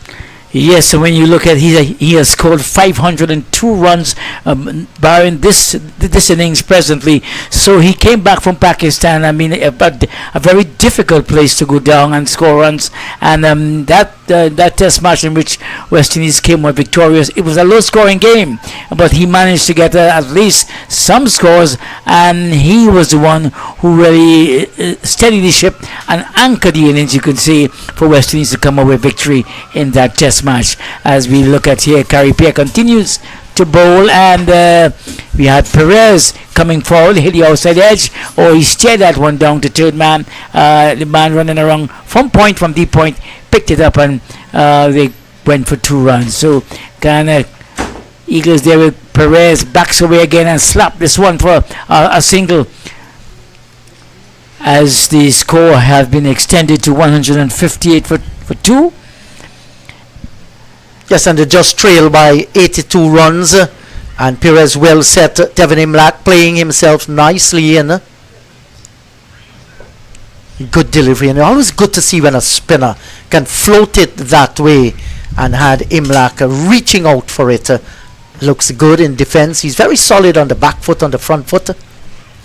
And you can see Harpy, he's full of confidence because, having all the sort of wickets behind him, he's really coming into his own. He has always been a good cricketer. I have liked the first time I saw him, I liked what I saw of him, and he is a good cricketer. And then this season, with all 37 wickets behind him, he has the confidence now to do what he wants to do. You can see he's doing exactly what he wants to do. Well played here by Tevin. Just coming down the track a little and played it well, rolling the wrist over it and getting it in the gap between the wide mid-on and the short mid-wicket for a single. And he's playing his shots the way that he does, elegant about it, and plays with soft hands at times. And in the meantime, Raymond Perez, he's doing his own thing. Attractive player. 159 for the loss of 2. Perez is on 72. He has faced 134 deliveries. Occupation of the crease is of vital importance. Anderson came in and played a flamboyant innings of 51. He has gone back. Nandu, the other one out, just made 11. Oh yes, the game is well poised at this time. I like it. If you are an author and you're writing a script, I think this is the ideal script. This moment of this game, the way in which this game has been set up at this time, it is well set up indeed. Where you have the Guyana Harpy Eagles, they are attempting to really pull away. They only lost 2 wickets, and they are closing in slowly. But I think the host team is not out of it as yet. There's still some fight, and Joshua De Silva realizes that, and he is going to go and try to restrict the visitors from extending that lead and from really dominating this game, because if this game gets away from them, it means that it's all over. It could be an easy win for Guyana if they don't pick up more wickets quickly. And once again, not looking comfortable here, Tevin Imlach. It was heading down the leg side, and maybe just straightened. That's the reason why it flew off the outer edge of the bat down towards the cover region. Got the single, but you have a Shannon Gabriel who is running in pretty hard here. Has not overused the short delivery. I think he has bowled them sparingly, but whenever he bowled a short one, it's good. That one was a short of a length. Didn't make a lot of height, but nevertheless he got the single. Yes, indeed, and, yeah, and Shannon Gabriel, he has been using short bursts, and you cannot fault him for effort, because every time he's called upon, he runs in, he hits the deck very, very hard indeed. Here he is again, bowling to Perez, and Perez just tapped this blocked this one for an easy single. So I think you cannot fault him for effort. You cannot fault him for the energy which he's exerting. About the Guyanese batsmen, they have their plans, and they are sticking to it, and they're working out exactly how they're going to get about getting past this 240 made by the Red Force, and they're going about it in a quite a nice fashion. Yes, the partnership so far between these two has worth 30 or 45 deliveries, and in the context of the game, you'll take that any day. And by the time you realize it, it just looked as though a few overs ago when Anderson went, but these two has looked solid, and the partnership just beginning to build. 161 for the loss of 2. Shannon Gabriel, he tries once again. Good delivery, right on target. Just that little inner movement from the right-hander, and he's touching down just about the off-stump area and just moving it a shade. And certainly that has been...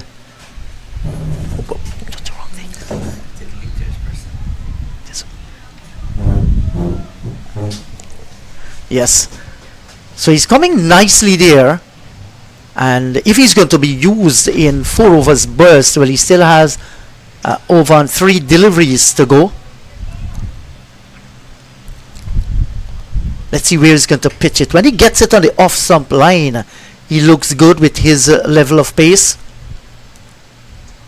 Yeah, and that one just came back into the right-hander upon pitching there. Good delivery, just a little bit too wide. But you look at him here, Shannon Gabriel, his face means business. He knows how important his skipper wants another wicket. Yes, he knows that, and he knows that a wicket here will do the host team a great deal amount of good, because they need to remove at least Himlak and Perez very quickly if they have to get into the lower order, to get into the rest of this batting lineup. Because if they don't, this batting lineup is a very, very good one. It is a very strong batting lineup, the Guyana Harpy Eagles, and they bat well in partnership, which is the essence of any team sports. Gabriel once more into bowl to Himlak. Good delivery, but Himlak is right there. He pushes this one forward. Ran the first one very hard. They're looking for a second. Well, they will not get the second one, because the Fiesman is wanted in a flash. I like what I'm seeing of Himlak, because every time he faces, and in between deliveries, he goes for a walk. That means he's a thinking cricketer. He wants to be given that space and that time before he comes back to face up to the bowler. And I mean, that's a sign of a cricketer who is thinking, who's looking for big innings, who always want to stay in the middle all the time. As Gabriel continues, and this time he's bowling to Perez. Perez is the man who has been there from the start. He's on 74. From 138 deliveries. Yes, you're right about that. And this has become easy picking. A lot of singles has been scored in that area, down toward the field on the cover boundary. So it's 163 for the loss of 2, 44 overs completed. Pair 1 for 27, Brian Charles, 1 for 15 from 7, and Joshua James, none for 37 from 8. And Gabriel still hunting his first wicket. So they are going to walk away. It's going to be tea time here on the second day's play. Guyana Harpy Eagles against the Red Force. After bowling out the Red Force for 240, they're going to tea on 163 for the loss of 2, with Himlak on 13. Perez has 74. We'll take a break as well, and do join us in another 20 minutes for the last session today.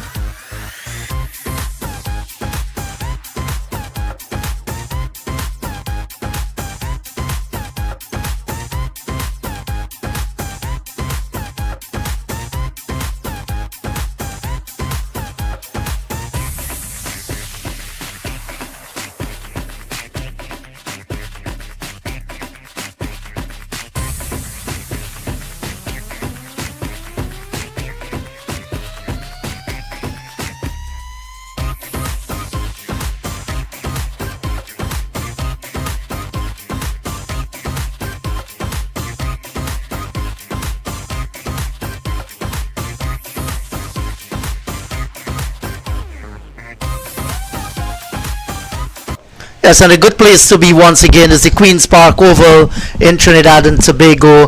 The after tea session, that's a final session on day number 2 with the Guyana Harpy Eagles in a very good position on 164 for the loss of 2 with Imlak on 13. That's the skipper Raymond Perez, 75, playing one of the better innings in his short career so far, and still a few runs away from that 240 made by the Red Force. That's 76 runs away that the Red Force made 240 in their first innings. So the match will continue here. The players are making their way out in the middle. The two umpires are already there, Christopher Taylor and umpire Braffett. Carrie Pierre 1 for 28. It may be he's going to start, or you never know what the thinking might be by Joshua De Silva. But still good conditions prevail here at the Queen's Park Oval. With me in the comebox once again is my dear friend Astil Wren. Hello Astil, had a good tea? Well, yes, I had a good tea, and I was looking at the stats and looking at what could happen after tea, because I think Joshua De Silva will be scratching his head a little and will be expanding his mind to see what he can do to really pull things back and to have and to keep these Guyanese batsmen in check, because you have Perez, who is on 74. He looks very set indeed, and Imlak, the skipper, he is getting there. So I think he has his hands very full indeed after the tea interval, and he will be looking to keep things tight and to pick up wickets at the same time. It will be a difficult balancing act for him to pick up wickets and to keep things tight. I think it's up to the fieldsmen, up to his men to really put their heads down and fight tooth and nail in this session. While the Guyanese, on the other hand, they'll be looking to ready to cut loose and to free themselves and to go past this 240 total. Brian Charles begins the bowling right arm off spinner after the tea session, and immediately that's a good delivery, nagging away just about the line of the off stump, but Raymond Perez, he's well set, and this is pulled around out through the mid-wicket region and away to the boundary for 4.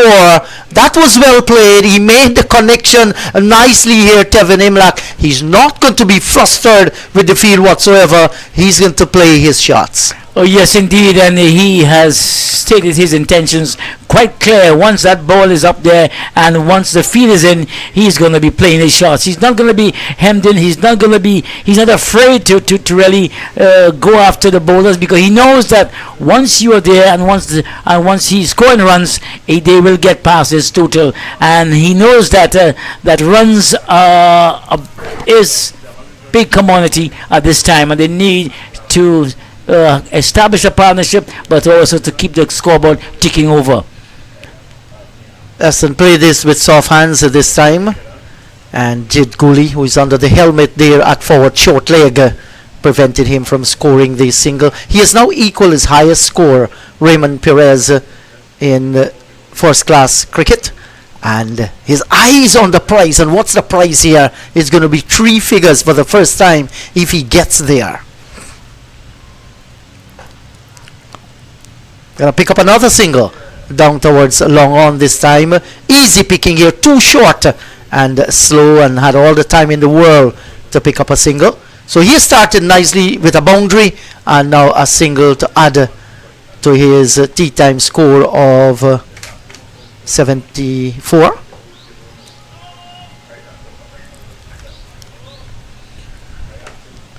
I've just heard a little discussion in the box.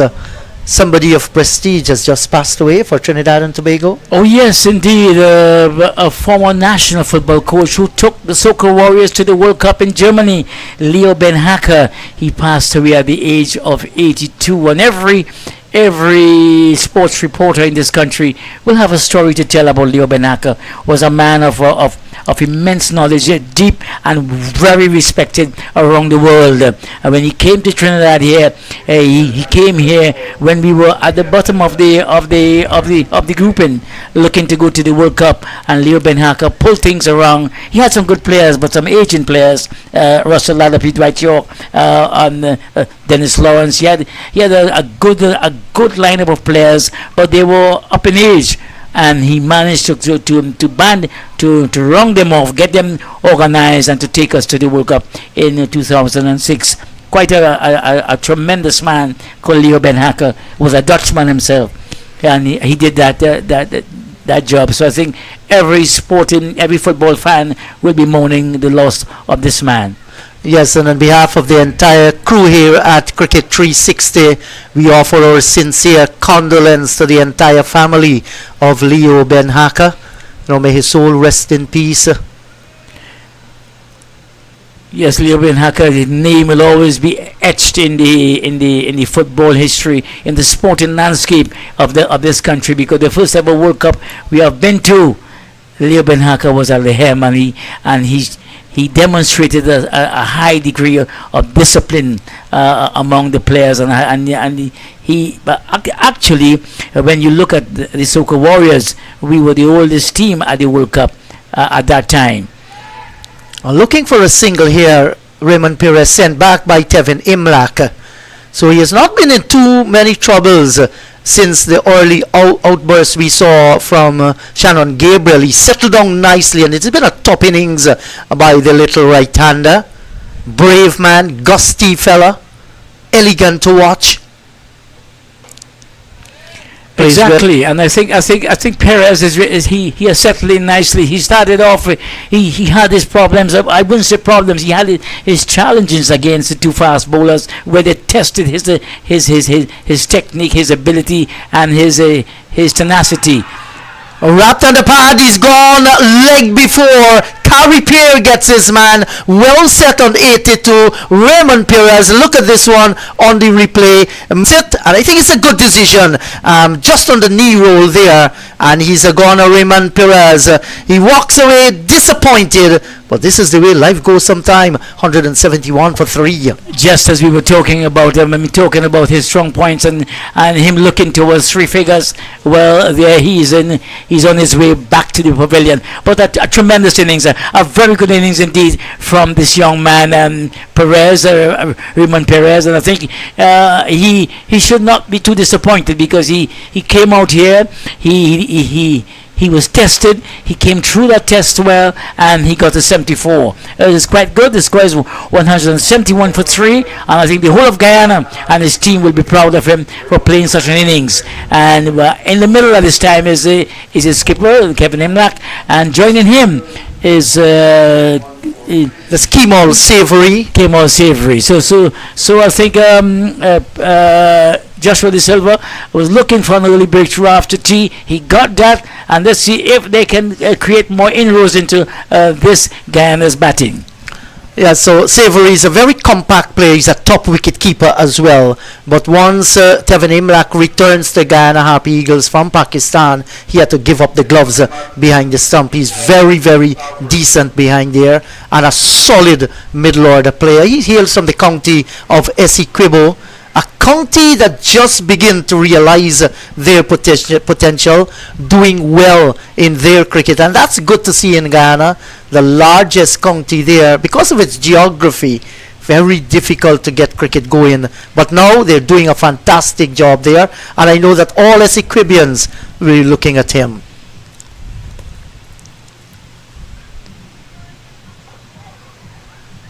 And immediately it's off the mark. They call him the Prince of Essequibo, and so much so they love him. They follow him across the country. Oh, well, he's left-handed, and we have a prince down here who's also left-handed. He's a prince of Port of Spain and the prince of the Caribbean, Prince Brian Charles Lara, and he has one thing in common: he's left-handed. Yes, that's for sure, and he'll do well, Kemal Savory. If not, just pick up a few things from Brian. You don't have to pick up everything.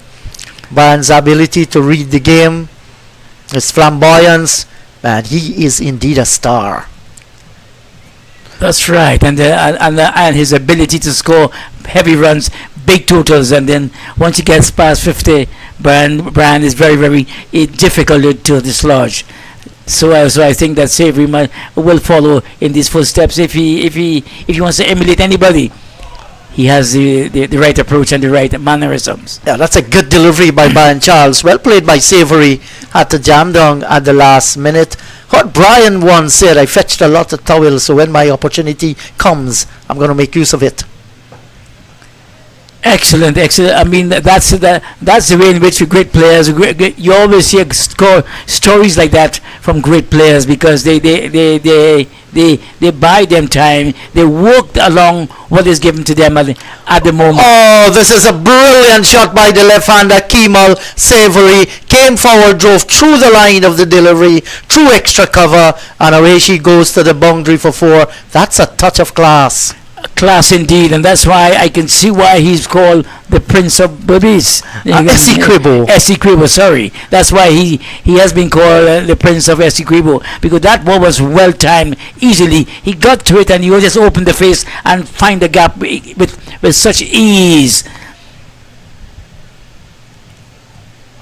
And this time he's chopping at one that's going to run pretty close towards the boundary. Might be pulled back just about now. And the return goes in. Just 2 more. But in the end, he looked good. Was just wondering to know whether he's going to play the shot or not. And he did went through with it. So yes, these Guyanese batsmen, they seem to be always want to maintain the tempo, maintain the turning over, have the scoreboard ticking over, because Kamal just came in, Savory just came in, and he already find the boundary, and already he's a busy man at the wicket, and he has joined his captain, and let's see how they're going to put things together. Yes, and he plays spin and pace very well, so he's very, very competent. The end of over by Brian Charles. It's 178 for the loss of 3.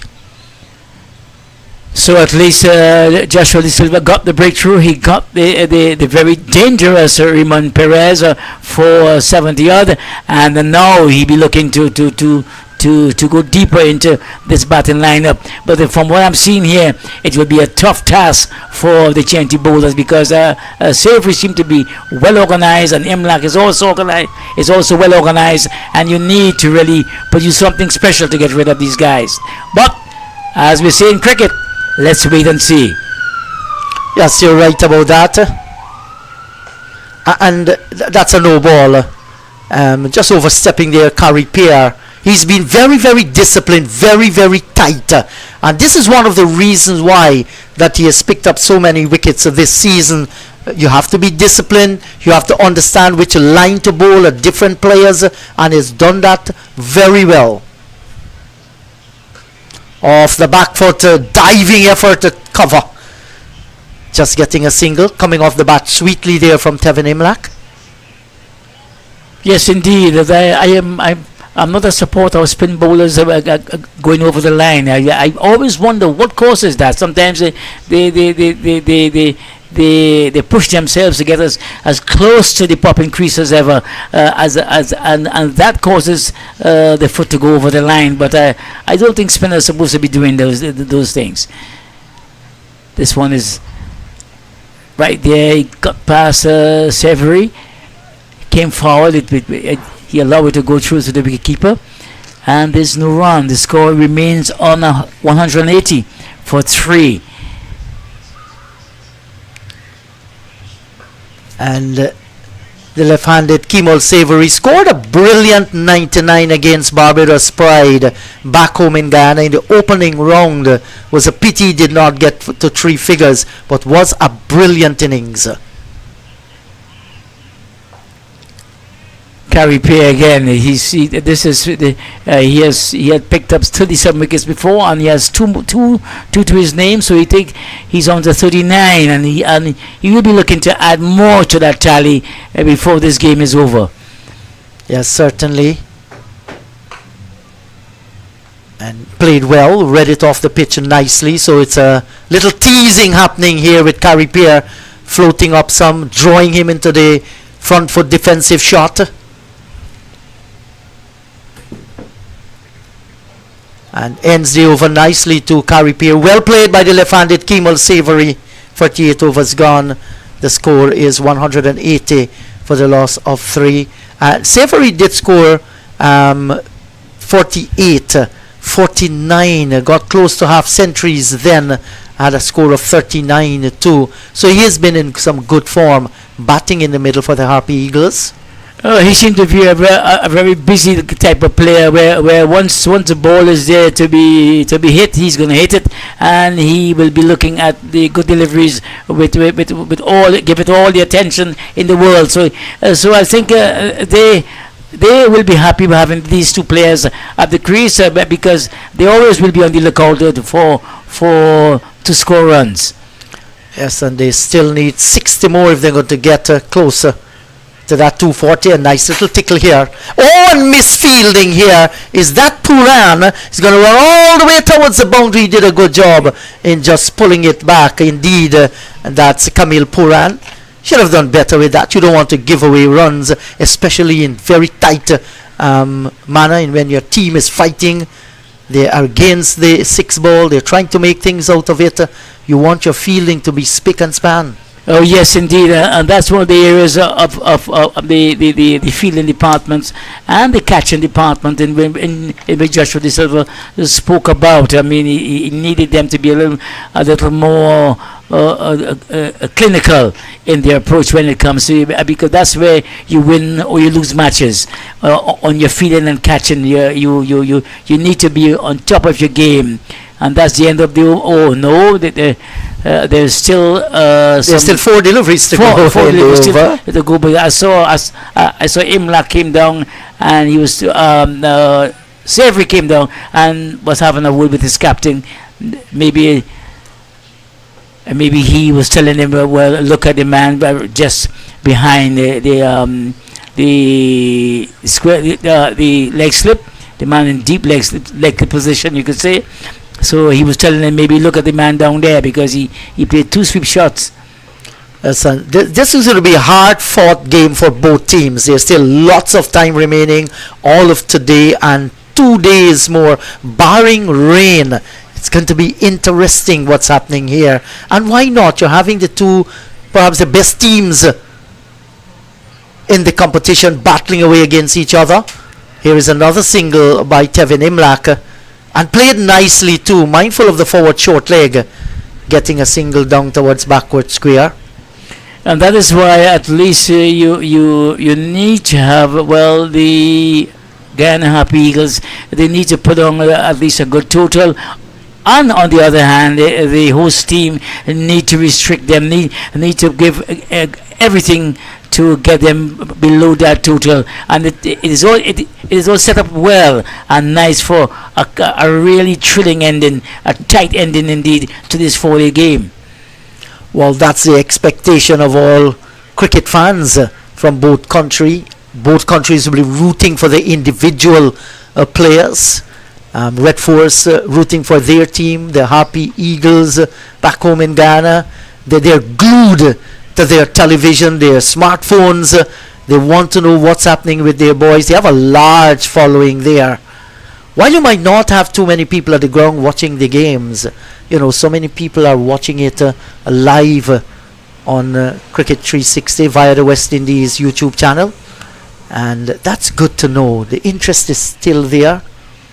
Oh yes, cricket is still one of the unifying games around the Caribbean that people still tune into and want to find out exactly what's happening with the regional game, the 4-day matches, the T20 games, and to the test matches that the West Indies are involved in. People are still interested in those areas. That was beaten comprehensively outside the line of the off stump, kept low, went through with the arm. That's beautifully bowled by Kari Pear, and Kemal Savory will have to consider himself very lucky there. Wasn't doing anything wrong, but beaten by a very, very good delivery.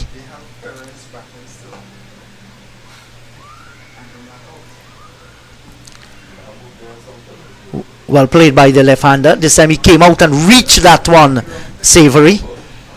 It's good to see a little discussion taking place in the middle there. Imlak might have just seen something that he feel will pass down to his colleague. He did that. That is sensible batting. That is sensible batting, sensible captaincy, when especially between the two batsmen, when you your partner is supposed to pick up things and tell you during your partnership, and I think that is very sensible indeed. What happened between or what is happening with these two players? Yes, and this time Imla gets a single down towards long on, and he played well, played around the delivery nicely. Amir Django is in that position, feels well.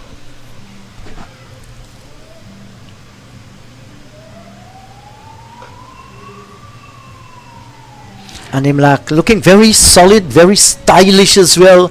Is not bothered whatsoever. I'm getting the feeling that both teams are really giving out their best, because they realize that this session is a very crucial session to the outcome of this game. If these two batsmen can go on, then Guyana will be they'll be cruising.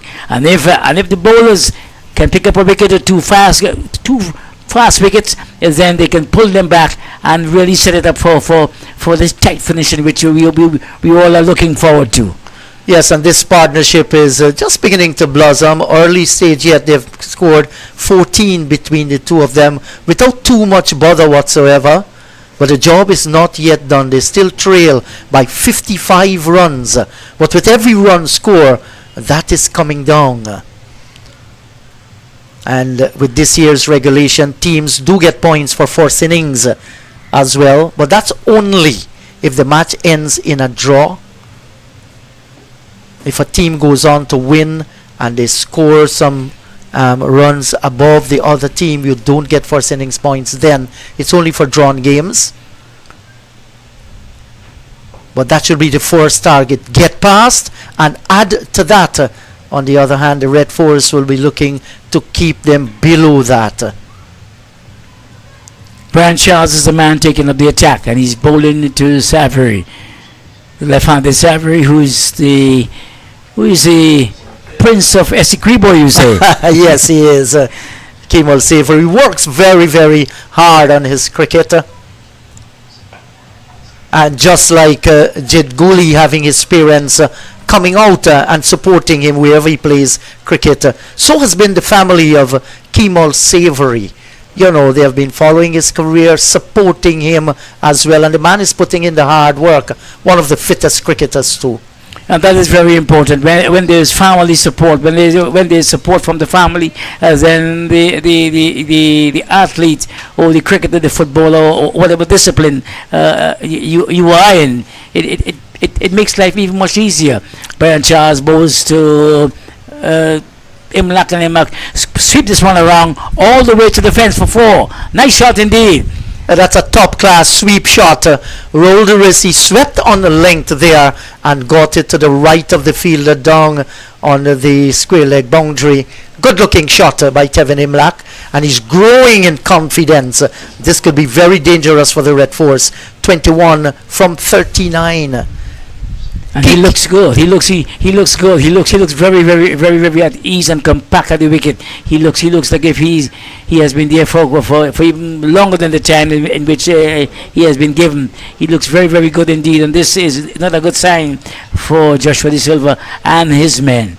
Yes, he's coming up against a team that bats well in the middle. They have not done particularly well in a few matches when they batted first. They have always struggled a little in the first innings, but now they won the toss and they're batting second and look so good.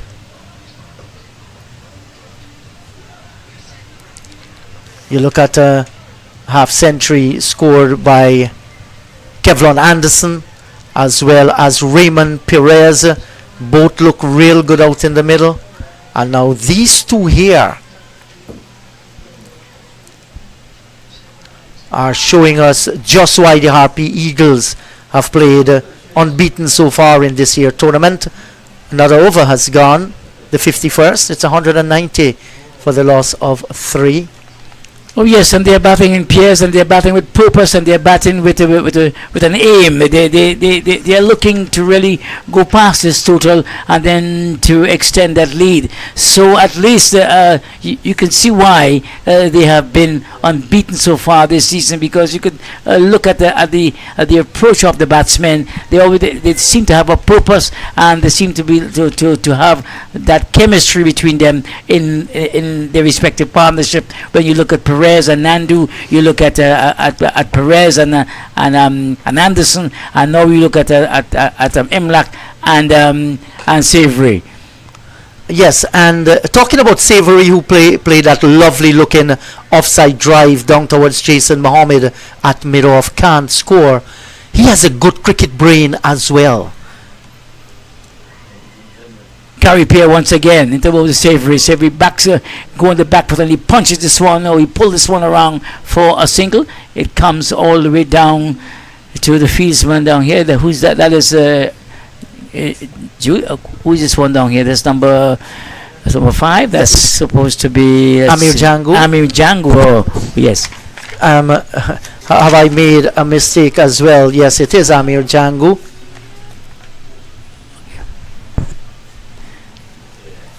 Wow, so close towards forward short leg, but on the ground he played it well.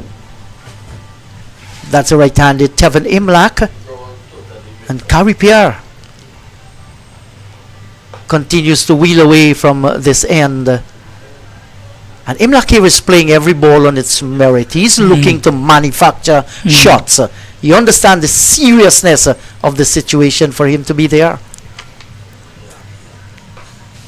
Pierre once again, there's good delivery, and Imlak he's defending very quiet. It looks good, extremely good. And by the time you realize it, they've already put together between them a partnership of 20. 2 for 35. Pierre overcomes to an end, 191 for the loss of 3. So as we look at this period of play, you find that the Guyana Happy Eagles, they are closing in on the 240. They are 191. They're just not too far away. They're coming around the corner and straightening up to get to that 240. So it is a slow grind, but they're coming out of it very nicely indeed. Yes, and they won't mind that slow grind. It's 4 days cricket, and you want to ensure you occupy the crease, you use your time to your benefit. And a quick single will be taken here. Good communication between the two of them. Far too often you see teams being bowled out 30 overs, 40 overs. You're playing in a 4-day cricket match. You do not want that to happen. You must learn to use the allotted time. That's the reason why many teams, that have won the tournament, they have taken cricket into the 4 day.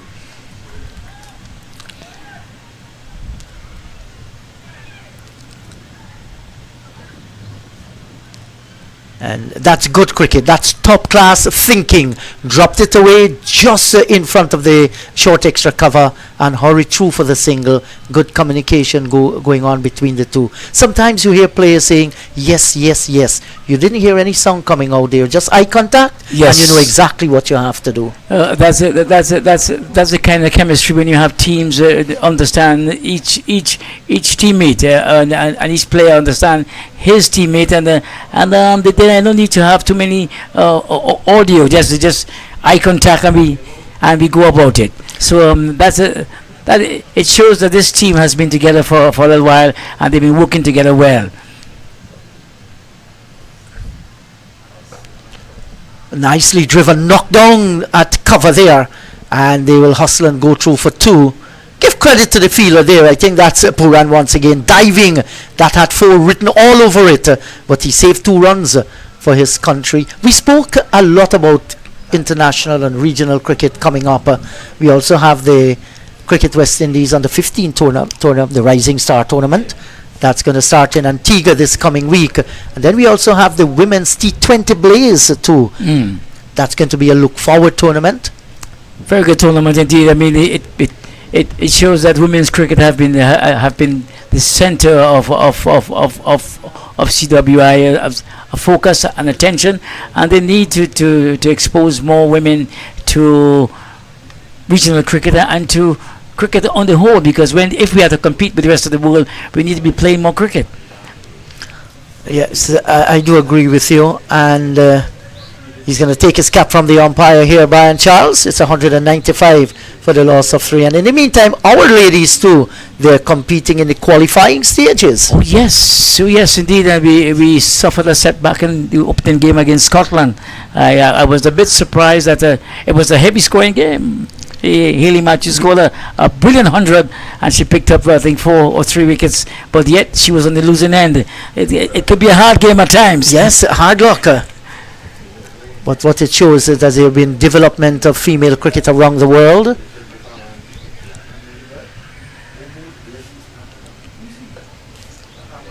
Pair to Imlak. Imlak very, very organized. He knows exactly what he's doing out in the middle. Scored a brilliant 156 in local cricket in the Georgetown Cricket Association Super 50 tournament.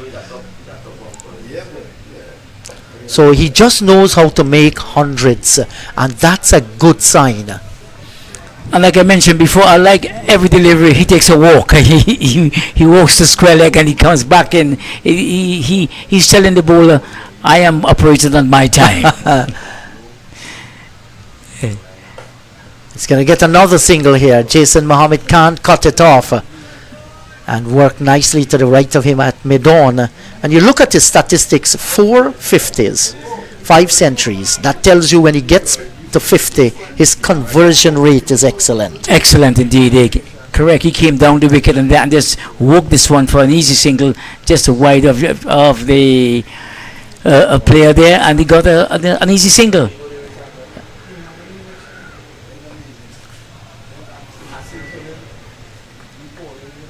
And Kemal Savory, since he has come out in the middle, he has looked the part. Yes, he looked the part. He looked very busy indeed, and never missed a scoring opportunity. He was always there. Anytime the ball is there, the ball is there to be played for runs, he does it. Yes, he actually was named captain of the Harpy Eagles when Imlak was in Pakistan and played well too. But of course, once the skipper comes back, then you have to give way. Sweetly driven through extra cover out towards the boundary for 4. Lovely looking shot. Just shimmy a little down the pitch. Reached it nicely and gracefully dispatched it to the boundary for 4. Cool and calm. He just came down the wicket at a small little, some paces, and he found the gap quite easily indeed. Lovely shot indeed. This partnership is developing into a dangerous one for the Red Force, and just what the Silver will have to at least to separate them very soon, because they can create a lot of headache for the Red Force. Yes, and with that spanking boundary for 4, the 200 has come up for the Guyana Harpy Eagles. 200 for 3 at the current run rate of 3.70. That's not bad at all. That's very healthy scoring rate. In a 40 regional fixture. Yes, it is. It is. Brian Charles, 1 for 39 from his 12 overs of off spin. Imlak is going to squeeze one and steal a single just towards the short fine leg region. And once it's heading down the leg side, Imlak is going to score off those deliveries.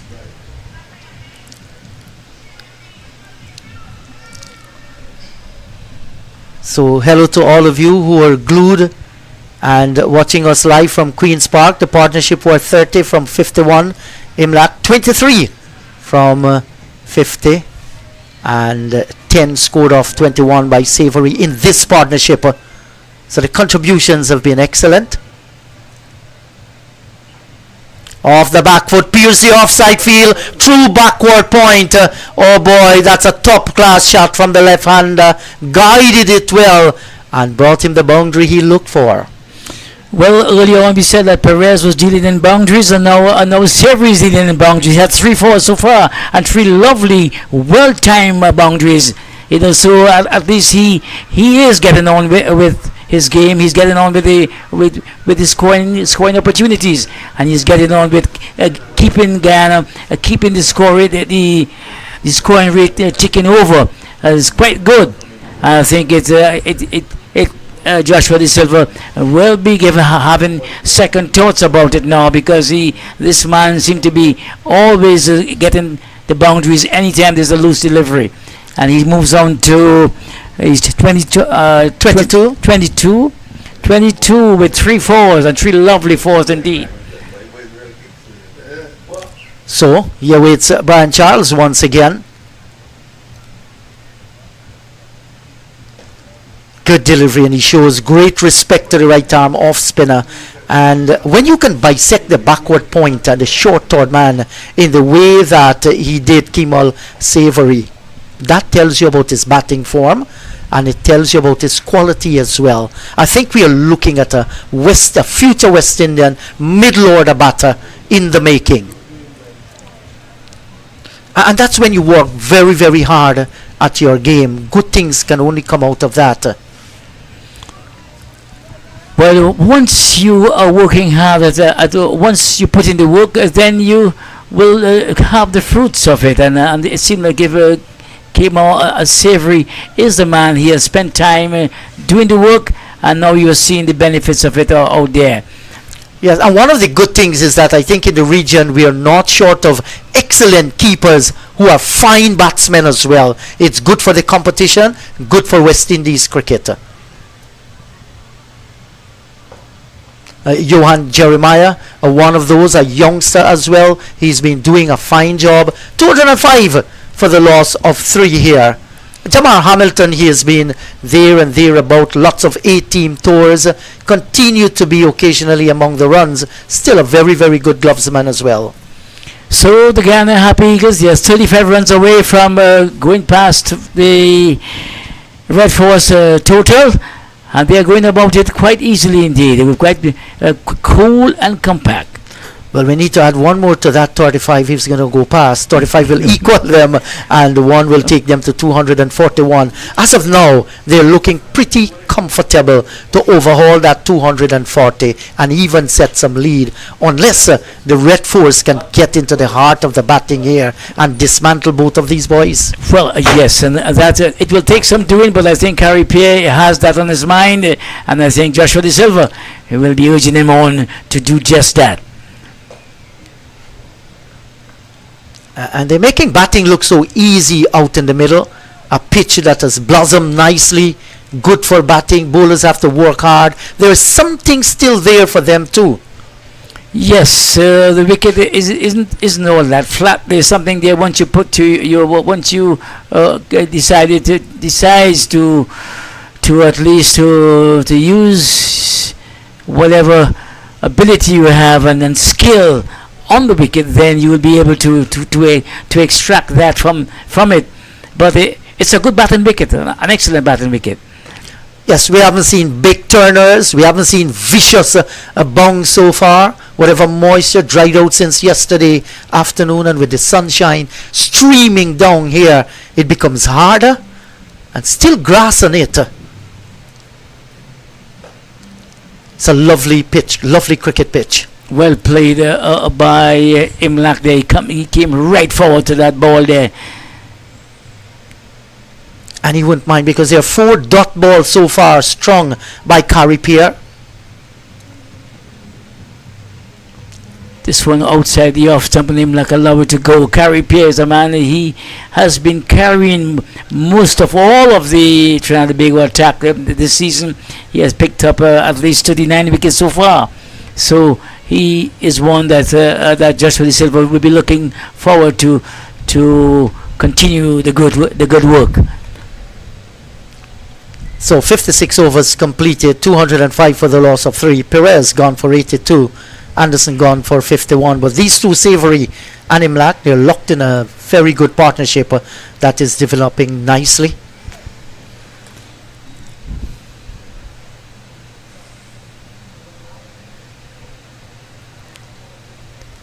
And it's always good to be back here at Queen's Park Oval, one of my favorite grounds in the region.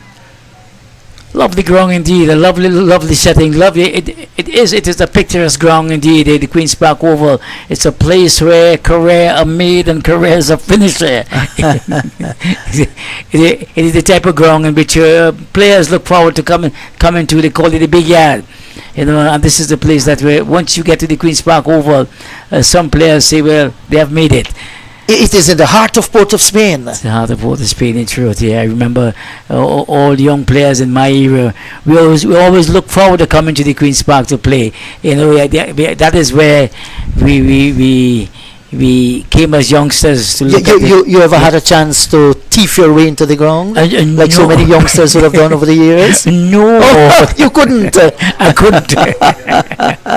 I remember at Border, there was one of our cricket commentators back home. He climbed one of the saman trees that surround the Border ground, and actually when he jumped the fence, he jumped into the hands of a police officer. I mean, I didn't have the opportunity to do that. I always had to pay at its own size. Yeah. Come in and as a youngster, my cousins and my uncle used to bring us down to the Queen's Park Oval. So they'll handle the monetary part of it. Yeah. So Joshua James has replaced the off spinner Brian Charles from the southern end. None for 37 off his 8 overs. Oh, let's see if he can have a better spell. The last one, he was a bit all over the shop trying to get his Lincoln line right. And let's see if this spell will be a better one for him. And he started off a bit not too bad, but let's wait and see how it unfolds.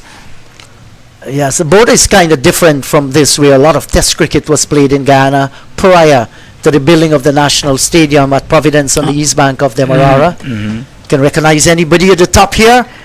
These are having a nice time. If you guys are viewing us live, we say hello to all of you. Okay, and they are enjoying the cricket. They are here to enjoy the second display of this 4-day encounter. This thrilling encounter between two of the top teams of this tournament. And why not? Now for the right-hander, there's just a slip and a gully.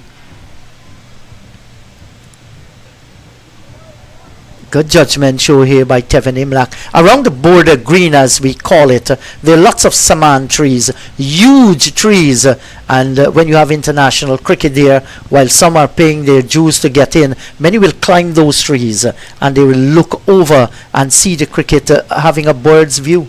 Oh, those were the days when you had the legends were in action. Yes. Yeah. I could imagine the type of excitement. Maybe some of them got so excited that they came down the tree. Well bowled there by Joshua James. That one was well directed on the off stump, and Emlak just came forward with it. Yes, and the rivalry between these two teams, Trinidad and Tobago Red Force and the Guyana Harpy Eagles. If you take the Red Force and the Eagles out, Trinidad and Tobago and Guyana, they've always had keenly contested a battle between the two. I remember reading in 1973, Guyana and Trinidad way up at Skeldon in Berbice. That was a game that was keenly contested, lots of centuries. 4 Guyanese scored centuries in that game, and it was said that the captain of Trinidad and Tobago then got so frustrated he actually ended up bowling an over underhand. Oh, it reminds me of the famous underhand bowling by the Australian player against New Zealand.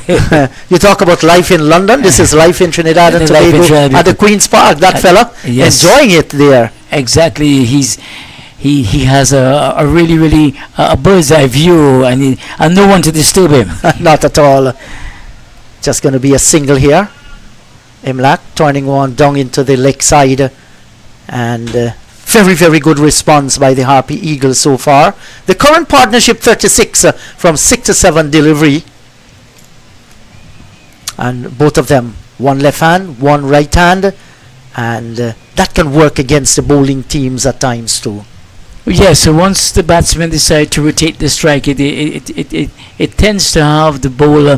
He has to be thinking. He has to change his length, change his line, especially if once the players are of different stature. One can be a bit taller than one, so you find the length and the line has to be different.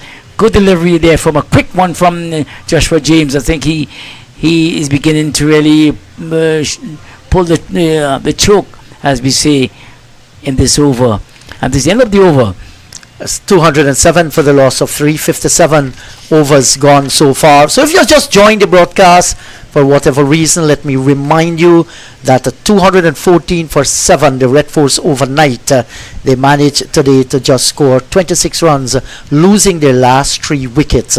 Their innings closed on 240 of 86.5 overs. Niall Smith picked up 4 wickets, Mohan picked up 2, and Paul picked up 3, 1 for Pramal. Those were the wicket takers.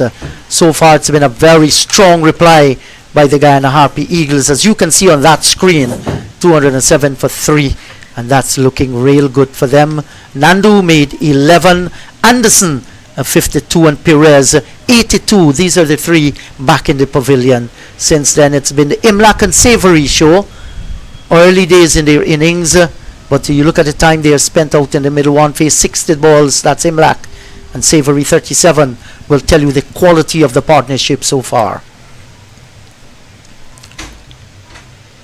Spear resumes his bowling again, and he's bowling to Imlak. And I know the guys at the GCC ground border. They have a club there, one of the oldest club in the region, the Georgetown Cricket Club. Surely they are glued to their television watching this game. Hello to you fellas. And I think it might be so too in various parts of Trinidad and Tobago, especially the sports bars. Exactly, because they are in tune, and they would like to see how this encounter unfolds, because there's so much riding on this game, so much accolades tend to come out of this game. Yes, you're playing for pride. I mean, a championship victory here. There's going to be lots of celebration. You're going to reign supreme for an entire year, and you wait the following year.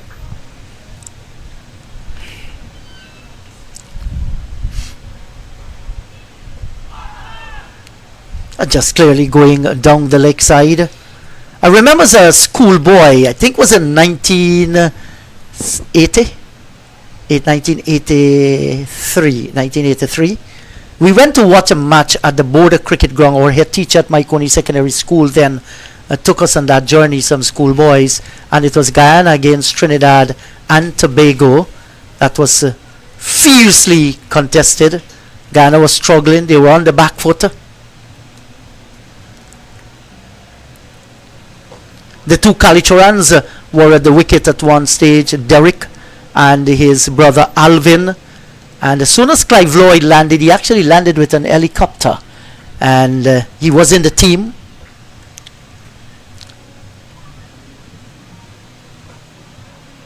They get a single here. Clive Lloyd, it was a roar when he walked onto the ground coming off that helicopter. As the over comes to an end here, 208 for the loss of 3. Well, I must say, Sir Clive Lloyd, well, he deserved. He has done a terrific job for the West Indies cricket and world cricket as well. When he walked into the ground, there was a big roar. He took off his shoe, he had to put on his boots and pads and get out in the middle. The rest is history. A majestic 144, and Alvin Kalichoran 187.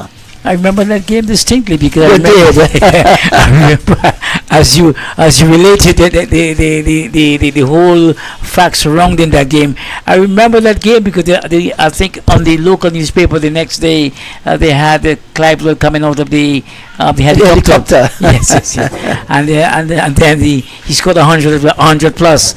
So I mean that game was etched in my mind, because they were saying, this man just came out the helicopter and scored so many runs. That was the type of players that era produced. Guys who just churned out the runs. Absolutely. So, how I wish those days could come back in West Indies cricket. There are so many players who could have played other test teams, but just could not have played for the West Indies. I watched the likes of Hubert Chang from Jamaica. He was a ferocious cricketer. Our own Andrew Light, that little Rasta from Guyana. What a fantastic player he was. Yes. And we had Jeffrey DeJohn going on to be one of the West Indies outstanding wicketkeeper batsmen. I don't think people gave him much credit for being a top class batsman, but he could have walked into any West Indies team as a batsman. Yes, and it was good to see Jeffrey DeJohn when he made the West Indies team. What a fantastic keeper he was. Exactly. Very solid with the bat too. Very solid, yeah. Remember Ralston Otto as well? Ralston Otto, yes, he's from the islands. Yes, one of the Leeward Islands, Ralston. He was a heck of a player. Yes, I think Ralston scored 4 consecutive regional hundreds or 5 around there. I remember him playing also. Ralston Otto, and there was a guy that they rated very highly above every chase, a guy called Jim Allen. You remember Jim Allen? Yes, I heard about Jim Allen. I saw Jim Allen here. He came back and just punched the ball to top, and it raced a bit to the fence. Jim Allen here, but I think he was one of those players who had some problem with one of the eyes. Jim Allen. I don't recall. Yes, I think it was one of the things that happened Allen, to him. Yeah. Yes, there were Mark Nita from Jamaica as well. Mark was a ferocious player. Yes, and I know too Trinidad and Tobago had some of them who could not have made the West Indies team in that era. A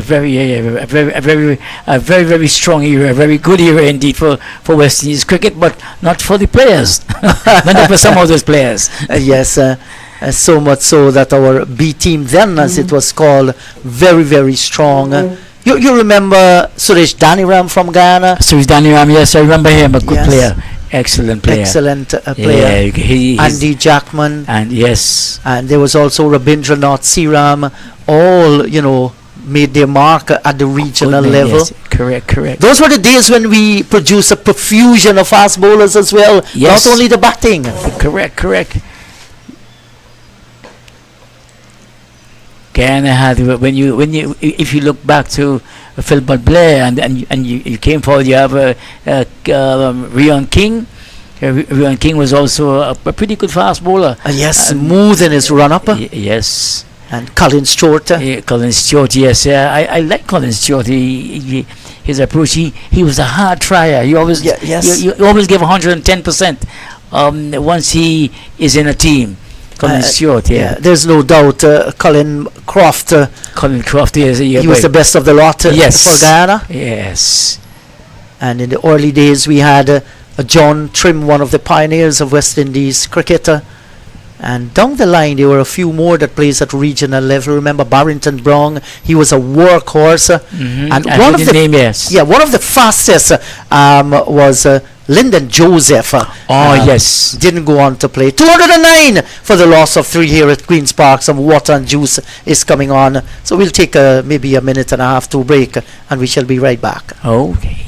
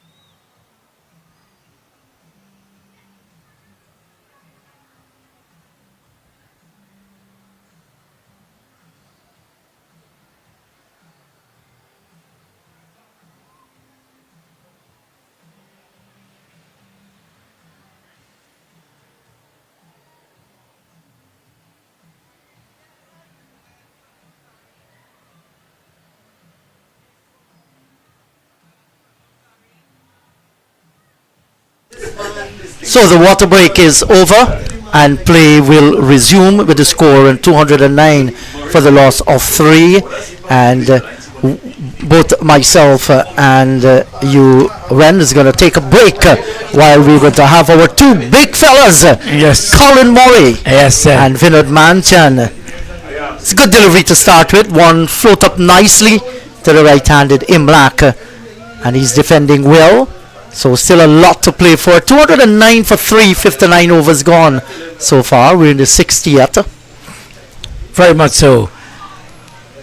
And as you mentioned before, there's so much to play for. There's so much still. There's lots of cricket more, and there's more to be played. There's two more days, tomorrow and on Saturday, the end of this game.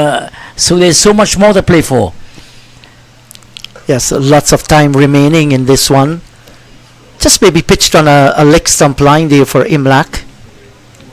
Defending it nicely, can't score. Already 3 deliveries sent down in this over. So like I said, a double change here in the come box. And 2 of the big ones will come in to replace us. Yes.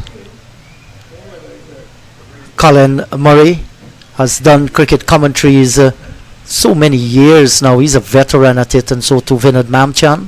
Okay, yes, and Colin is also a former West Indies youth captain. Yes, sir. And this is his home ground. This turf belongs to him. Yes, he's an old Parkite, a Queen's Park man. Yes, he understands this ground. He understands the situation here that his fellow Parkite Joshua De Silva is facing at this time.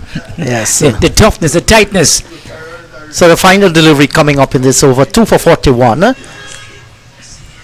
Imlak is defending to bring the over to an end. Another dot ball.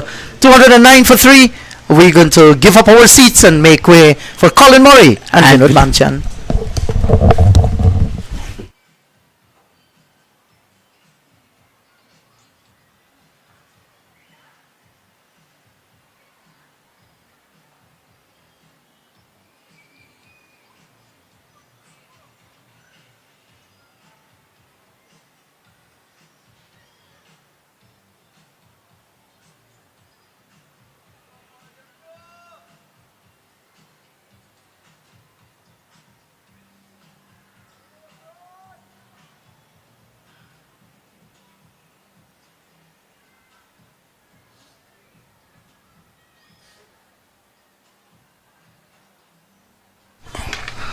So we're back here at the Queen's Park Oval, and you can't be at the Queen's Park Oval and not see or hear from the great man Colin Murray. And I'm sure everyone is happy, none other than Anthony Hollis Gray, that Colin Murray is on commentary with us. I really want to thank him. He's just making a guest appearance today, and hopefully I'll convince him to come for the entire day tomorrow. Good afternoon, Colin. How are you? Good afternoon, Vinod. You're trying to put me on a little spot there, you know. And firstly, by calling the name Anthony Hollis Gray, I'm not too sure of that. But I'm looking at the screen there. I think that's Joshua De Silva's dad. That's him there. Yeah, that's right. Yeah. That's the man. I tell you, very supportive parents he's had, you know, Joshua De Silva, since, of course, he attended St. Mary's School and then went on to play. I remember him playing for Queen's Park, second team. And his mum and dad were always there. You would have thought it was a test match. Yeah. And they were always there and supported him getting into first. He was in England last year for the test series. But not only the parents, I mean, they're great parents, and I've had many conversations with them, very supportive, but they come from a club called Queen's Park. I was asked the question if it's the best club in Trinidad, and I further went on, it's the best in the Caribbean. You know, it's support. A club that supports its players. Yeah. To fill this delivery worked away. Oh, a lovely bit of work there by the umpire. Well, he got out of the way. That's the important thing. He went for the count, but I think that's probably the player of the day. Yeah, I think we're gonna have a look at that again. Let's have a look at that again. Lovely pick up there by Camille. That's not umpire Taylor, is it? I think that's Reefer. Yeah, because umpire Taylor, I don't know if you recall. Yes, that's Leslie Reefer. Right. Yeah. Umpire Taylor, who is the other presiding umpire, he went down for the count, I think in a CPL game last year, when I believe it was Rutherford, drove straight back past the bowler, and Taylor hit the ground in a flash. You had to give him credit. Well, I'll tell you something, Colin. He's having PSD because yesterday someone played a straight drive. I think it was Carrie Pear, and it was passing close to Taylor, and he ran to the fourth pitch to the east, and signaled the four. I tell you something. Let's have a look at it again. Look at it. Yeah, boy, Oh my! Leslie Reefer. Give him credit. He went down for the count, and the ball still avoided him. But interesting, and I mean, you're looking at this Guyana batting lineup, and give them credit because they've been very consistent. I think that's the main difference between the Guyana Harpy Eagles and the Red Force is the consistency of the Harpy Eagles. And we were speaking off air, and we would have done all the games in Guyana as well, and Kimo Savory, you had some good things to say about it. Yeah, I haven't seen him very much, and there's a little I've seen him thus far in this innings. He looks good. He's his movement, his feet movement, he's getting in position well. He's getting behind the ball. He's playing some nice off drives. He looks a fine player at the moment. But I hate to be the one, Vinu, to start to say, well, he looks like a future West Indian player and things like that. I think, he needs to mature a little bit more, but he looks a fine player. Looks a fine prospect, and I like what I've seen of him so far, both in defensively and his stroke play. Yeah, I've seen a fair bit of him. I tell you, he's definitely someone to work with. He's definitely someone who has a bright future once he stays the course. Yeah. What is his stats like for the season? I haven't really been following. You have any idea? Yeah, I think Inderjeet Prasad will soon bring that for us. Yeah, because he has been very consistent. Well, I was about to say that consistency is a key. Because you can't be, play one game and you get 10 and 5, and then the next game you get 80, and then the following game you come and you get 15 and 6. You got to be consistent, and that is what takes you in a different sphere to the ordinary player. But the Harpy Eagles going along well at the end of the over, 2-11 for 3. So I see the umpire, the third umpire is coming out. I think Leslie Reefer may just take a timeout, but we see him walking down towards the third umpire. I think he's going to take a timeout and go and get some sort of treatment because he took a pretty good tumble there. Yeah, so just Inderjeet is just giving us an idea of Savory's scores. He got a 99 against Barbados. He got a 56 not out against the Academy. And This was last year. Oh, this was last year. Okay, 99 going. 99, right. And then he got 69 not out against the Red Force as well last year.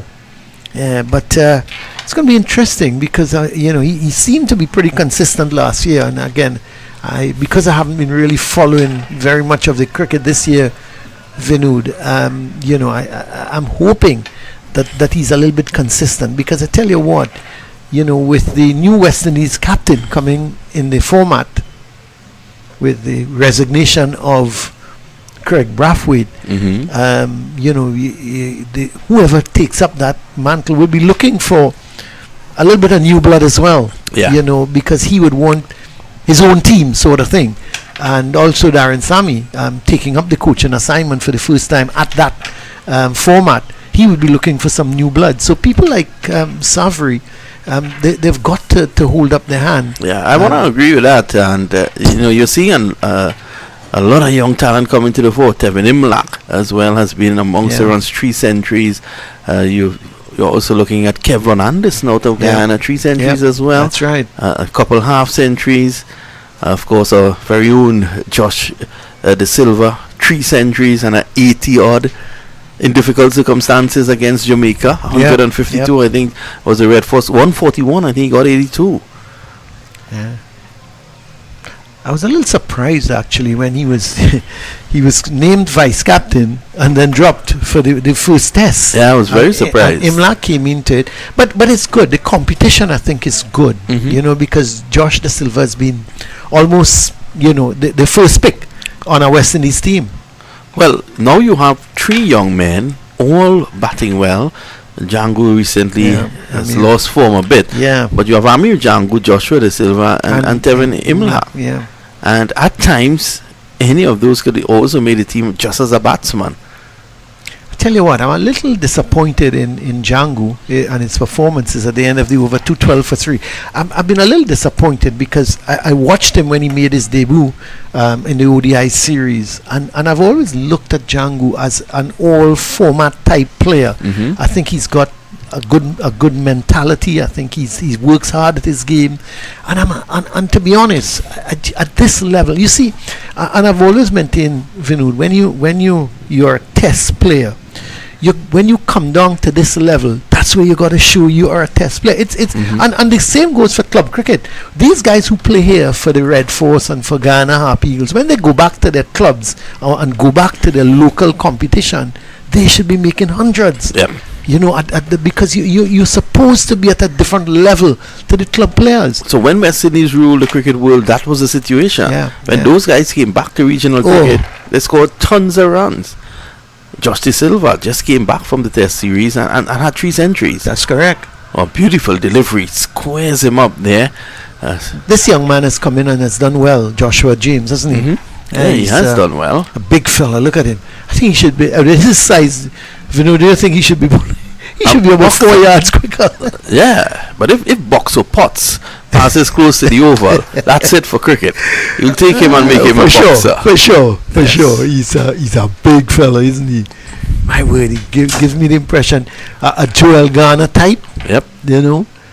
And but Joel Garner wasn't quick, you know. What he had was that brilliant Yorker, which he seemed, that's a little bit uppishly. Imlach has to be careful. They're not 212 for 3. I mean, you know, a wicket or 2 can turn the tide here. I mean, Guyana Harpy Eagles totally on top at this point in time. But these two have got to continue batting. But I'm thinking, Colin, if the Red Force can restrict Guyana to not a big lead, let's say 288, 285, then a 30 run lead. Remember, Guyana has to bat last on the strap. Yeah. So that is also in the thinking. I made a point earlier on today that I want to bring up with you. Oh, that's a lovely shot. 2 straight though. I was saying that there has been a lot of talk. If Trinidad and Tobago wins this match, they will end a 19-year drought. You'll well remember the last time they won a title, that was under Derek. I was on the board. Yeah. I was on the board, my friend. Let me remind you. Yes, Derek was the president. You were on the board as well. I was a nominated member on the board. Right, I remember. Darren Ganga was the captain, Omar Khan the manager, David Williams was the coach. Yeah. So 19 years. Now, Trinidad and Tobago stands a chance. As this is whipped away. That's a lovely shot, but bad delivery, isn't it? Too short and outside the line of the leg stump. Yeah, into the boundary for 4. So now Riyad Emirates has taken over this team, and there's been a lot of talk with the new coach. You know, Trinidad and Tobago could win the title. The point I made to Astle Wren when I was on with him today is that this is not something that has happened overnight. This is David Furlong's work over a period of time. You don't just show up and win titles. Yeah. David has been working hard with this team. He has had a lot of success in white ball cricket, and the red ball has eluded him, but he has been working and bringing them to this stage, even mentored Riyad Emirates. So my point is, if Trinidad and Tobago can go on to lift this title, a lot of credit has to go to David Furlong as well. And I agree with you. I think he's a lot of the players you're seeing on the field has come through the line. That's a risky run, but well done in the end. Very well done in the end. But a good call. And who's that at mid-on? It looked like Tion Webster, and he was a little bit slow. He's on the field as a substitute, but he was a little bit on his heels there. Never thought that Imlach would have pinched a single. Really good running. Yeah, and Yeah, David Furlong, he's been very successful at club level and then went on. I think he wanted to, how should I put it? He was with Queen's Park and Queen's Park were winning titles under David. I think he wanted to test himself at regional level to see just how good a coach he was, or he is. Unfortunately, he's never able to win at the 4-day level, but he's certainly done well in the shorter version. That's good running. That's excellent. Chance to run out. Yep, good running. He was home early. We'll have a look at it still. Yeah, but I thought it was a good run. He decided early, and it was his call because he was coming back to the danger and Savory. And let's have a look at it. Yeah. Watch it. I think originally he was thinking a single, and then he realized that there could have been two. He could have pinched two. Look at him go. And look, that's good running because you could see he was grounding his bat from a long way out.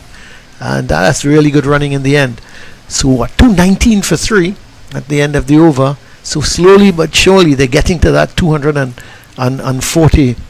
Yeah, what my thing with our tournament now, with the 4-day tournament, and from a local perspective, I don't think locally we play enough 3-day cricket or four. I mean, well, the league is no longer 3 days. Yeah, they it's play back to some 2 and 1 or 2 games. They play 3-day cricket, and my problem with that is that if you're going to prepare for a 4-day tournament, you got to be playing the longer version of the game, and the guys have got to.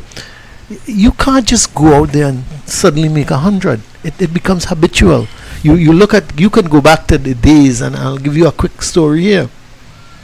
I remember when I was teaching at Fatima at the time, and I was coaching no, I wasn't coaching as yet, because But we brought up, but before you go further, we did speak about that yesterday, that Anil Roberts was a footballer and you were the coach. that's right. Yes. Yeah. Well, that's another story. Anil tells that story best. But anyway, I remember there was a cricket game going on with the under 14 level at Fatima, and the coach at the time of the under 14 team, a guy called Harry Ramdas. He's widely known, Harry Ramdas, and they're gone on the attack here because Imlach has been pushing forward, long forward to pair, and I think they're trying to stop him just pushing forward.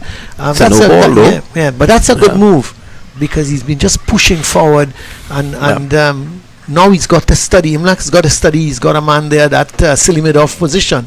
That's good captaincy. Yes, he has been aggressive, and I made the point that because of the fact that West Indies team has been losing over the last decade, more than a decade, I think captains in the region have become too conservative.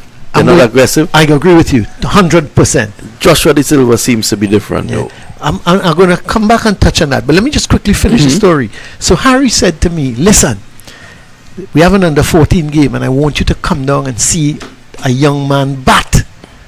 I said, boy, I was at under 14. Well, not a no ball, Collins. Yeah, I don't know what's wrong with Gary Peer, but look, he's having a look now, and can't just do that. He's got it. That's what he's got to do now. Remark his that's right. He's just remarked his little run, and he's marking it off. That's what he's got to do. You just can't just continue bowling new balls. Got to have a reason for it. Anyway, and so I went to see him. I went to see this young man bat, and the young man literally was very short. The pads was probably reaching him just about above his waist, and the little guy technique was absolutely fantastic. He was finding the gaps in the field. He couldn't oh gosh, he's gone. I tell you what, Vinod, that move of that man at silly mid-off changed the entire complexion of Imlach's innings. Brilliant captaincy there by Joshua De Silva. Absolutely brilliant. You could have sensed something was about to happen when he put that silly mid-off, and he was very silly. In fact, he was right there. Look how close. And looking to remove him from there. Well, he was looking to attack. No, he wanted to go on the attack. He wanted to say, okay, because they took the guy out of that cover position. That's a brilliant move, and at least it's not a no ball from Carrie Pair. Yeah, well, Carrie will tell you that he was just playing. He was trying to get it fine-tuned. Yeah, back to that story. And anyway, the guy, he got 110 not out. Okay, he batted through. He opened and batted through the innings. 110 not out. He was under 14. Of course, when at Fatima College, I don't think I have to tell you who the boy is. Brian Charles Lara. Yeah. Yep. And the point I'm trying to make is he was making hundreds, Vinod, at under 14 level. Now I know you're going to say to me, well, boy, he's different, he's special, he's one of a kind. Yeah, but my point is, he was so when he got to a higher level, 100 was not a problem for him. He was accustomed of making hundreds, and that's the problem with a lot of our batsmen today. They're not accustomed of making hundreds. So when they get into 60 and 70, they give it away. Charlie Davis, I remember him once telling me I was playing a game. I couldn't play for the first team because in those days cricket was like Saturday, Sunday, Saturday, or Sunday, Saturday, Sunday. And one of the weekends I couldn't play. But the third team was only playing 2 days, Saturdays, and I went down there. And I played against Paragon, and I got 100. And Tony Gray will tell you probably I was playing against the blind, but I got 107. I got 107, and Charlie Davis said to me, "Hey, when you get 100, I don't care. You have to make 200." He said, "When you get in that kind of position, you could be playing against the blind. You have 100." Think 200, and those are how those guys thought. Charlie Davis was a criminal, like a Geoffrey Boycott. He would bat here, get out, and then go in the nets. Wow. He wouldn't go in the dressing room and sit down. He would look in, and let me tell you, if you were passing, he said, "I got a ball. Can you bowl to me?" That was the kind of guy he was, and that's what you want to see again with West Indies cricket. 221 for 4. So Trinidad and Tobago Red Force back in it a little bit, Vinod, with that wicket of Imlach. Especially Imlach, he has been in good form. They'll want to work on getting rid of Akeem Al-Savory. Of course, Kevin Sinclair, we all know what he can do. I think in one of the innings last year, he had a 170 odd. Very good player. Yeah, and you anyway, just going back to what you were saying too about the captaincy, that's the problem. You know, and I mean, listen. Craig Brathwaite, to me, is he's opened well for the West Indies. You look at his stats, 98 Test matches, but to me, he wasn't my favorite as a captain. I must admit, there were times I thought that we had a team on the rope, and he would let them off. I remember, it's funny that you would bring that up. I remember you and I were on commentary in a Test match, and 7 wickets were down. 220, 230 odd, 7 wickets were down. So at that point in time, with 7 down, number 9 coming into bat, and there was a man on the point boundary, there. I know what you mean. Listen, there was a time we had England on the ropes, and Stuart Broad came in at number 9 and got 69 because there was no attacking fields for him. So when he edged or he pushed forward, there was nobody to catch him because there was a deep mid wicket, there was a deep backward square leg, there was a long on, and this man was batting at number 9. And I had a real. So you need to seek positive captaincy. Yeah, this is what you want to see. Edged down to third man. Now you spoke of Brian Lara and what he was getting centuries at under 14 level, and you said at higher up, scoring centuries was not an issue for him. And you also made the point, people will say, okay, but he was special. That's right, and I agree with that. Okay, let's talk Mike Hussey. He had 31 first-class centuries before he made the Australian team. Yeah. But again, you're coming to another point. First-class cricket, the amount of first-class cricket that these guys play as opposed to our guys. Well, I'm seeing some positive markers in West Indies cricket, and especially financially, like the winners of this tournament this year gets $250,000 US, which is a lot more than what was on offer before. Dr. Shallow has, and the executive has been able to somehow in difficult time find money to give incentives to push things forward. My greatest hope, Colin Murray, is that we return to the two wrongs, home and away, for the first class cricket. I tell you something, you keep bringing up things, Vinod, and I think I have to leave and go in because you're getting me worked up, Vinod. I'm not supposed to get worked up. You see, when Tony Gray, you came in here and Tony Gray was not here, you thought you got away. But no, you didn't get away, Colin Murray. That's a bad delivery. He's got away with it. Just outside the line of the leg. Now there's a man at fine leg, but you would have thought Sinclair would have got that a little squarer. But listen, you see the disparity in terms of funding from ICC. Yeah, I saw it just recently. Yeah. West Indies cricket gets $27 million. Yep. India gets $142 million, followed by Australia with 138, and then England. And how are you? This is the end of the over. What 226 now over 4? How are you going to develop West Indies cricket as opposed to the big three? It's crazy until they come up with a formula. But I don't know how this, and I have to include West Indies in this. How the smaller nations are allowing something like this to happen without placarding when you go to a meeting and say, listen, you can't give India 100. Look the last World Cup that India just won, right? India had all their games at one venue in Dubai. No traveling. One hotel. Yeah. Right. They got accustomed to the various wicket pitches that they were playing on. New Zealand, on the other hand, had to travel from wherever, Pakistan, Lahore, and come to Dubai, and then go back to Lahore. Go back because they weren't sure. Right. They had to wait on another result.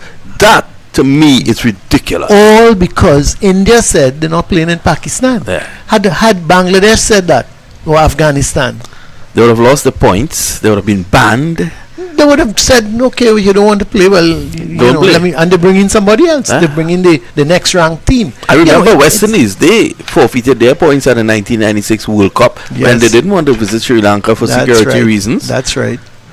Then India should have forfeited all their points. Very poor indeed. Yeah, but until you kind of get some in terms of the funding and you get it, everybody becomes, and because that's why they're now talking to about a tier 1 and a tier 2 league. That's crazy. That's absolutely crazy. Don't think it will happen though. I hope not. Yeah, because that when you're in tier 2, how are you going to improve? Yeah, and how are you going to encourage investors? Exactly. So it's just crazy what's happening with cricket now.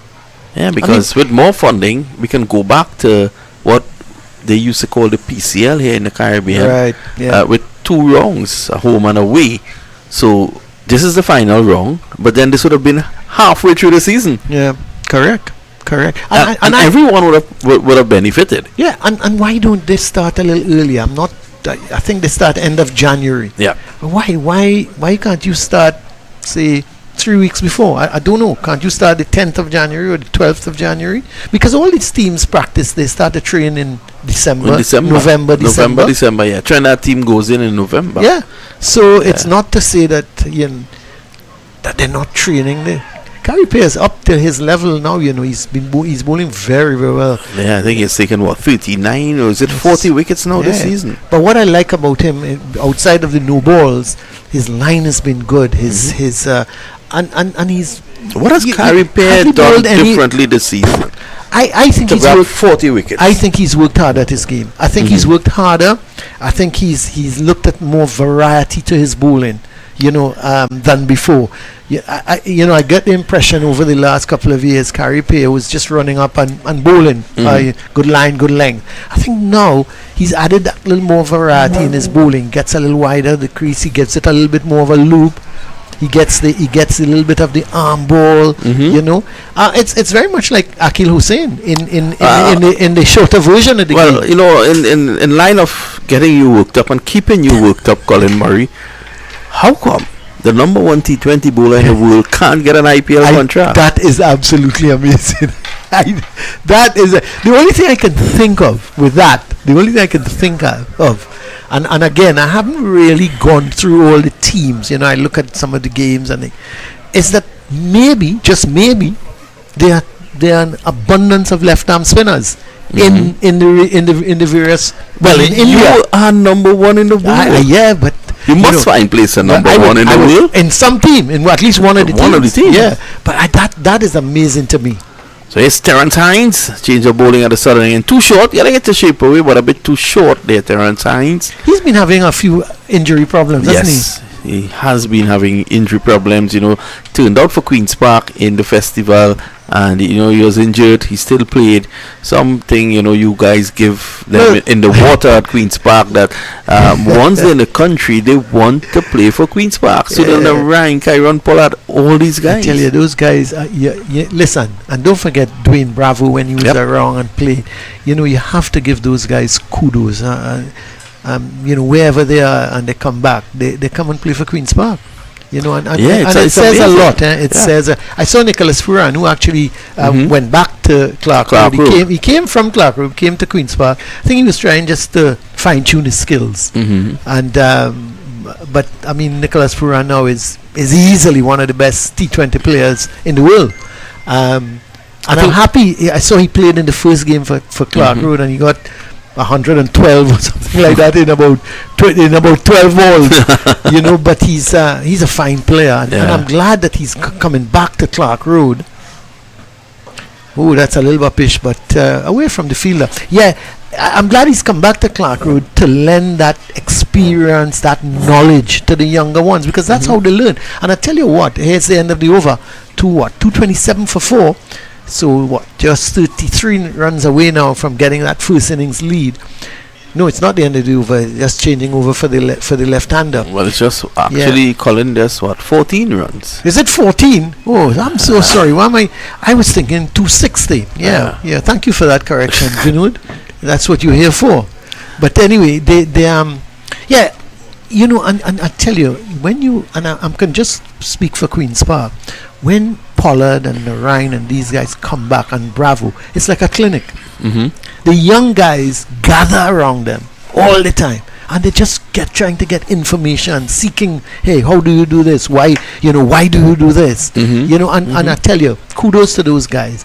They share all the whatever information they can share with the younger guys, and that's how it should be. And that's why Queen's Park is an institution. Here is Hines, another Queen's Park man, wide outside the off stump. Easy for Savory there.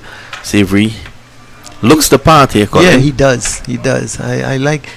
Was in a little, I wouldn't say trouble in the last over from Pear, but I thought Pear attacked a good line, maybe middle and leg, just back of a length, and he wasn't too sure whether he should go forward or come back, and he was just playing it at the last moment, very, very late. He was trying to turn it to leg. Got to be careful with that because he could so easily get a leading edge. Too wide of that off stump from Hines. Got to get back on target. And again, he needs to come around here, Colin. Yeah. Corridor of uncertainty. You like that? I love it. I love those two yellow lines. The corridor of uncertainty. Yes, man. I love it. But he's got to get closer. He got to make him play. But Hines, he's got an interesting run up, isn't he? He's almost. It takes his time. Oh my! Skinny though. Almost jogging up. Yeah. It's like Ronaldo Ali Mohammed out of Guyana. I haven't seen him actually. I didn't see him bowl yesterday. That's had a great season. Oh, that's better. And did he get an under edge? Well, that it's all the players, the wicketkeeper, the two slip, and the bowler all went up at the same time. Yeah. I'm just wondering. That's the only thing he could have got on the edge. On the edge. Well, look at it. They're still standing around. They can't believe it. Do you realize that's the umpire who's come on to replace Leslie Reefer? Yes. I'm not too sure who he is. And that the third umpire, but let's have a look. Look at it. Difficult to tell and without Snicku. Probably our producer can slow it down a bit. There was Hines.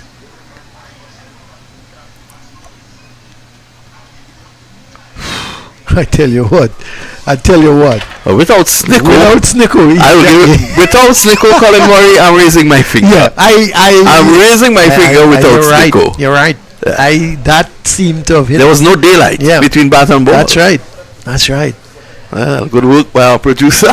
Yep, excellent, absolutely brilliant. Because the only thing that could have hit is some part of the bat. Yeah, but the umpire will say he's in the best position. Yeah, he is in the best position. And I tell you, without Snicko, but I know just now you'll introduce Snicko. Vinod, I know that will come by next year. We'll work on it, Colin. Yeah, I'm sure.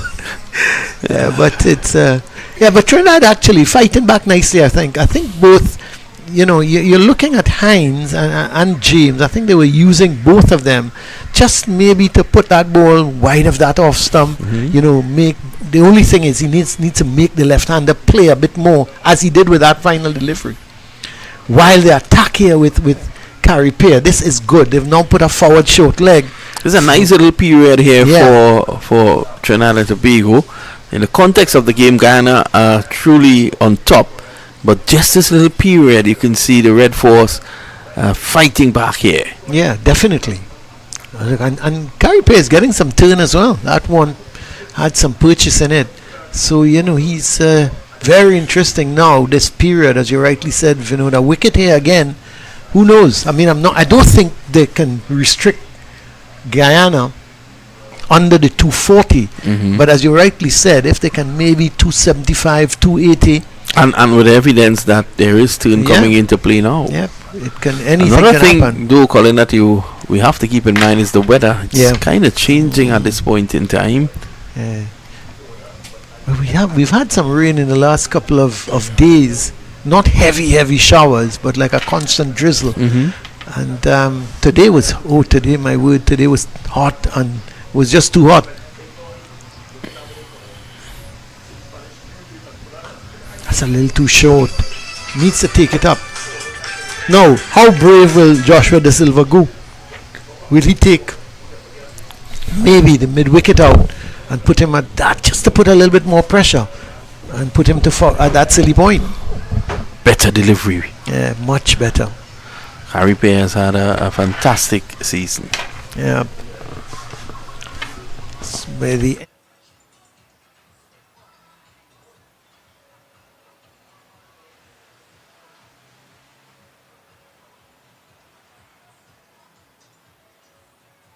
Colin, you were making the point. Yeah, no, I just said how brave can Joshua De Silva go and maybe apply a little bit more pressure, take out him, because the control of Harry Pair is pretty good. He's keeping that ball just on around that off stump, getting a little bit of turn. He's got that forward short leg in play. So you're looking at Anderson and at Sinclair. He's very aware of that forward short leg. Now maybe take out the mid wicket and put him at a silly mid off. Yeah. Just to apply a little bit more pressure. Not you're gonna get him caught at silly mid off, but just that pressure. It's like what he did. Yeah. Brilliantly early on. Yeah. Putting that silly mid off. He wasn't caught at silly mid off. Imlak was caught behind. That's right. So you got to sometimes decide, and now is the right time, because you know what. Both Harry Pair, the bowling now, in my view, I have to be careful. I don't want to say it's on top, but they're bowling well. And the runs, and the runs have really dried up. We haven't seen a boundary for a while, and even Savary, he's been batting so well. He's on 27 now from 62 balls. But when last did he hit a boundary? I can't remember. I mean, I'm not that old, Vinod. I know you might say that. Yeah, but I don't know when last he hit a boundary, but I think it's a good period now for the Red Force. That's too wide. No, you could see the intention of Terence Hines, but he's probably going to work and work and work. Yeah. So you started here, Colin, your favorite lines. Yep. I think the idea is to probably work and work and work and come in there. I think with the far one, this one here, let me go here. Ooh, not so great. But that one is I think when he tries the quicker delivery and he loses the line. There again, you could a little bit more pacey, and that's not a bad idea. To a little bit, you're mixing it up a little bit, but you gotta get that ball pitching in the corridor of uncertainty. So a nice little crowd cover for him. Yeah. Gabriel, though, has been absolutely brilliant with the ball and very unlucky. Since the last game against Jamaica, Gabriel has been brilliant. Yeah, well, and every commentator who comes on say that it has surprised everyone because Gabriel is playing for Woodland.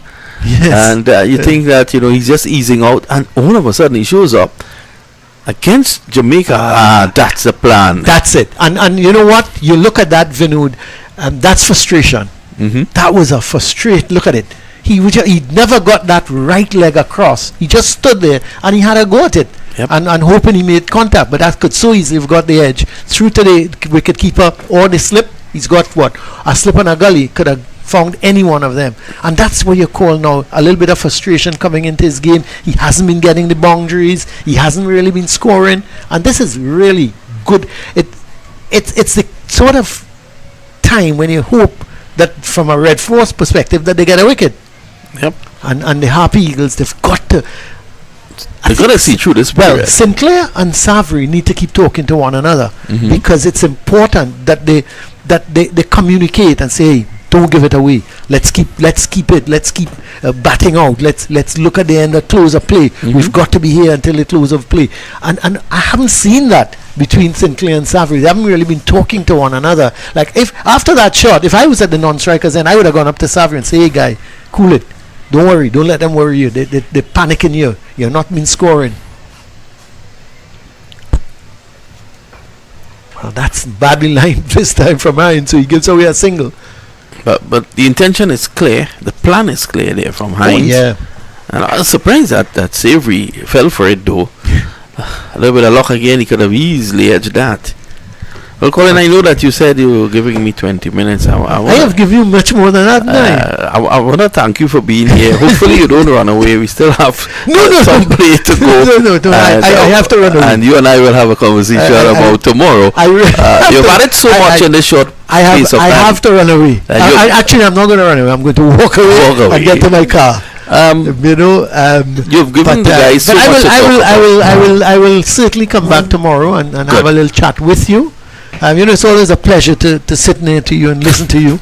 And for once, you haven't really said anything untoward about me, which I'm happy about. I'm very happy about. I will leave that in the hands of Ruskin, Mark, and Anthony Gray. Well, yeah, but I'm accustomed to them. But those guys have nothing good to say. But but I don't. Unlike you, I don't take them on. But I know you come from a different cloth. Yeah. But here's Harpy again. But I'm going to leave you, Vinod, in the good hands of Astelren. Here comes Astelren, and with him will be Inderjeet Prasad, just taking a different view.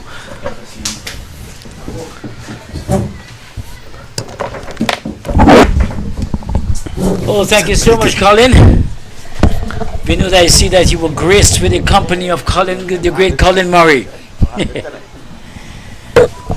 It's always a pleasure to hear Colin Murray. Colin Murray is like a staple when it comes to cricket at the Queen's Park Oval. Very much so. Very much so. I'm in awe sometimes to sit in his presence. A former West Indies under-19 captain. He brings so much knowledge. To the setup. It's good. It's thought-provoking. He would have given now, as I take my exit, you and Inderjeet so much to discuss and to develop on, as well as Harpy. Very much so. I am delighted to have sat just behind you all and listen to the conversation, listen to the commentary. There's so much to gain and so much to learn from. So thanks so much to Colin and to you, Vinod, as we continue with the action on centre field. And Harpy is the man who is doing the action. Good delivery, good line there from Harpy. I leave you in the hands of the Maikoni master.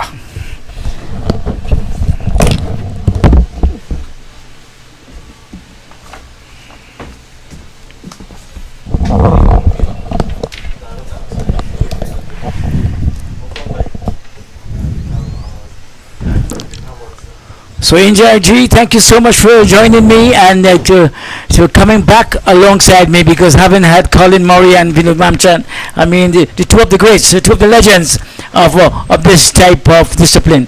What are your opinion? Yes, 230 for the loss of 4. I think that the Trinidad and Tobago Red Force, they're making a good fight of this match here, and they're still looking for another 10 runs to equal that 240, but they have 6 wickets standing. As of now, I feel that the Guyana Harpy Eagles, they're in front of this game. Still solid batting to come, solid batting out in the middle, but give some thought to the Red Force. They are fighting. They are fighting indeed, and you have this is a period in which I was looking at where the runs seem to have dried up a little, and the batsmen seem to be now trying to find their way to get back into that run scoring opportunity. But the bowling has been quite good, quite tight indeed. So it's a very intriguing and an interesting battle taking place at the Queen's Park Oval at this time as we head towards the 5 o'clock mark. Yes, surely it has been an intense battle so far. Occupation of the crease here is of vital importance for the Harpy Eagles, and that is what they're doing. And you're right about it. They have lost the momentum a little as far as the run scoring opportunities are concerned, but they should not be too much bothered with that. Once they're there, the runs will definitely come. You lose the wicket of your skipper Tevin Imlak. At that stage, you need to wheel and come again, simply meaning just go to another plan. And the plan here is to stick out this little period. You do not want to lose another wicket. I think that is it. That is the aim of the Guyana Eagles, to stick out this period, grind it out, stick it out, stay in the trenches and slug it out, but don't lose any more wickets. But Joshua De Silva and his men will have other plans above this, because they are looking to really to put their hands on this on the 8th edition of this trophy, this regional championship. So they are going to be pressing whatever little advantage they have. Yes, they should be doing that. Terence Hines, he's looking to lure them to play that expansive cover drive. And despite being a little bit straighter this time, can't pierce the onside field, Kevin Sinclair. He's faced 16 deliveries for his 5 runs. Should not be bothered with that. On the other hand, Kimmel Savory 30 from 74. You build partnership. They've just lost 4 wickets, so they are still 6 wickets standing here for the Harpy Eagles. No stage you have seen them panic. They're playing to a game plan here. Still 2 days to go from here on.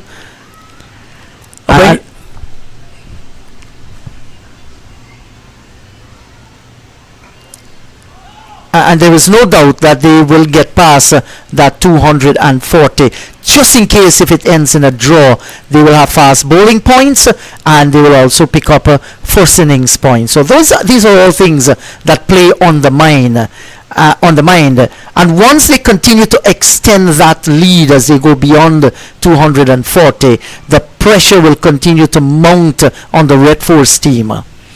I was just making the point. You're looking around the field at this time. You see that there is the Red Force players. They are having conversations. They are really eager. They know that this period is a very important period in this game, and they are all on the alert. They are very, very on the alert, and they're eager to really keep things quiet.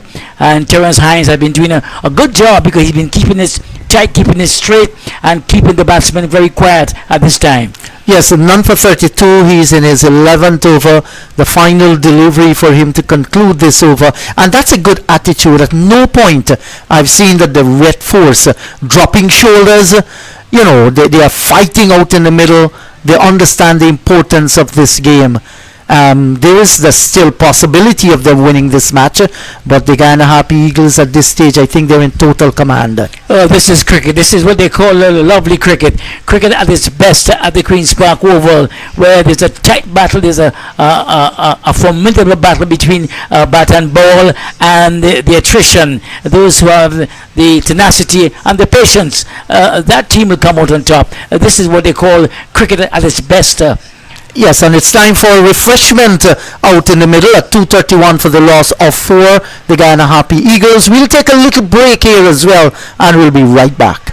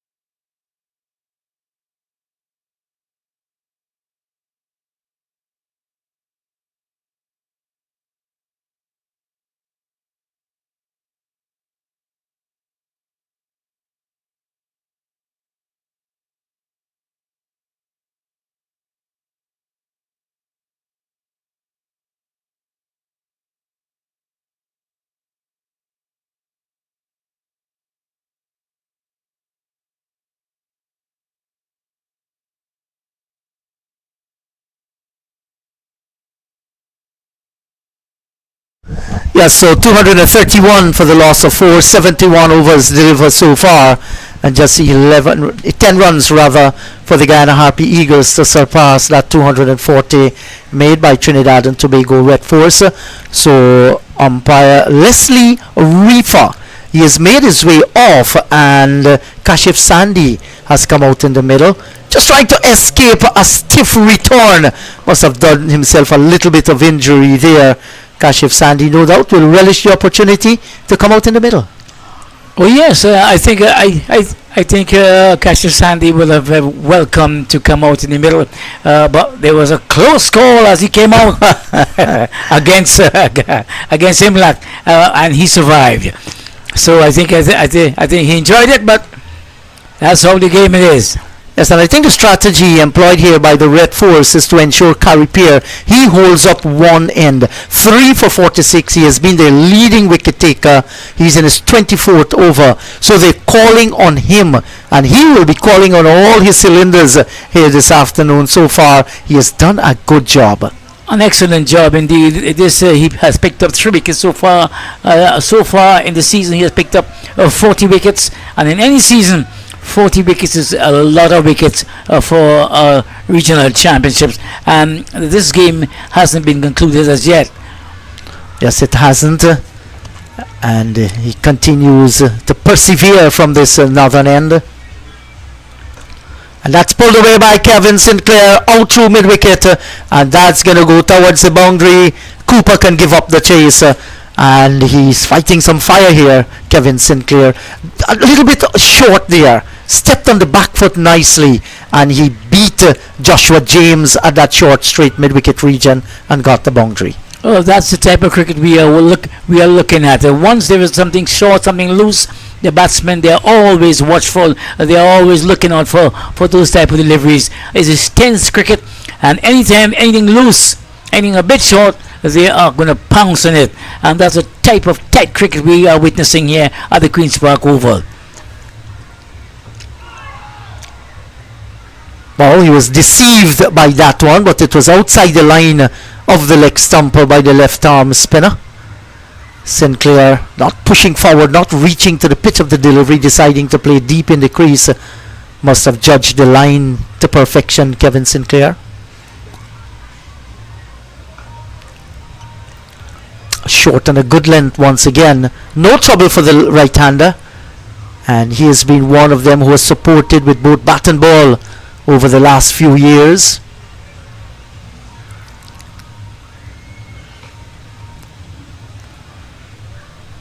As you mentioned before, it seems as if Carrie Pierre is the one Joshua De Silva is depending on to close off an end, to have one end, to lock off this end, to tie it up, to keep it tight, and he will use the rest of the bowlers, Hines and James and Shannon Gabriel in short spells, and in between that he is going to use Brian Charles. So you find that Carrie Pierre's work is very responsible, and he is the one in which they're dependent on to really keep things tight for the Red Force. Yes, certainly. And it's been a good match here so far, despite the Harpy Eagles having an advantage. We've seen the fight back from 96 for 5 to 240 by the Red Force team, and we saw them fighting back here, picking up some real good wickets, the wickets of Nandu Anderson Perez and the skipper Tevin Imlak. That was a big fish to gather here today in their net.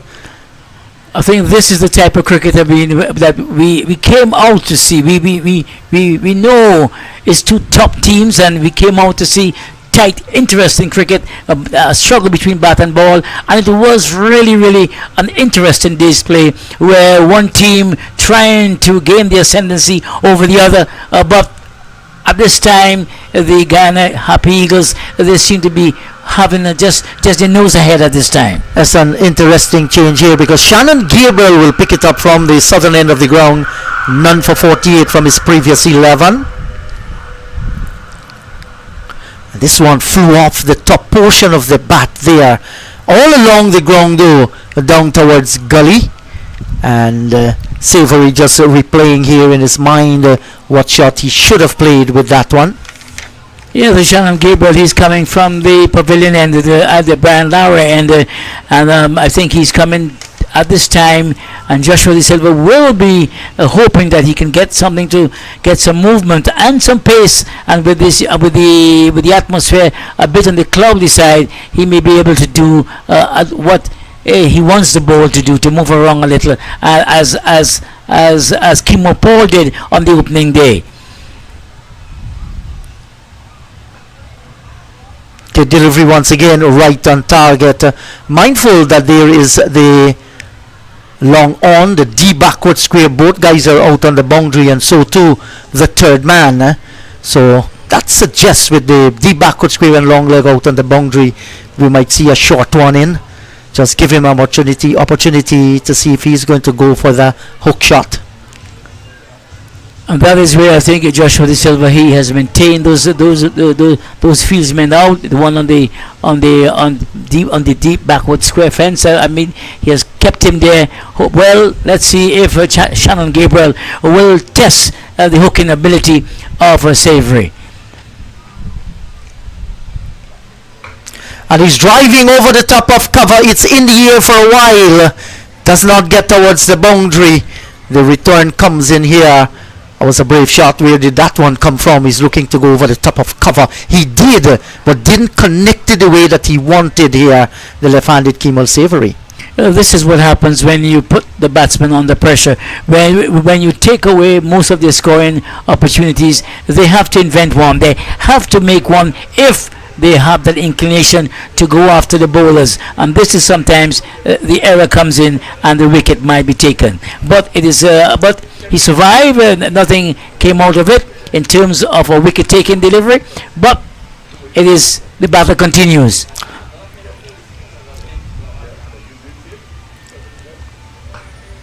Gabriel right on target once again, and the previous delivery was, I think, the only shot that Savory would have been looking deliberately to go over the top. All the others would have been calculated along the ground in the gaps. Just to update you with the bowling department, James none for 54 from his 13 overs. Gabriel, who is bowling his 12th here, none for 50. Terence Hines, none for 33 from 11. Carrie Pear, 3 for 50 from 24. And Brian Charles, the off spinner, 1 for 43 from 13. Those are the bowlers used so far today. 5 of them.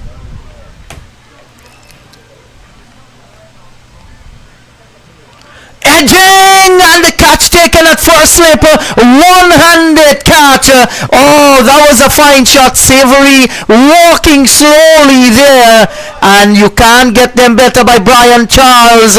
And the wicket has been taken by Shannon Gabriel. The breakthrough has come here. 237 for the loss of 5.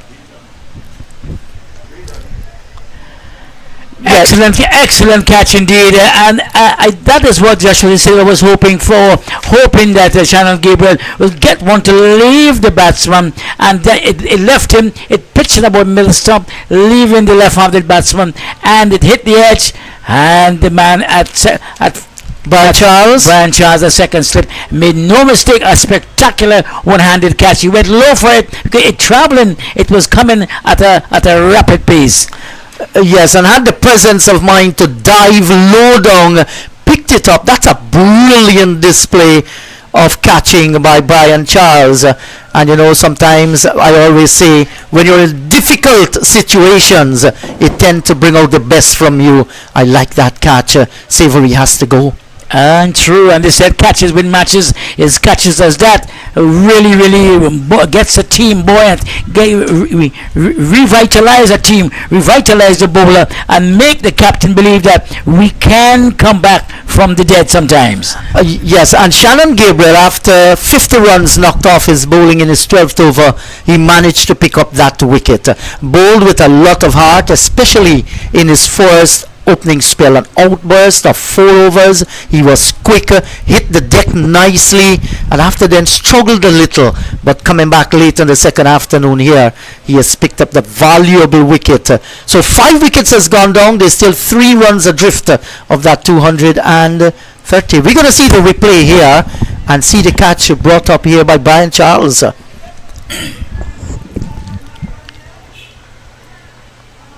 Yes, diving away one-handed and grasped it well. That's like a big bucket that came out and gathered the ball. Well done.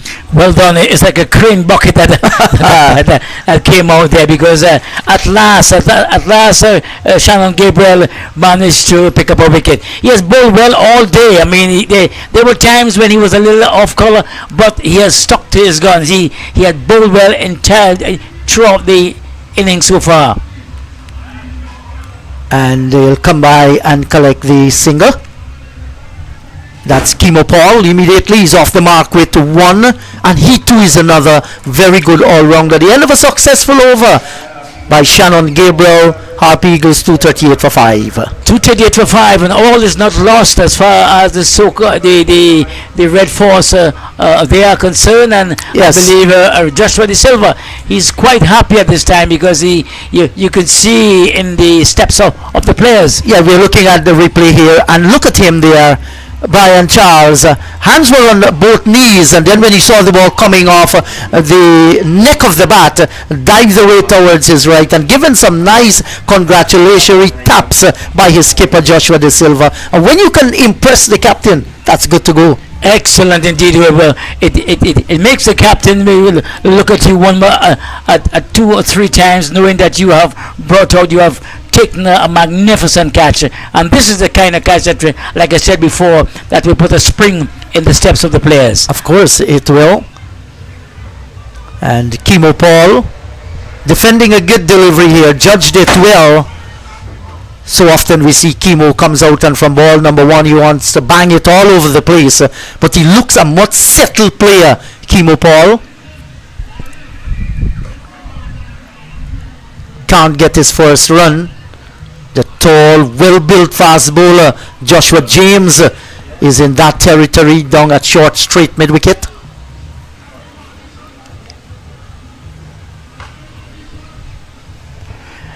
And if you look at the field placing that Joshua De Silva has imposed, it is quite an impressive one. He has closed it on the batsmen, making them realize that if you want runs, you got to go over the top. If you want to get runs, then you have to force it. And this is where the errors can come in. This is where you can make an error, make the mistake, and you can get out. So I think it's excellent captaincy indeed from this young man behind the wicket. Yes, he has done a good job under some severe pressure. And Paul is going to get his first run, so whip through the mid-wicket region, and they will surely go back and complete 2. Yes, Kevin Sinclair and Joshua James, fleet-footed, send a strong return in, can't stop them from getting 3. So Kimo Paul is off the mark with 3, and that has brought the Guyana Harpy Eagles to that 240 they were looking for. They're 241, so they're now leading by 1 with 5 wickets standing. So I think Imlak in the stand will be breathing a sense of will be breathing much easier now.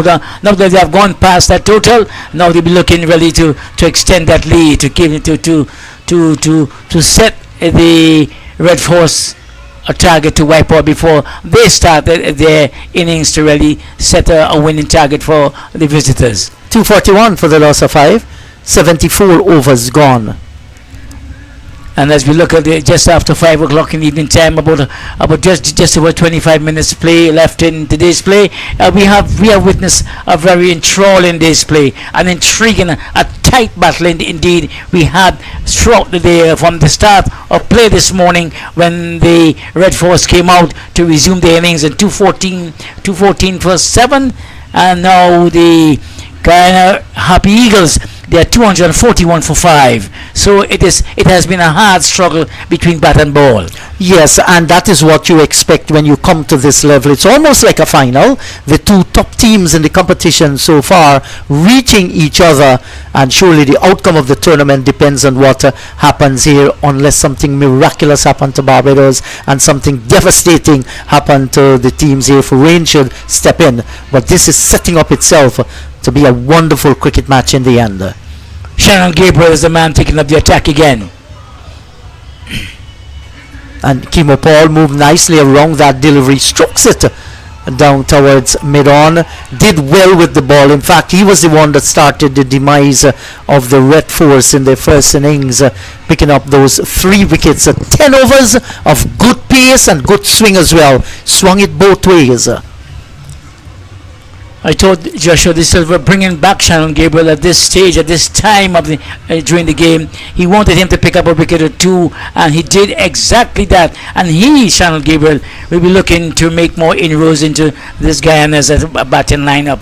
And let's see how, because he's coming in very hard indeed, and he's hitting the deck with some force and veracity.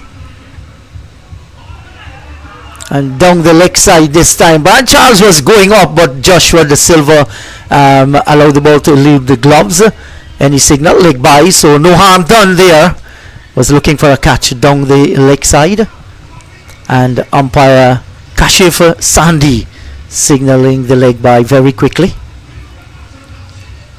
letting Brian Charles know immediately that there was no touchdown to that, and that there was no need to raise any alarm.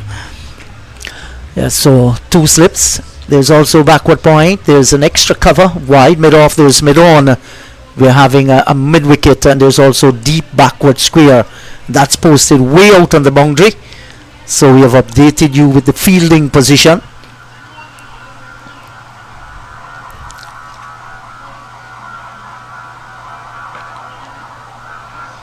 The quick single return comes in, misses the woodwork.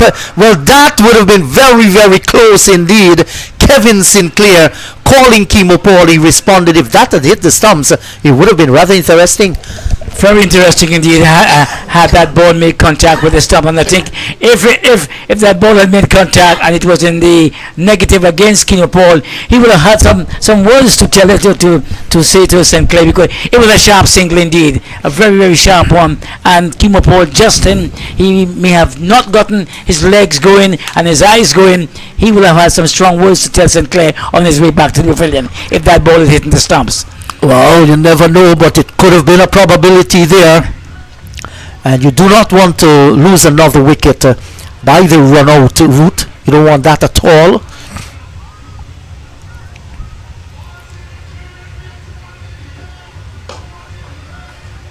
On driven straight to the fielder. The return comes in.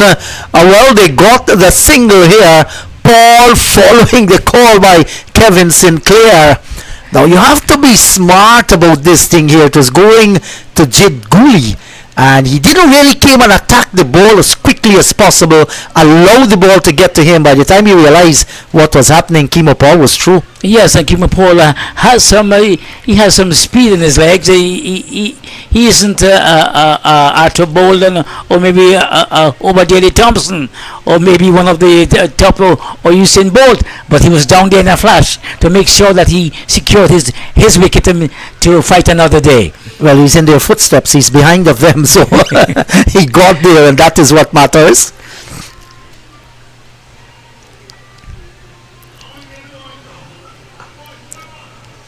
Good shot, testing delivery, but easily played by Kevin Sinclair, right behind the line of that one.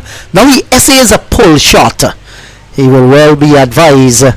It wasn't there really for the pull, it was onto the body.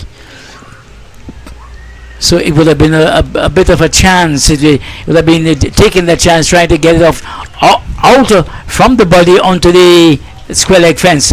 And this would have been, it could have given them the man down there with a chance if he pulled that ball up into the air. Yes, you don't want to be ultra defensive at the same time. You want to score. That must have been teasing. That would have been tempting. Gabriel ends his 13th over, 1 for 53. Harpy Eagles 244 for the loss of 5. And you can see Sinclair. He looked at it, wanted to go after it, but he said it was a little too wide and allowed it to go. But the temptation was there. The temptation to go for it, because they seem to be trying to get as much runs as possible this evening and come back tomorrow and continue that process to pile on the runs. So there's a mind game happening out in the middle. Kevin Sinclair, he has donned the helmet. In fact, he has dispatched the helmet, and now he has put on his black cap. And just have to see whether Gabriel would have been bowling from that bottom end when the over is completed by Carrie Pierre. Sometimes some captains see what happens there and they'll bring their fast bowler on. Oh yes, sometimes it too happens, but at this time is Carrie Pierre is the man who has the ball in his hands, and he has taken charge. Hasn't played deep in the crease this time. Kimo Paul looks very comfortable. He has just come out face the 9 deliveries, but almost everything coming off the meat of the bat. And if he can complement the performance with the ball that he displayed earlier, it's going to be good for the Guyana Harpy Eagles. He looks good. I mean, the ball is hit in the middle of the bat. He's getting behind the ball. He's taking his time. He's getting the pace of the wicket, and his speed, his ability to run fast was tested on 2 occasions, and he came through in flying colours.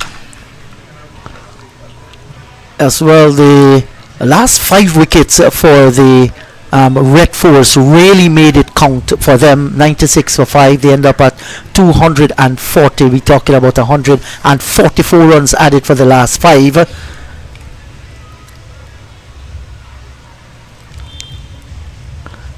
One of the good things though with those runs that were added, and that was because Jit Gooley, the middle order batter, he was there to steer the lower order. Now we into the all-rounders for the Guyana Harpy Eagles here.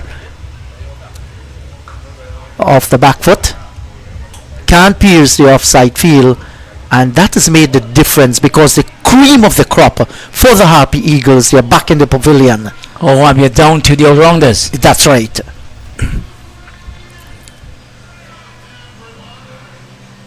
Coming off the edge of the bat, this is going to run close towards the third man boundary. Will it get there? It's going to get there just about now. All along the ground.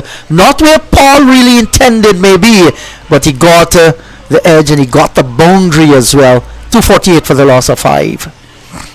Quite fortunate indeed for Kimo Paul, because it's not where he intended, not where he wanted to put it, but it brought the desired result, 4 runs. But Carrie Pierre has won a small battle. He knows too well that once he continues in that vein and continues putting the ball exactly there, then he can reap some reward. But as I said before, Kimo Paul looks good. He looks settled in already, and Sinclair has been there for a while. So it is a good battle between the bat and ball, between these 2 batsmen and the bowlers. Yes, so with Gabriel coming back into the attack once again, Kevin Sinclair dispatched the cap, and the wise thing to do is to put on the helmet.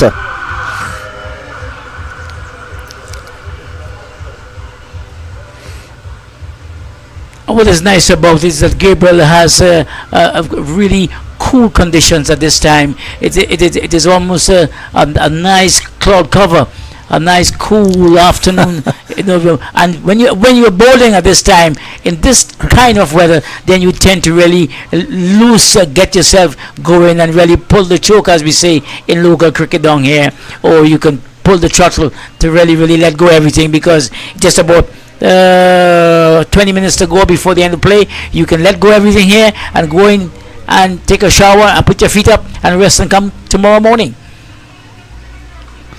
Off the back foot, cut away, down to third man and away to the boundary for 4. Short, lifting outside the line of the off stump, and Sinclair played it well. You don't bowl this type of delivery to Sinclair, because he seemed to be a very good batsman, a very good player, and he seems to be one who can square cut and drive well. Look, he's well built, and Gabriel has to stay away from those type of deliveries. He has to keep it straight, and he has to not to give the batsman too much room or come up too much to them. But the half volleys and the wide ones he has to eliminate from his armory. Yes, and prior to that shot by Sinclair, there was a little chatter going on between Sinclair and Gabriel, who was stopped in his approach, and then to get a short one and put it away for 4. Good delivery, sound, a solid defensive shot as well, down towards short cover. Kevin Sinclair,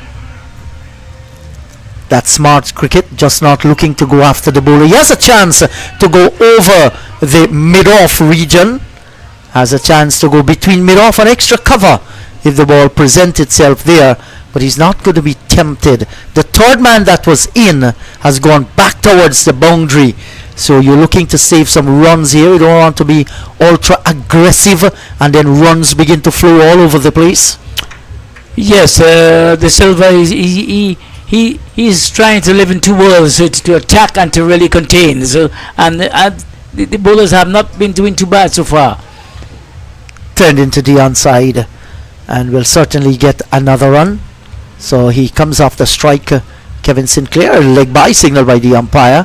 Didn't get any bat onto that one, onto the pads. Back comes Chemo Paul. Just to look back at the day, what transpired today. 214 for 7 Trinidad and Tobago Red Force. With dreams of getting as close as possible to 300. That did not happen. Gully 57 overnight, just made 58, added 1 to his total today. Brian Charles didn't trouble the scorers. Joshua James took along, played a good hand for his 30, 1-4, and there was 1-6 as well in that innings.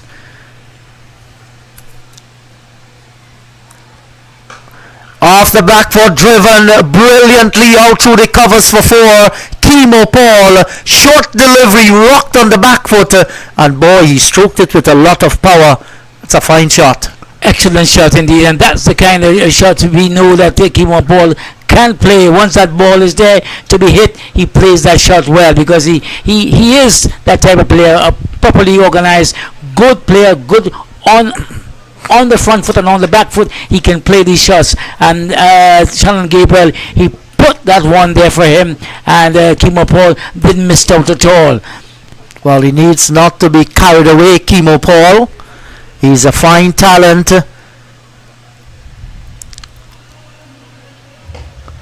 And he's driving straight this time. Just get the single because the mid-off had enough time to come down towards the long on position. And he feels. There's no ball. I see the umpire signal. Is it a no ball? Oh, what was he signaling for? I saw the arm extended. No, I don't think it's a no ball, because he would have held the arm a little longer.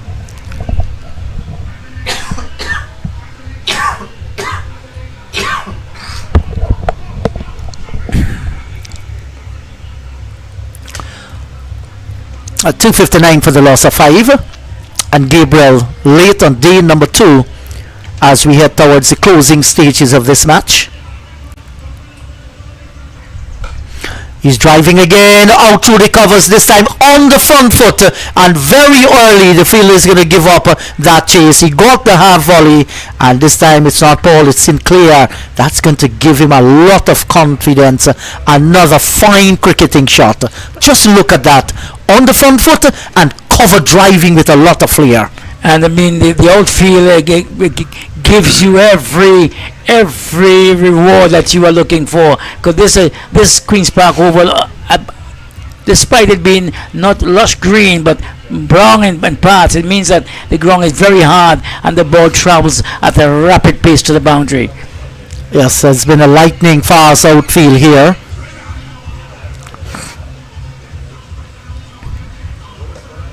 Gets a good delivery straight this time, and he's defending well to end another Shannon Gabriel's over. 263 for the loss of 5. Harpy Eagles now leading by 23 with 5 wickets standing. Good position to be in at this time. It means that the Harpy Eagles, they will look to extend their lead once more, go further ahead. But it's not all over for the Red Force, because they've been fighting. They've been doing all that is required to stay in the fight, and they are still in the fight. Yes, certainly they have been in the fight all along, and you want to ensure that you stay in that fight.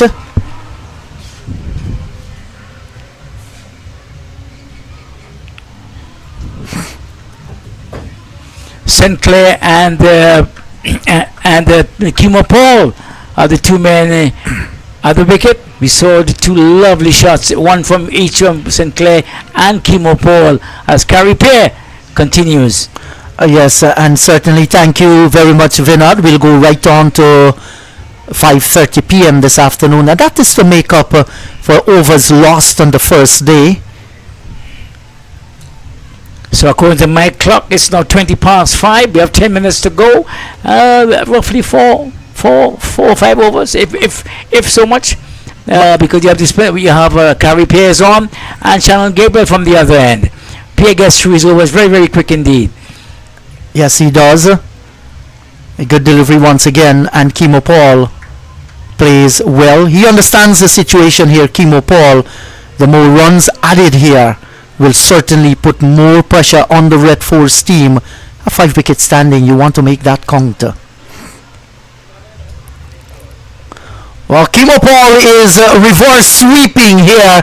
And that's Kimo Paul for you. He's going to play those kinds of shots. He gets the boundary, and it's like, where did that come from later on the second afternoon? The connection was great. I am wondering where did that come from myself, because throughout this game I've yet to see a reverse sweep, and Kimo Paul out of nowhere. But as I think he has been reading the game well. He has been looking at and watching exactly where Carrie Pierre was putting down his deliveries, so he knew that the reverse sweep was on sometime during his innings, and that was an excellent one and went to the boundary. It was indeed. Well, he got through with that one. Not very often you will see other players do that on the Harpy Eagles team, but you can expect anything with Kimo Paul. He's going to improvise, and he's going to look to score runs. And on this occasion, well, he was successful. Some of the time, if you place it and he's out, then you say, well, he shouldn't have done it, but he did it this time and he was successful. It's all's well at this time. Yes, and so far the partnership has been 30 between these two, and a good one as well, serving their team. Well, 267 for the loss of 5. They lead by 27 runs. 27 precious runs, I will put it, because it has been a battle all day, a struggle between bat and ball, a struggle, a battle of attrition, and at this time the Guyana Harpy Eagles, they seem to be stepping a little ahead of this contest.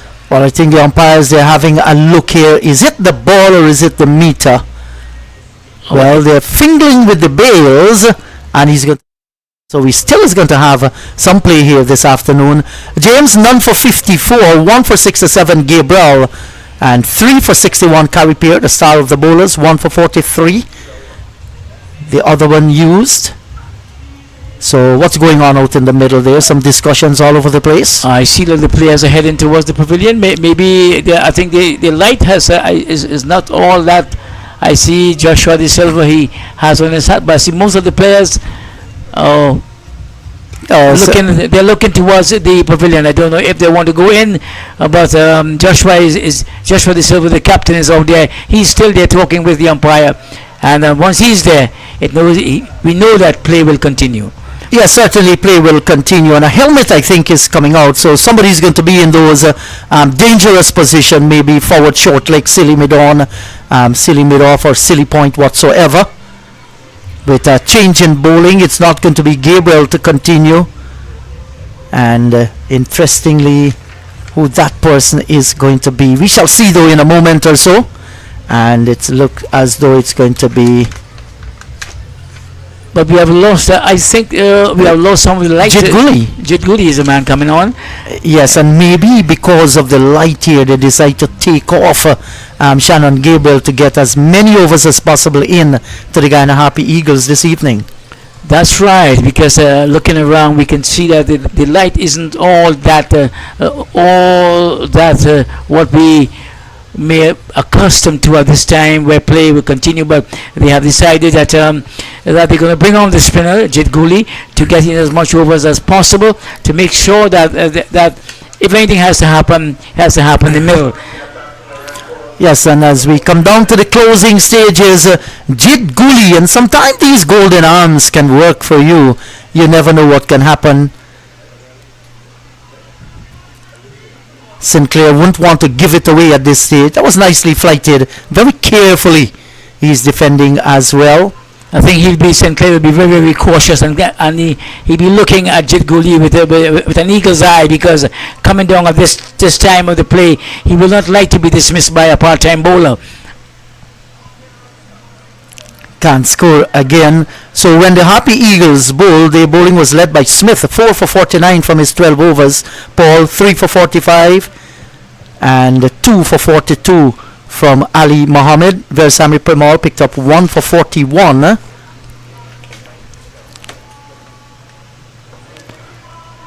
Raymond Perez led the charge. A fine innings of 82. Was a pity he didn't go on to score 3 figures.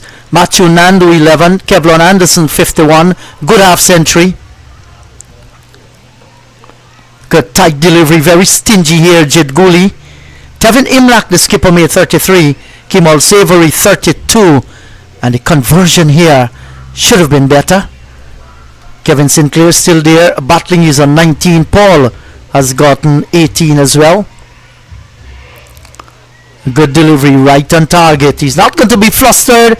He would not be looking for anything extravagant or entertaining, Kevin Sinclair, unless it is in those areas that he feels that he can score. That's right, because Jit Guli is not a frontline bowler. He is one that they call upon, but he has been doing a good job so far. This one came off the outside edge and went down to the third man, and the batsmen, they ran 2. So the score has since progressed to 269 for 5. So that tells us there's 29 lead so far by the Guyana Harpy Eagles. Is still 5 wickets standing. And the umpires are going to have another little discussion here. It's getting much darker out in the middle. And let's see what that discussion is going to be like. They surely will be using the light meter. The bails have been taken off. It's placed straight in a horizontal position to get the best possible signal. What's it going to say? Well, you see that both umpires might very well be going back to the original position. So we're going to get one more over here. At least one more over. Let's see what if yes, I see. Let's wait and see how how this thing is adjudicated. Yes, definitely we're going to have another over and carry pair. The good thing is that the faster men, they are not on. So the spinners are there, and the umpires surely are guided by the technology at their disposal. That's right, and I believe once you have technology, I think to use it to the best of your ability to make sure that all is well. But it seems now that there's a drizzle, rain coming down that's going to force them off the field. And this could be the end of play. Has it caught the guys with the covers a little bit on the back foot? Because it's coming down here and they're a little bit late with the covers. They haven't even entered the field with it so far. Not a huge or a downpour, but certainly enough to put some moisture on that pitch there. So this is going to be the close of play on day number 2. Remind you that the Red Force started the day on 214 for 7. Jit Guli overnight 57, just added 1. He made 58. Brian Charles didn't score. Joshua James 30. Good knock. And Gabriel in the end not out on 6. 26 runs score, 3 wickets stumble, 86.5 overs. Smith 4 for 49, 2 for 42, and 3 for 45. Kimo Paul. The Harpy Eagles started with Matthew Nando and Raymond Perez. Nando was the first to go. He made just 11, but Perez, he entertained for a good part, but just before he departed, Anderson a fine 51, Perez making 82, Imlak went for 33, Savory in fact went for 32. In the end, Kevin Sinclair is on 21. Kimo Paul has 18, 269 for 5, with 5 wickets standing and a lead of 29. Advantage to the Harpy Eagles. Oh yes, indeed. They are slightly ahead. Their nose ahead, and we look to tomorrow towards another interesting display, an intriguing and a tight battle between bat and ball. The Harpy Eagles will be looking to extend the lead as the groundsmen pull the covers on for this rain, as the rain seems to be threatening. And as we leave you at the Queen's Park Oval, we say join us tomorrow for another interesting display.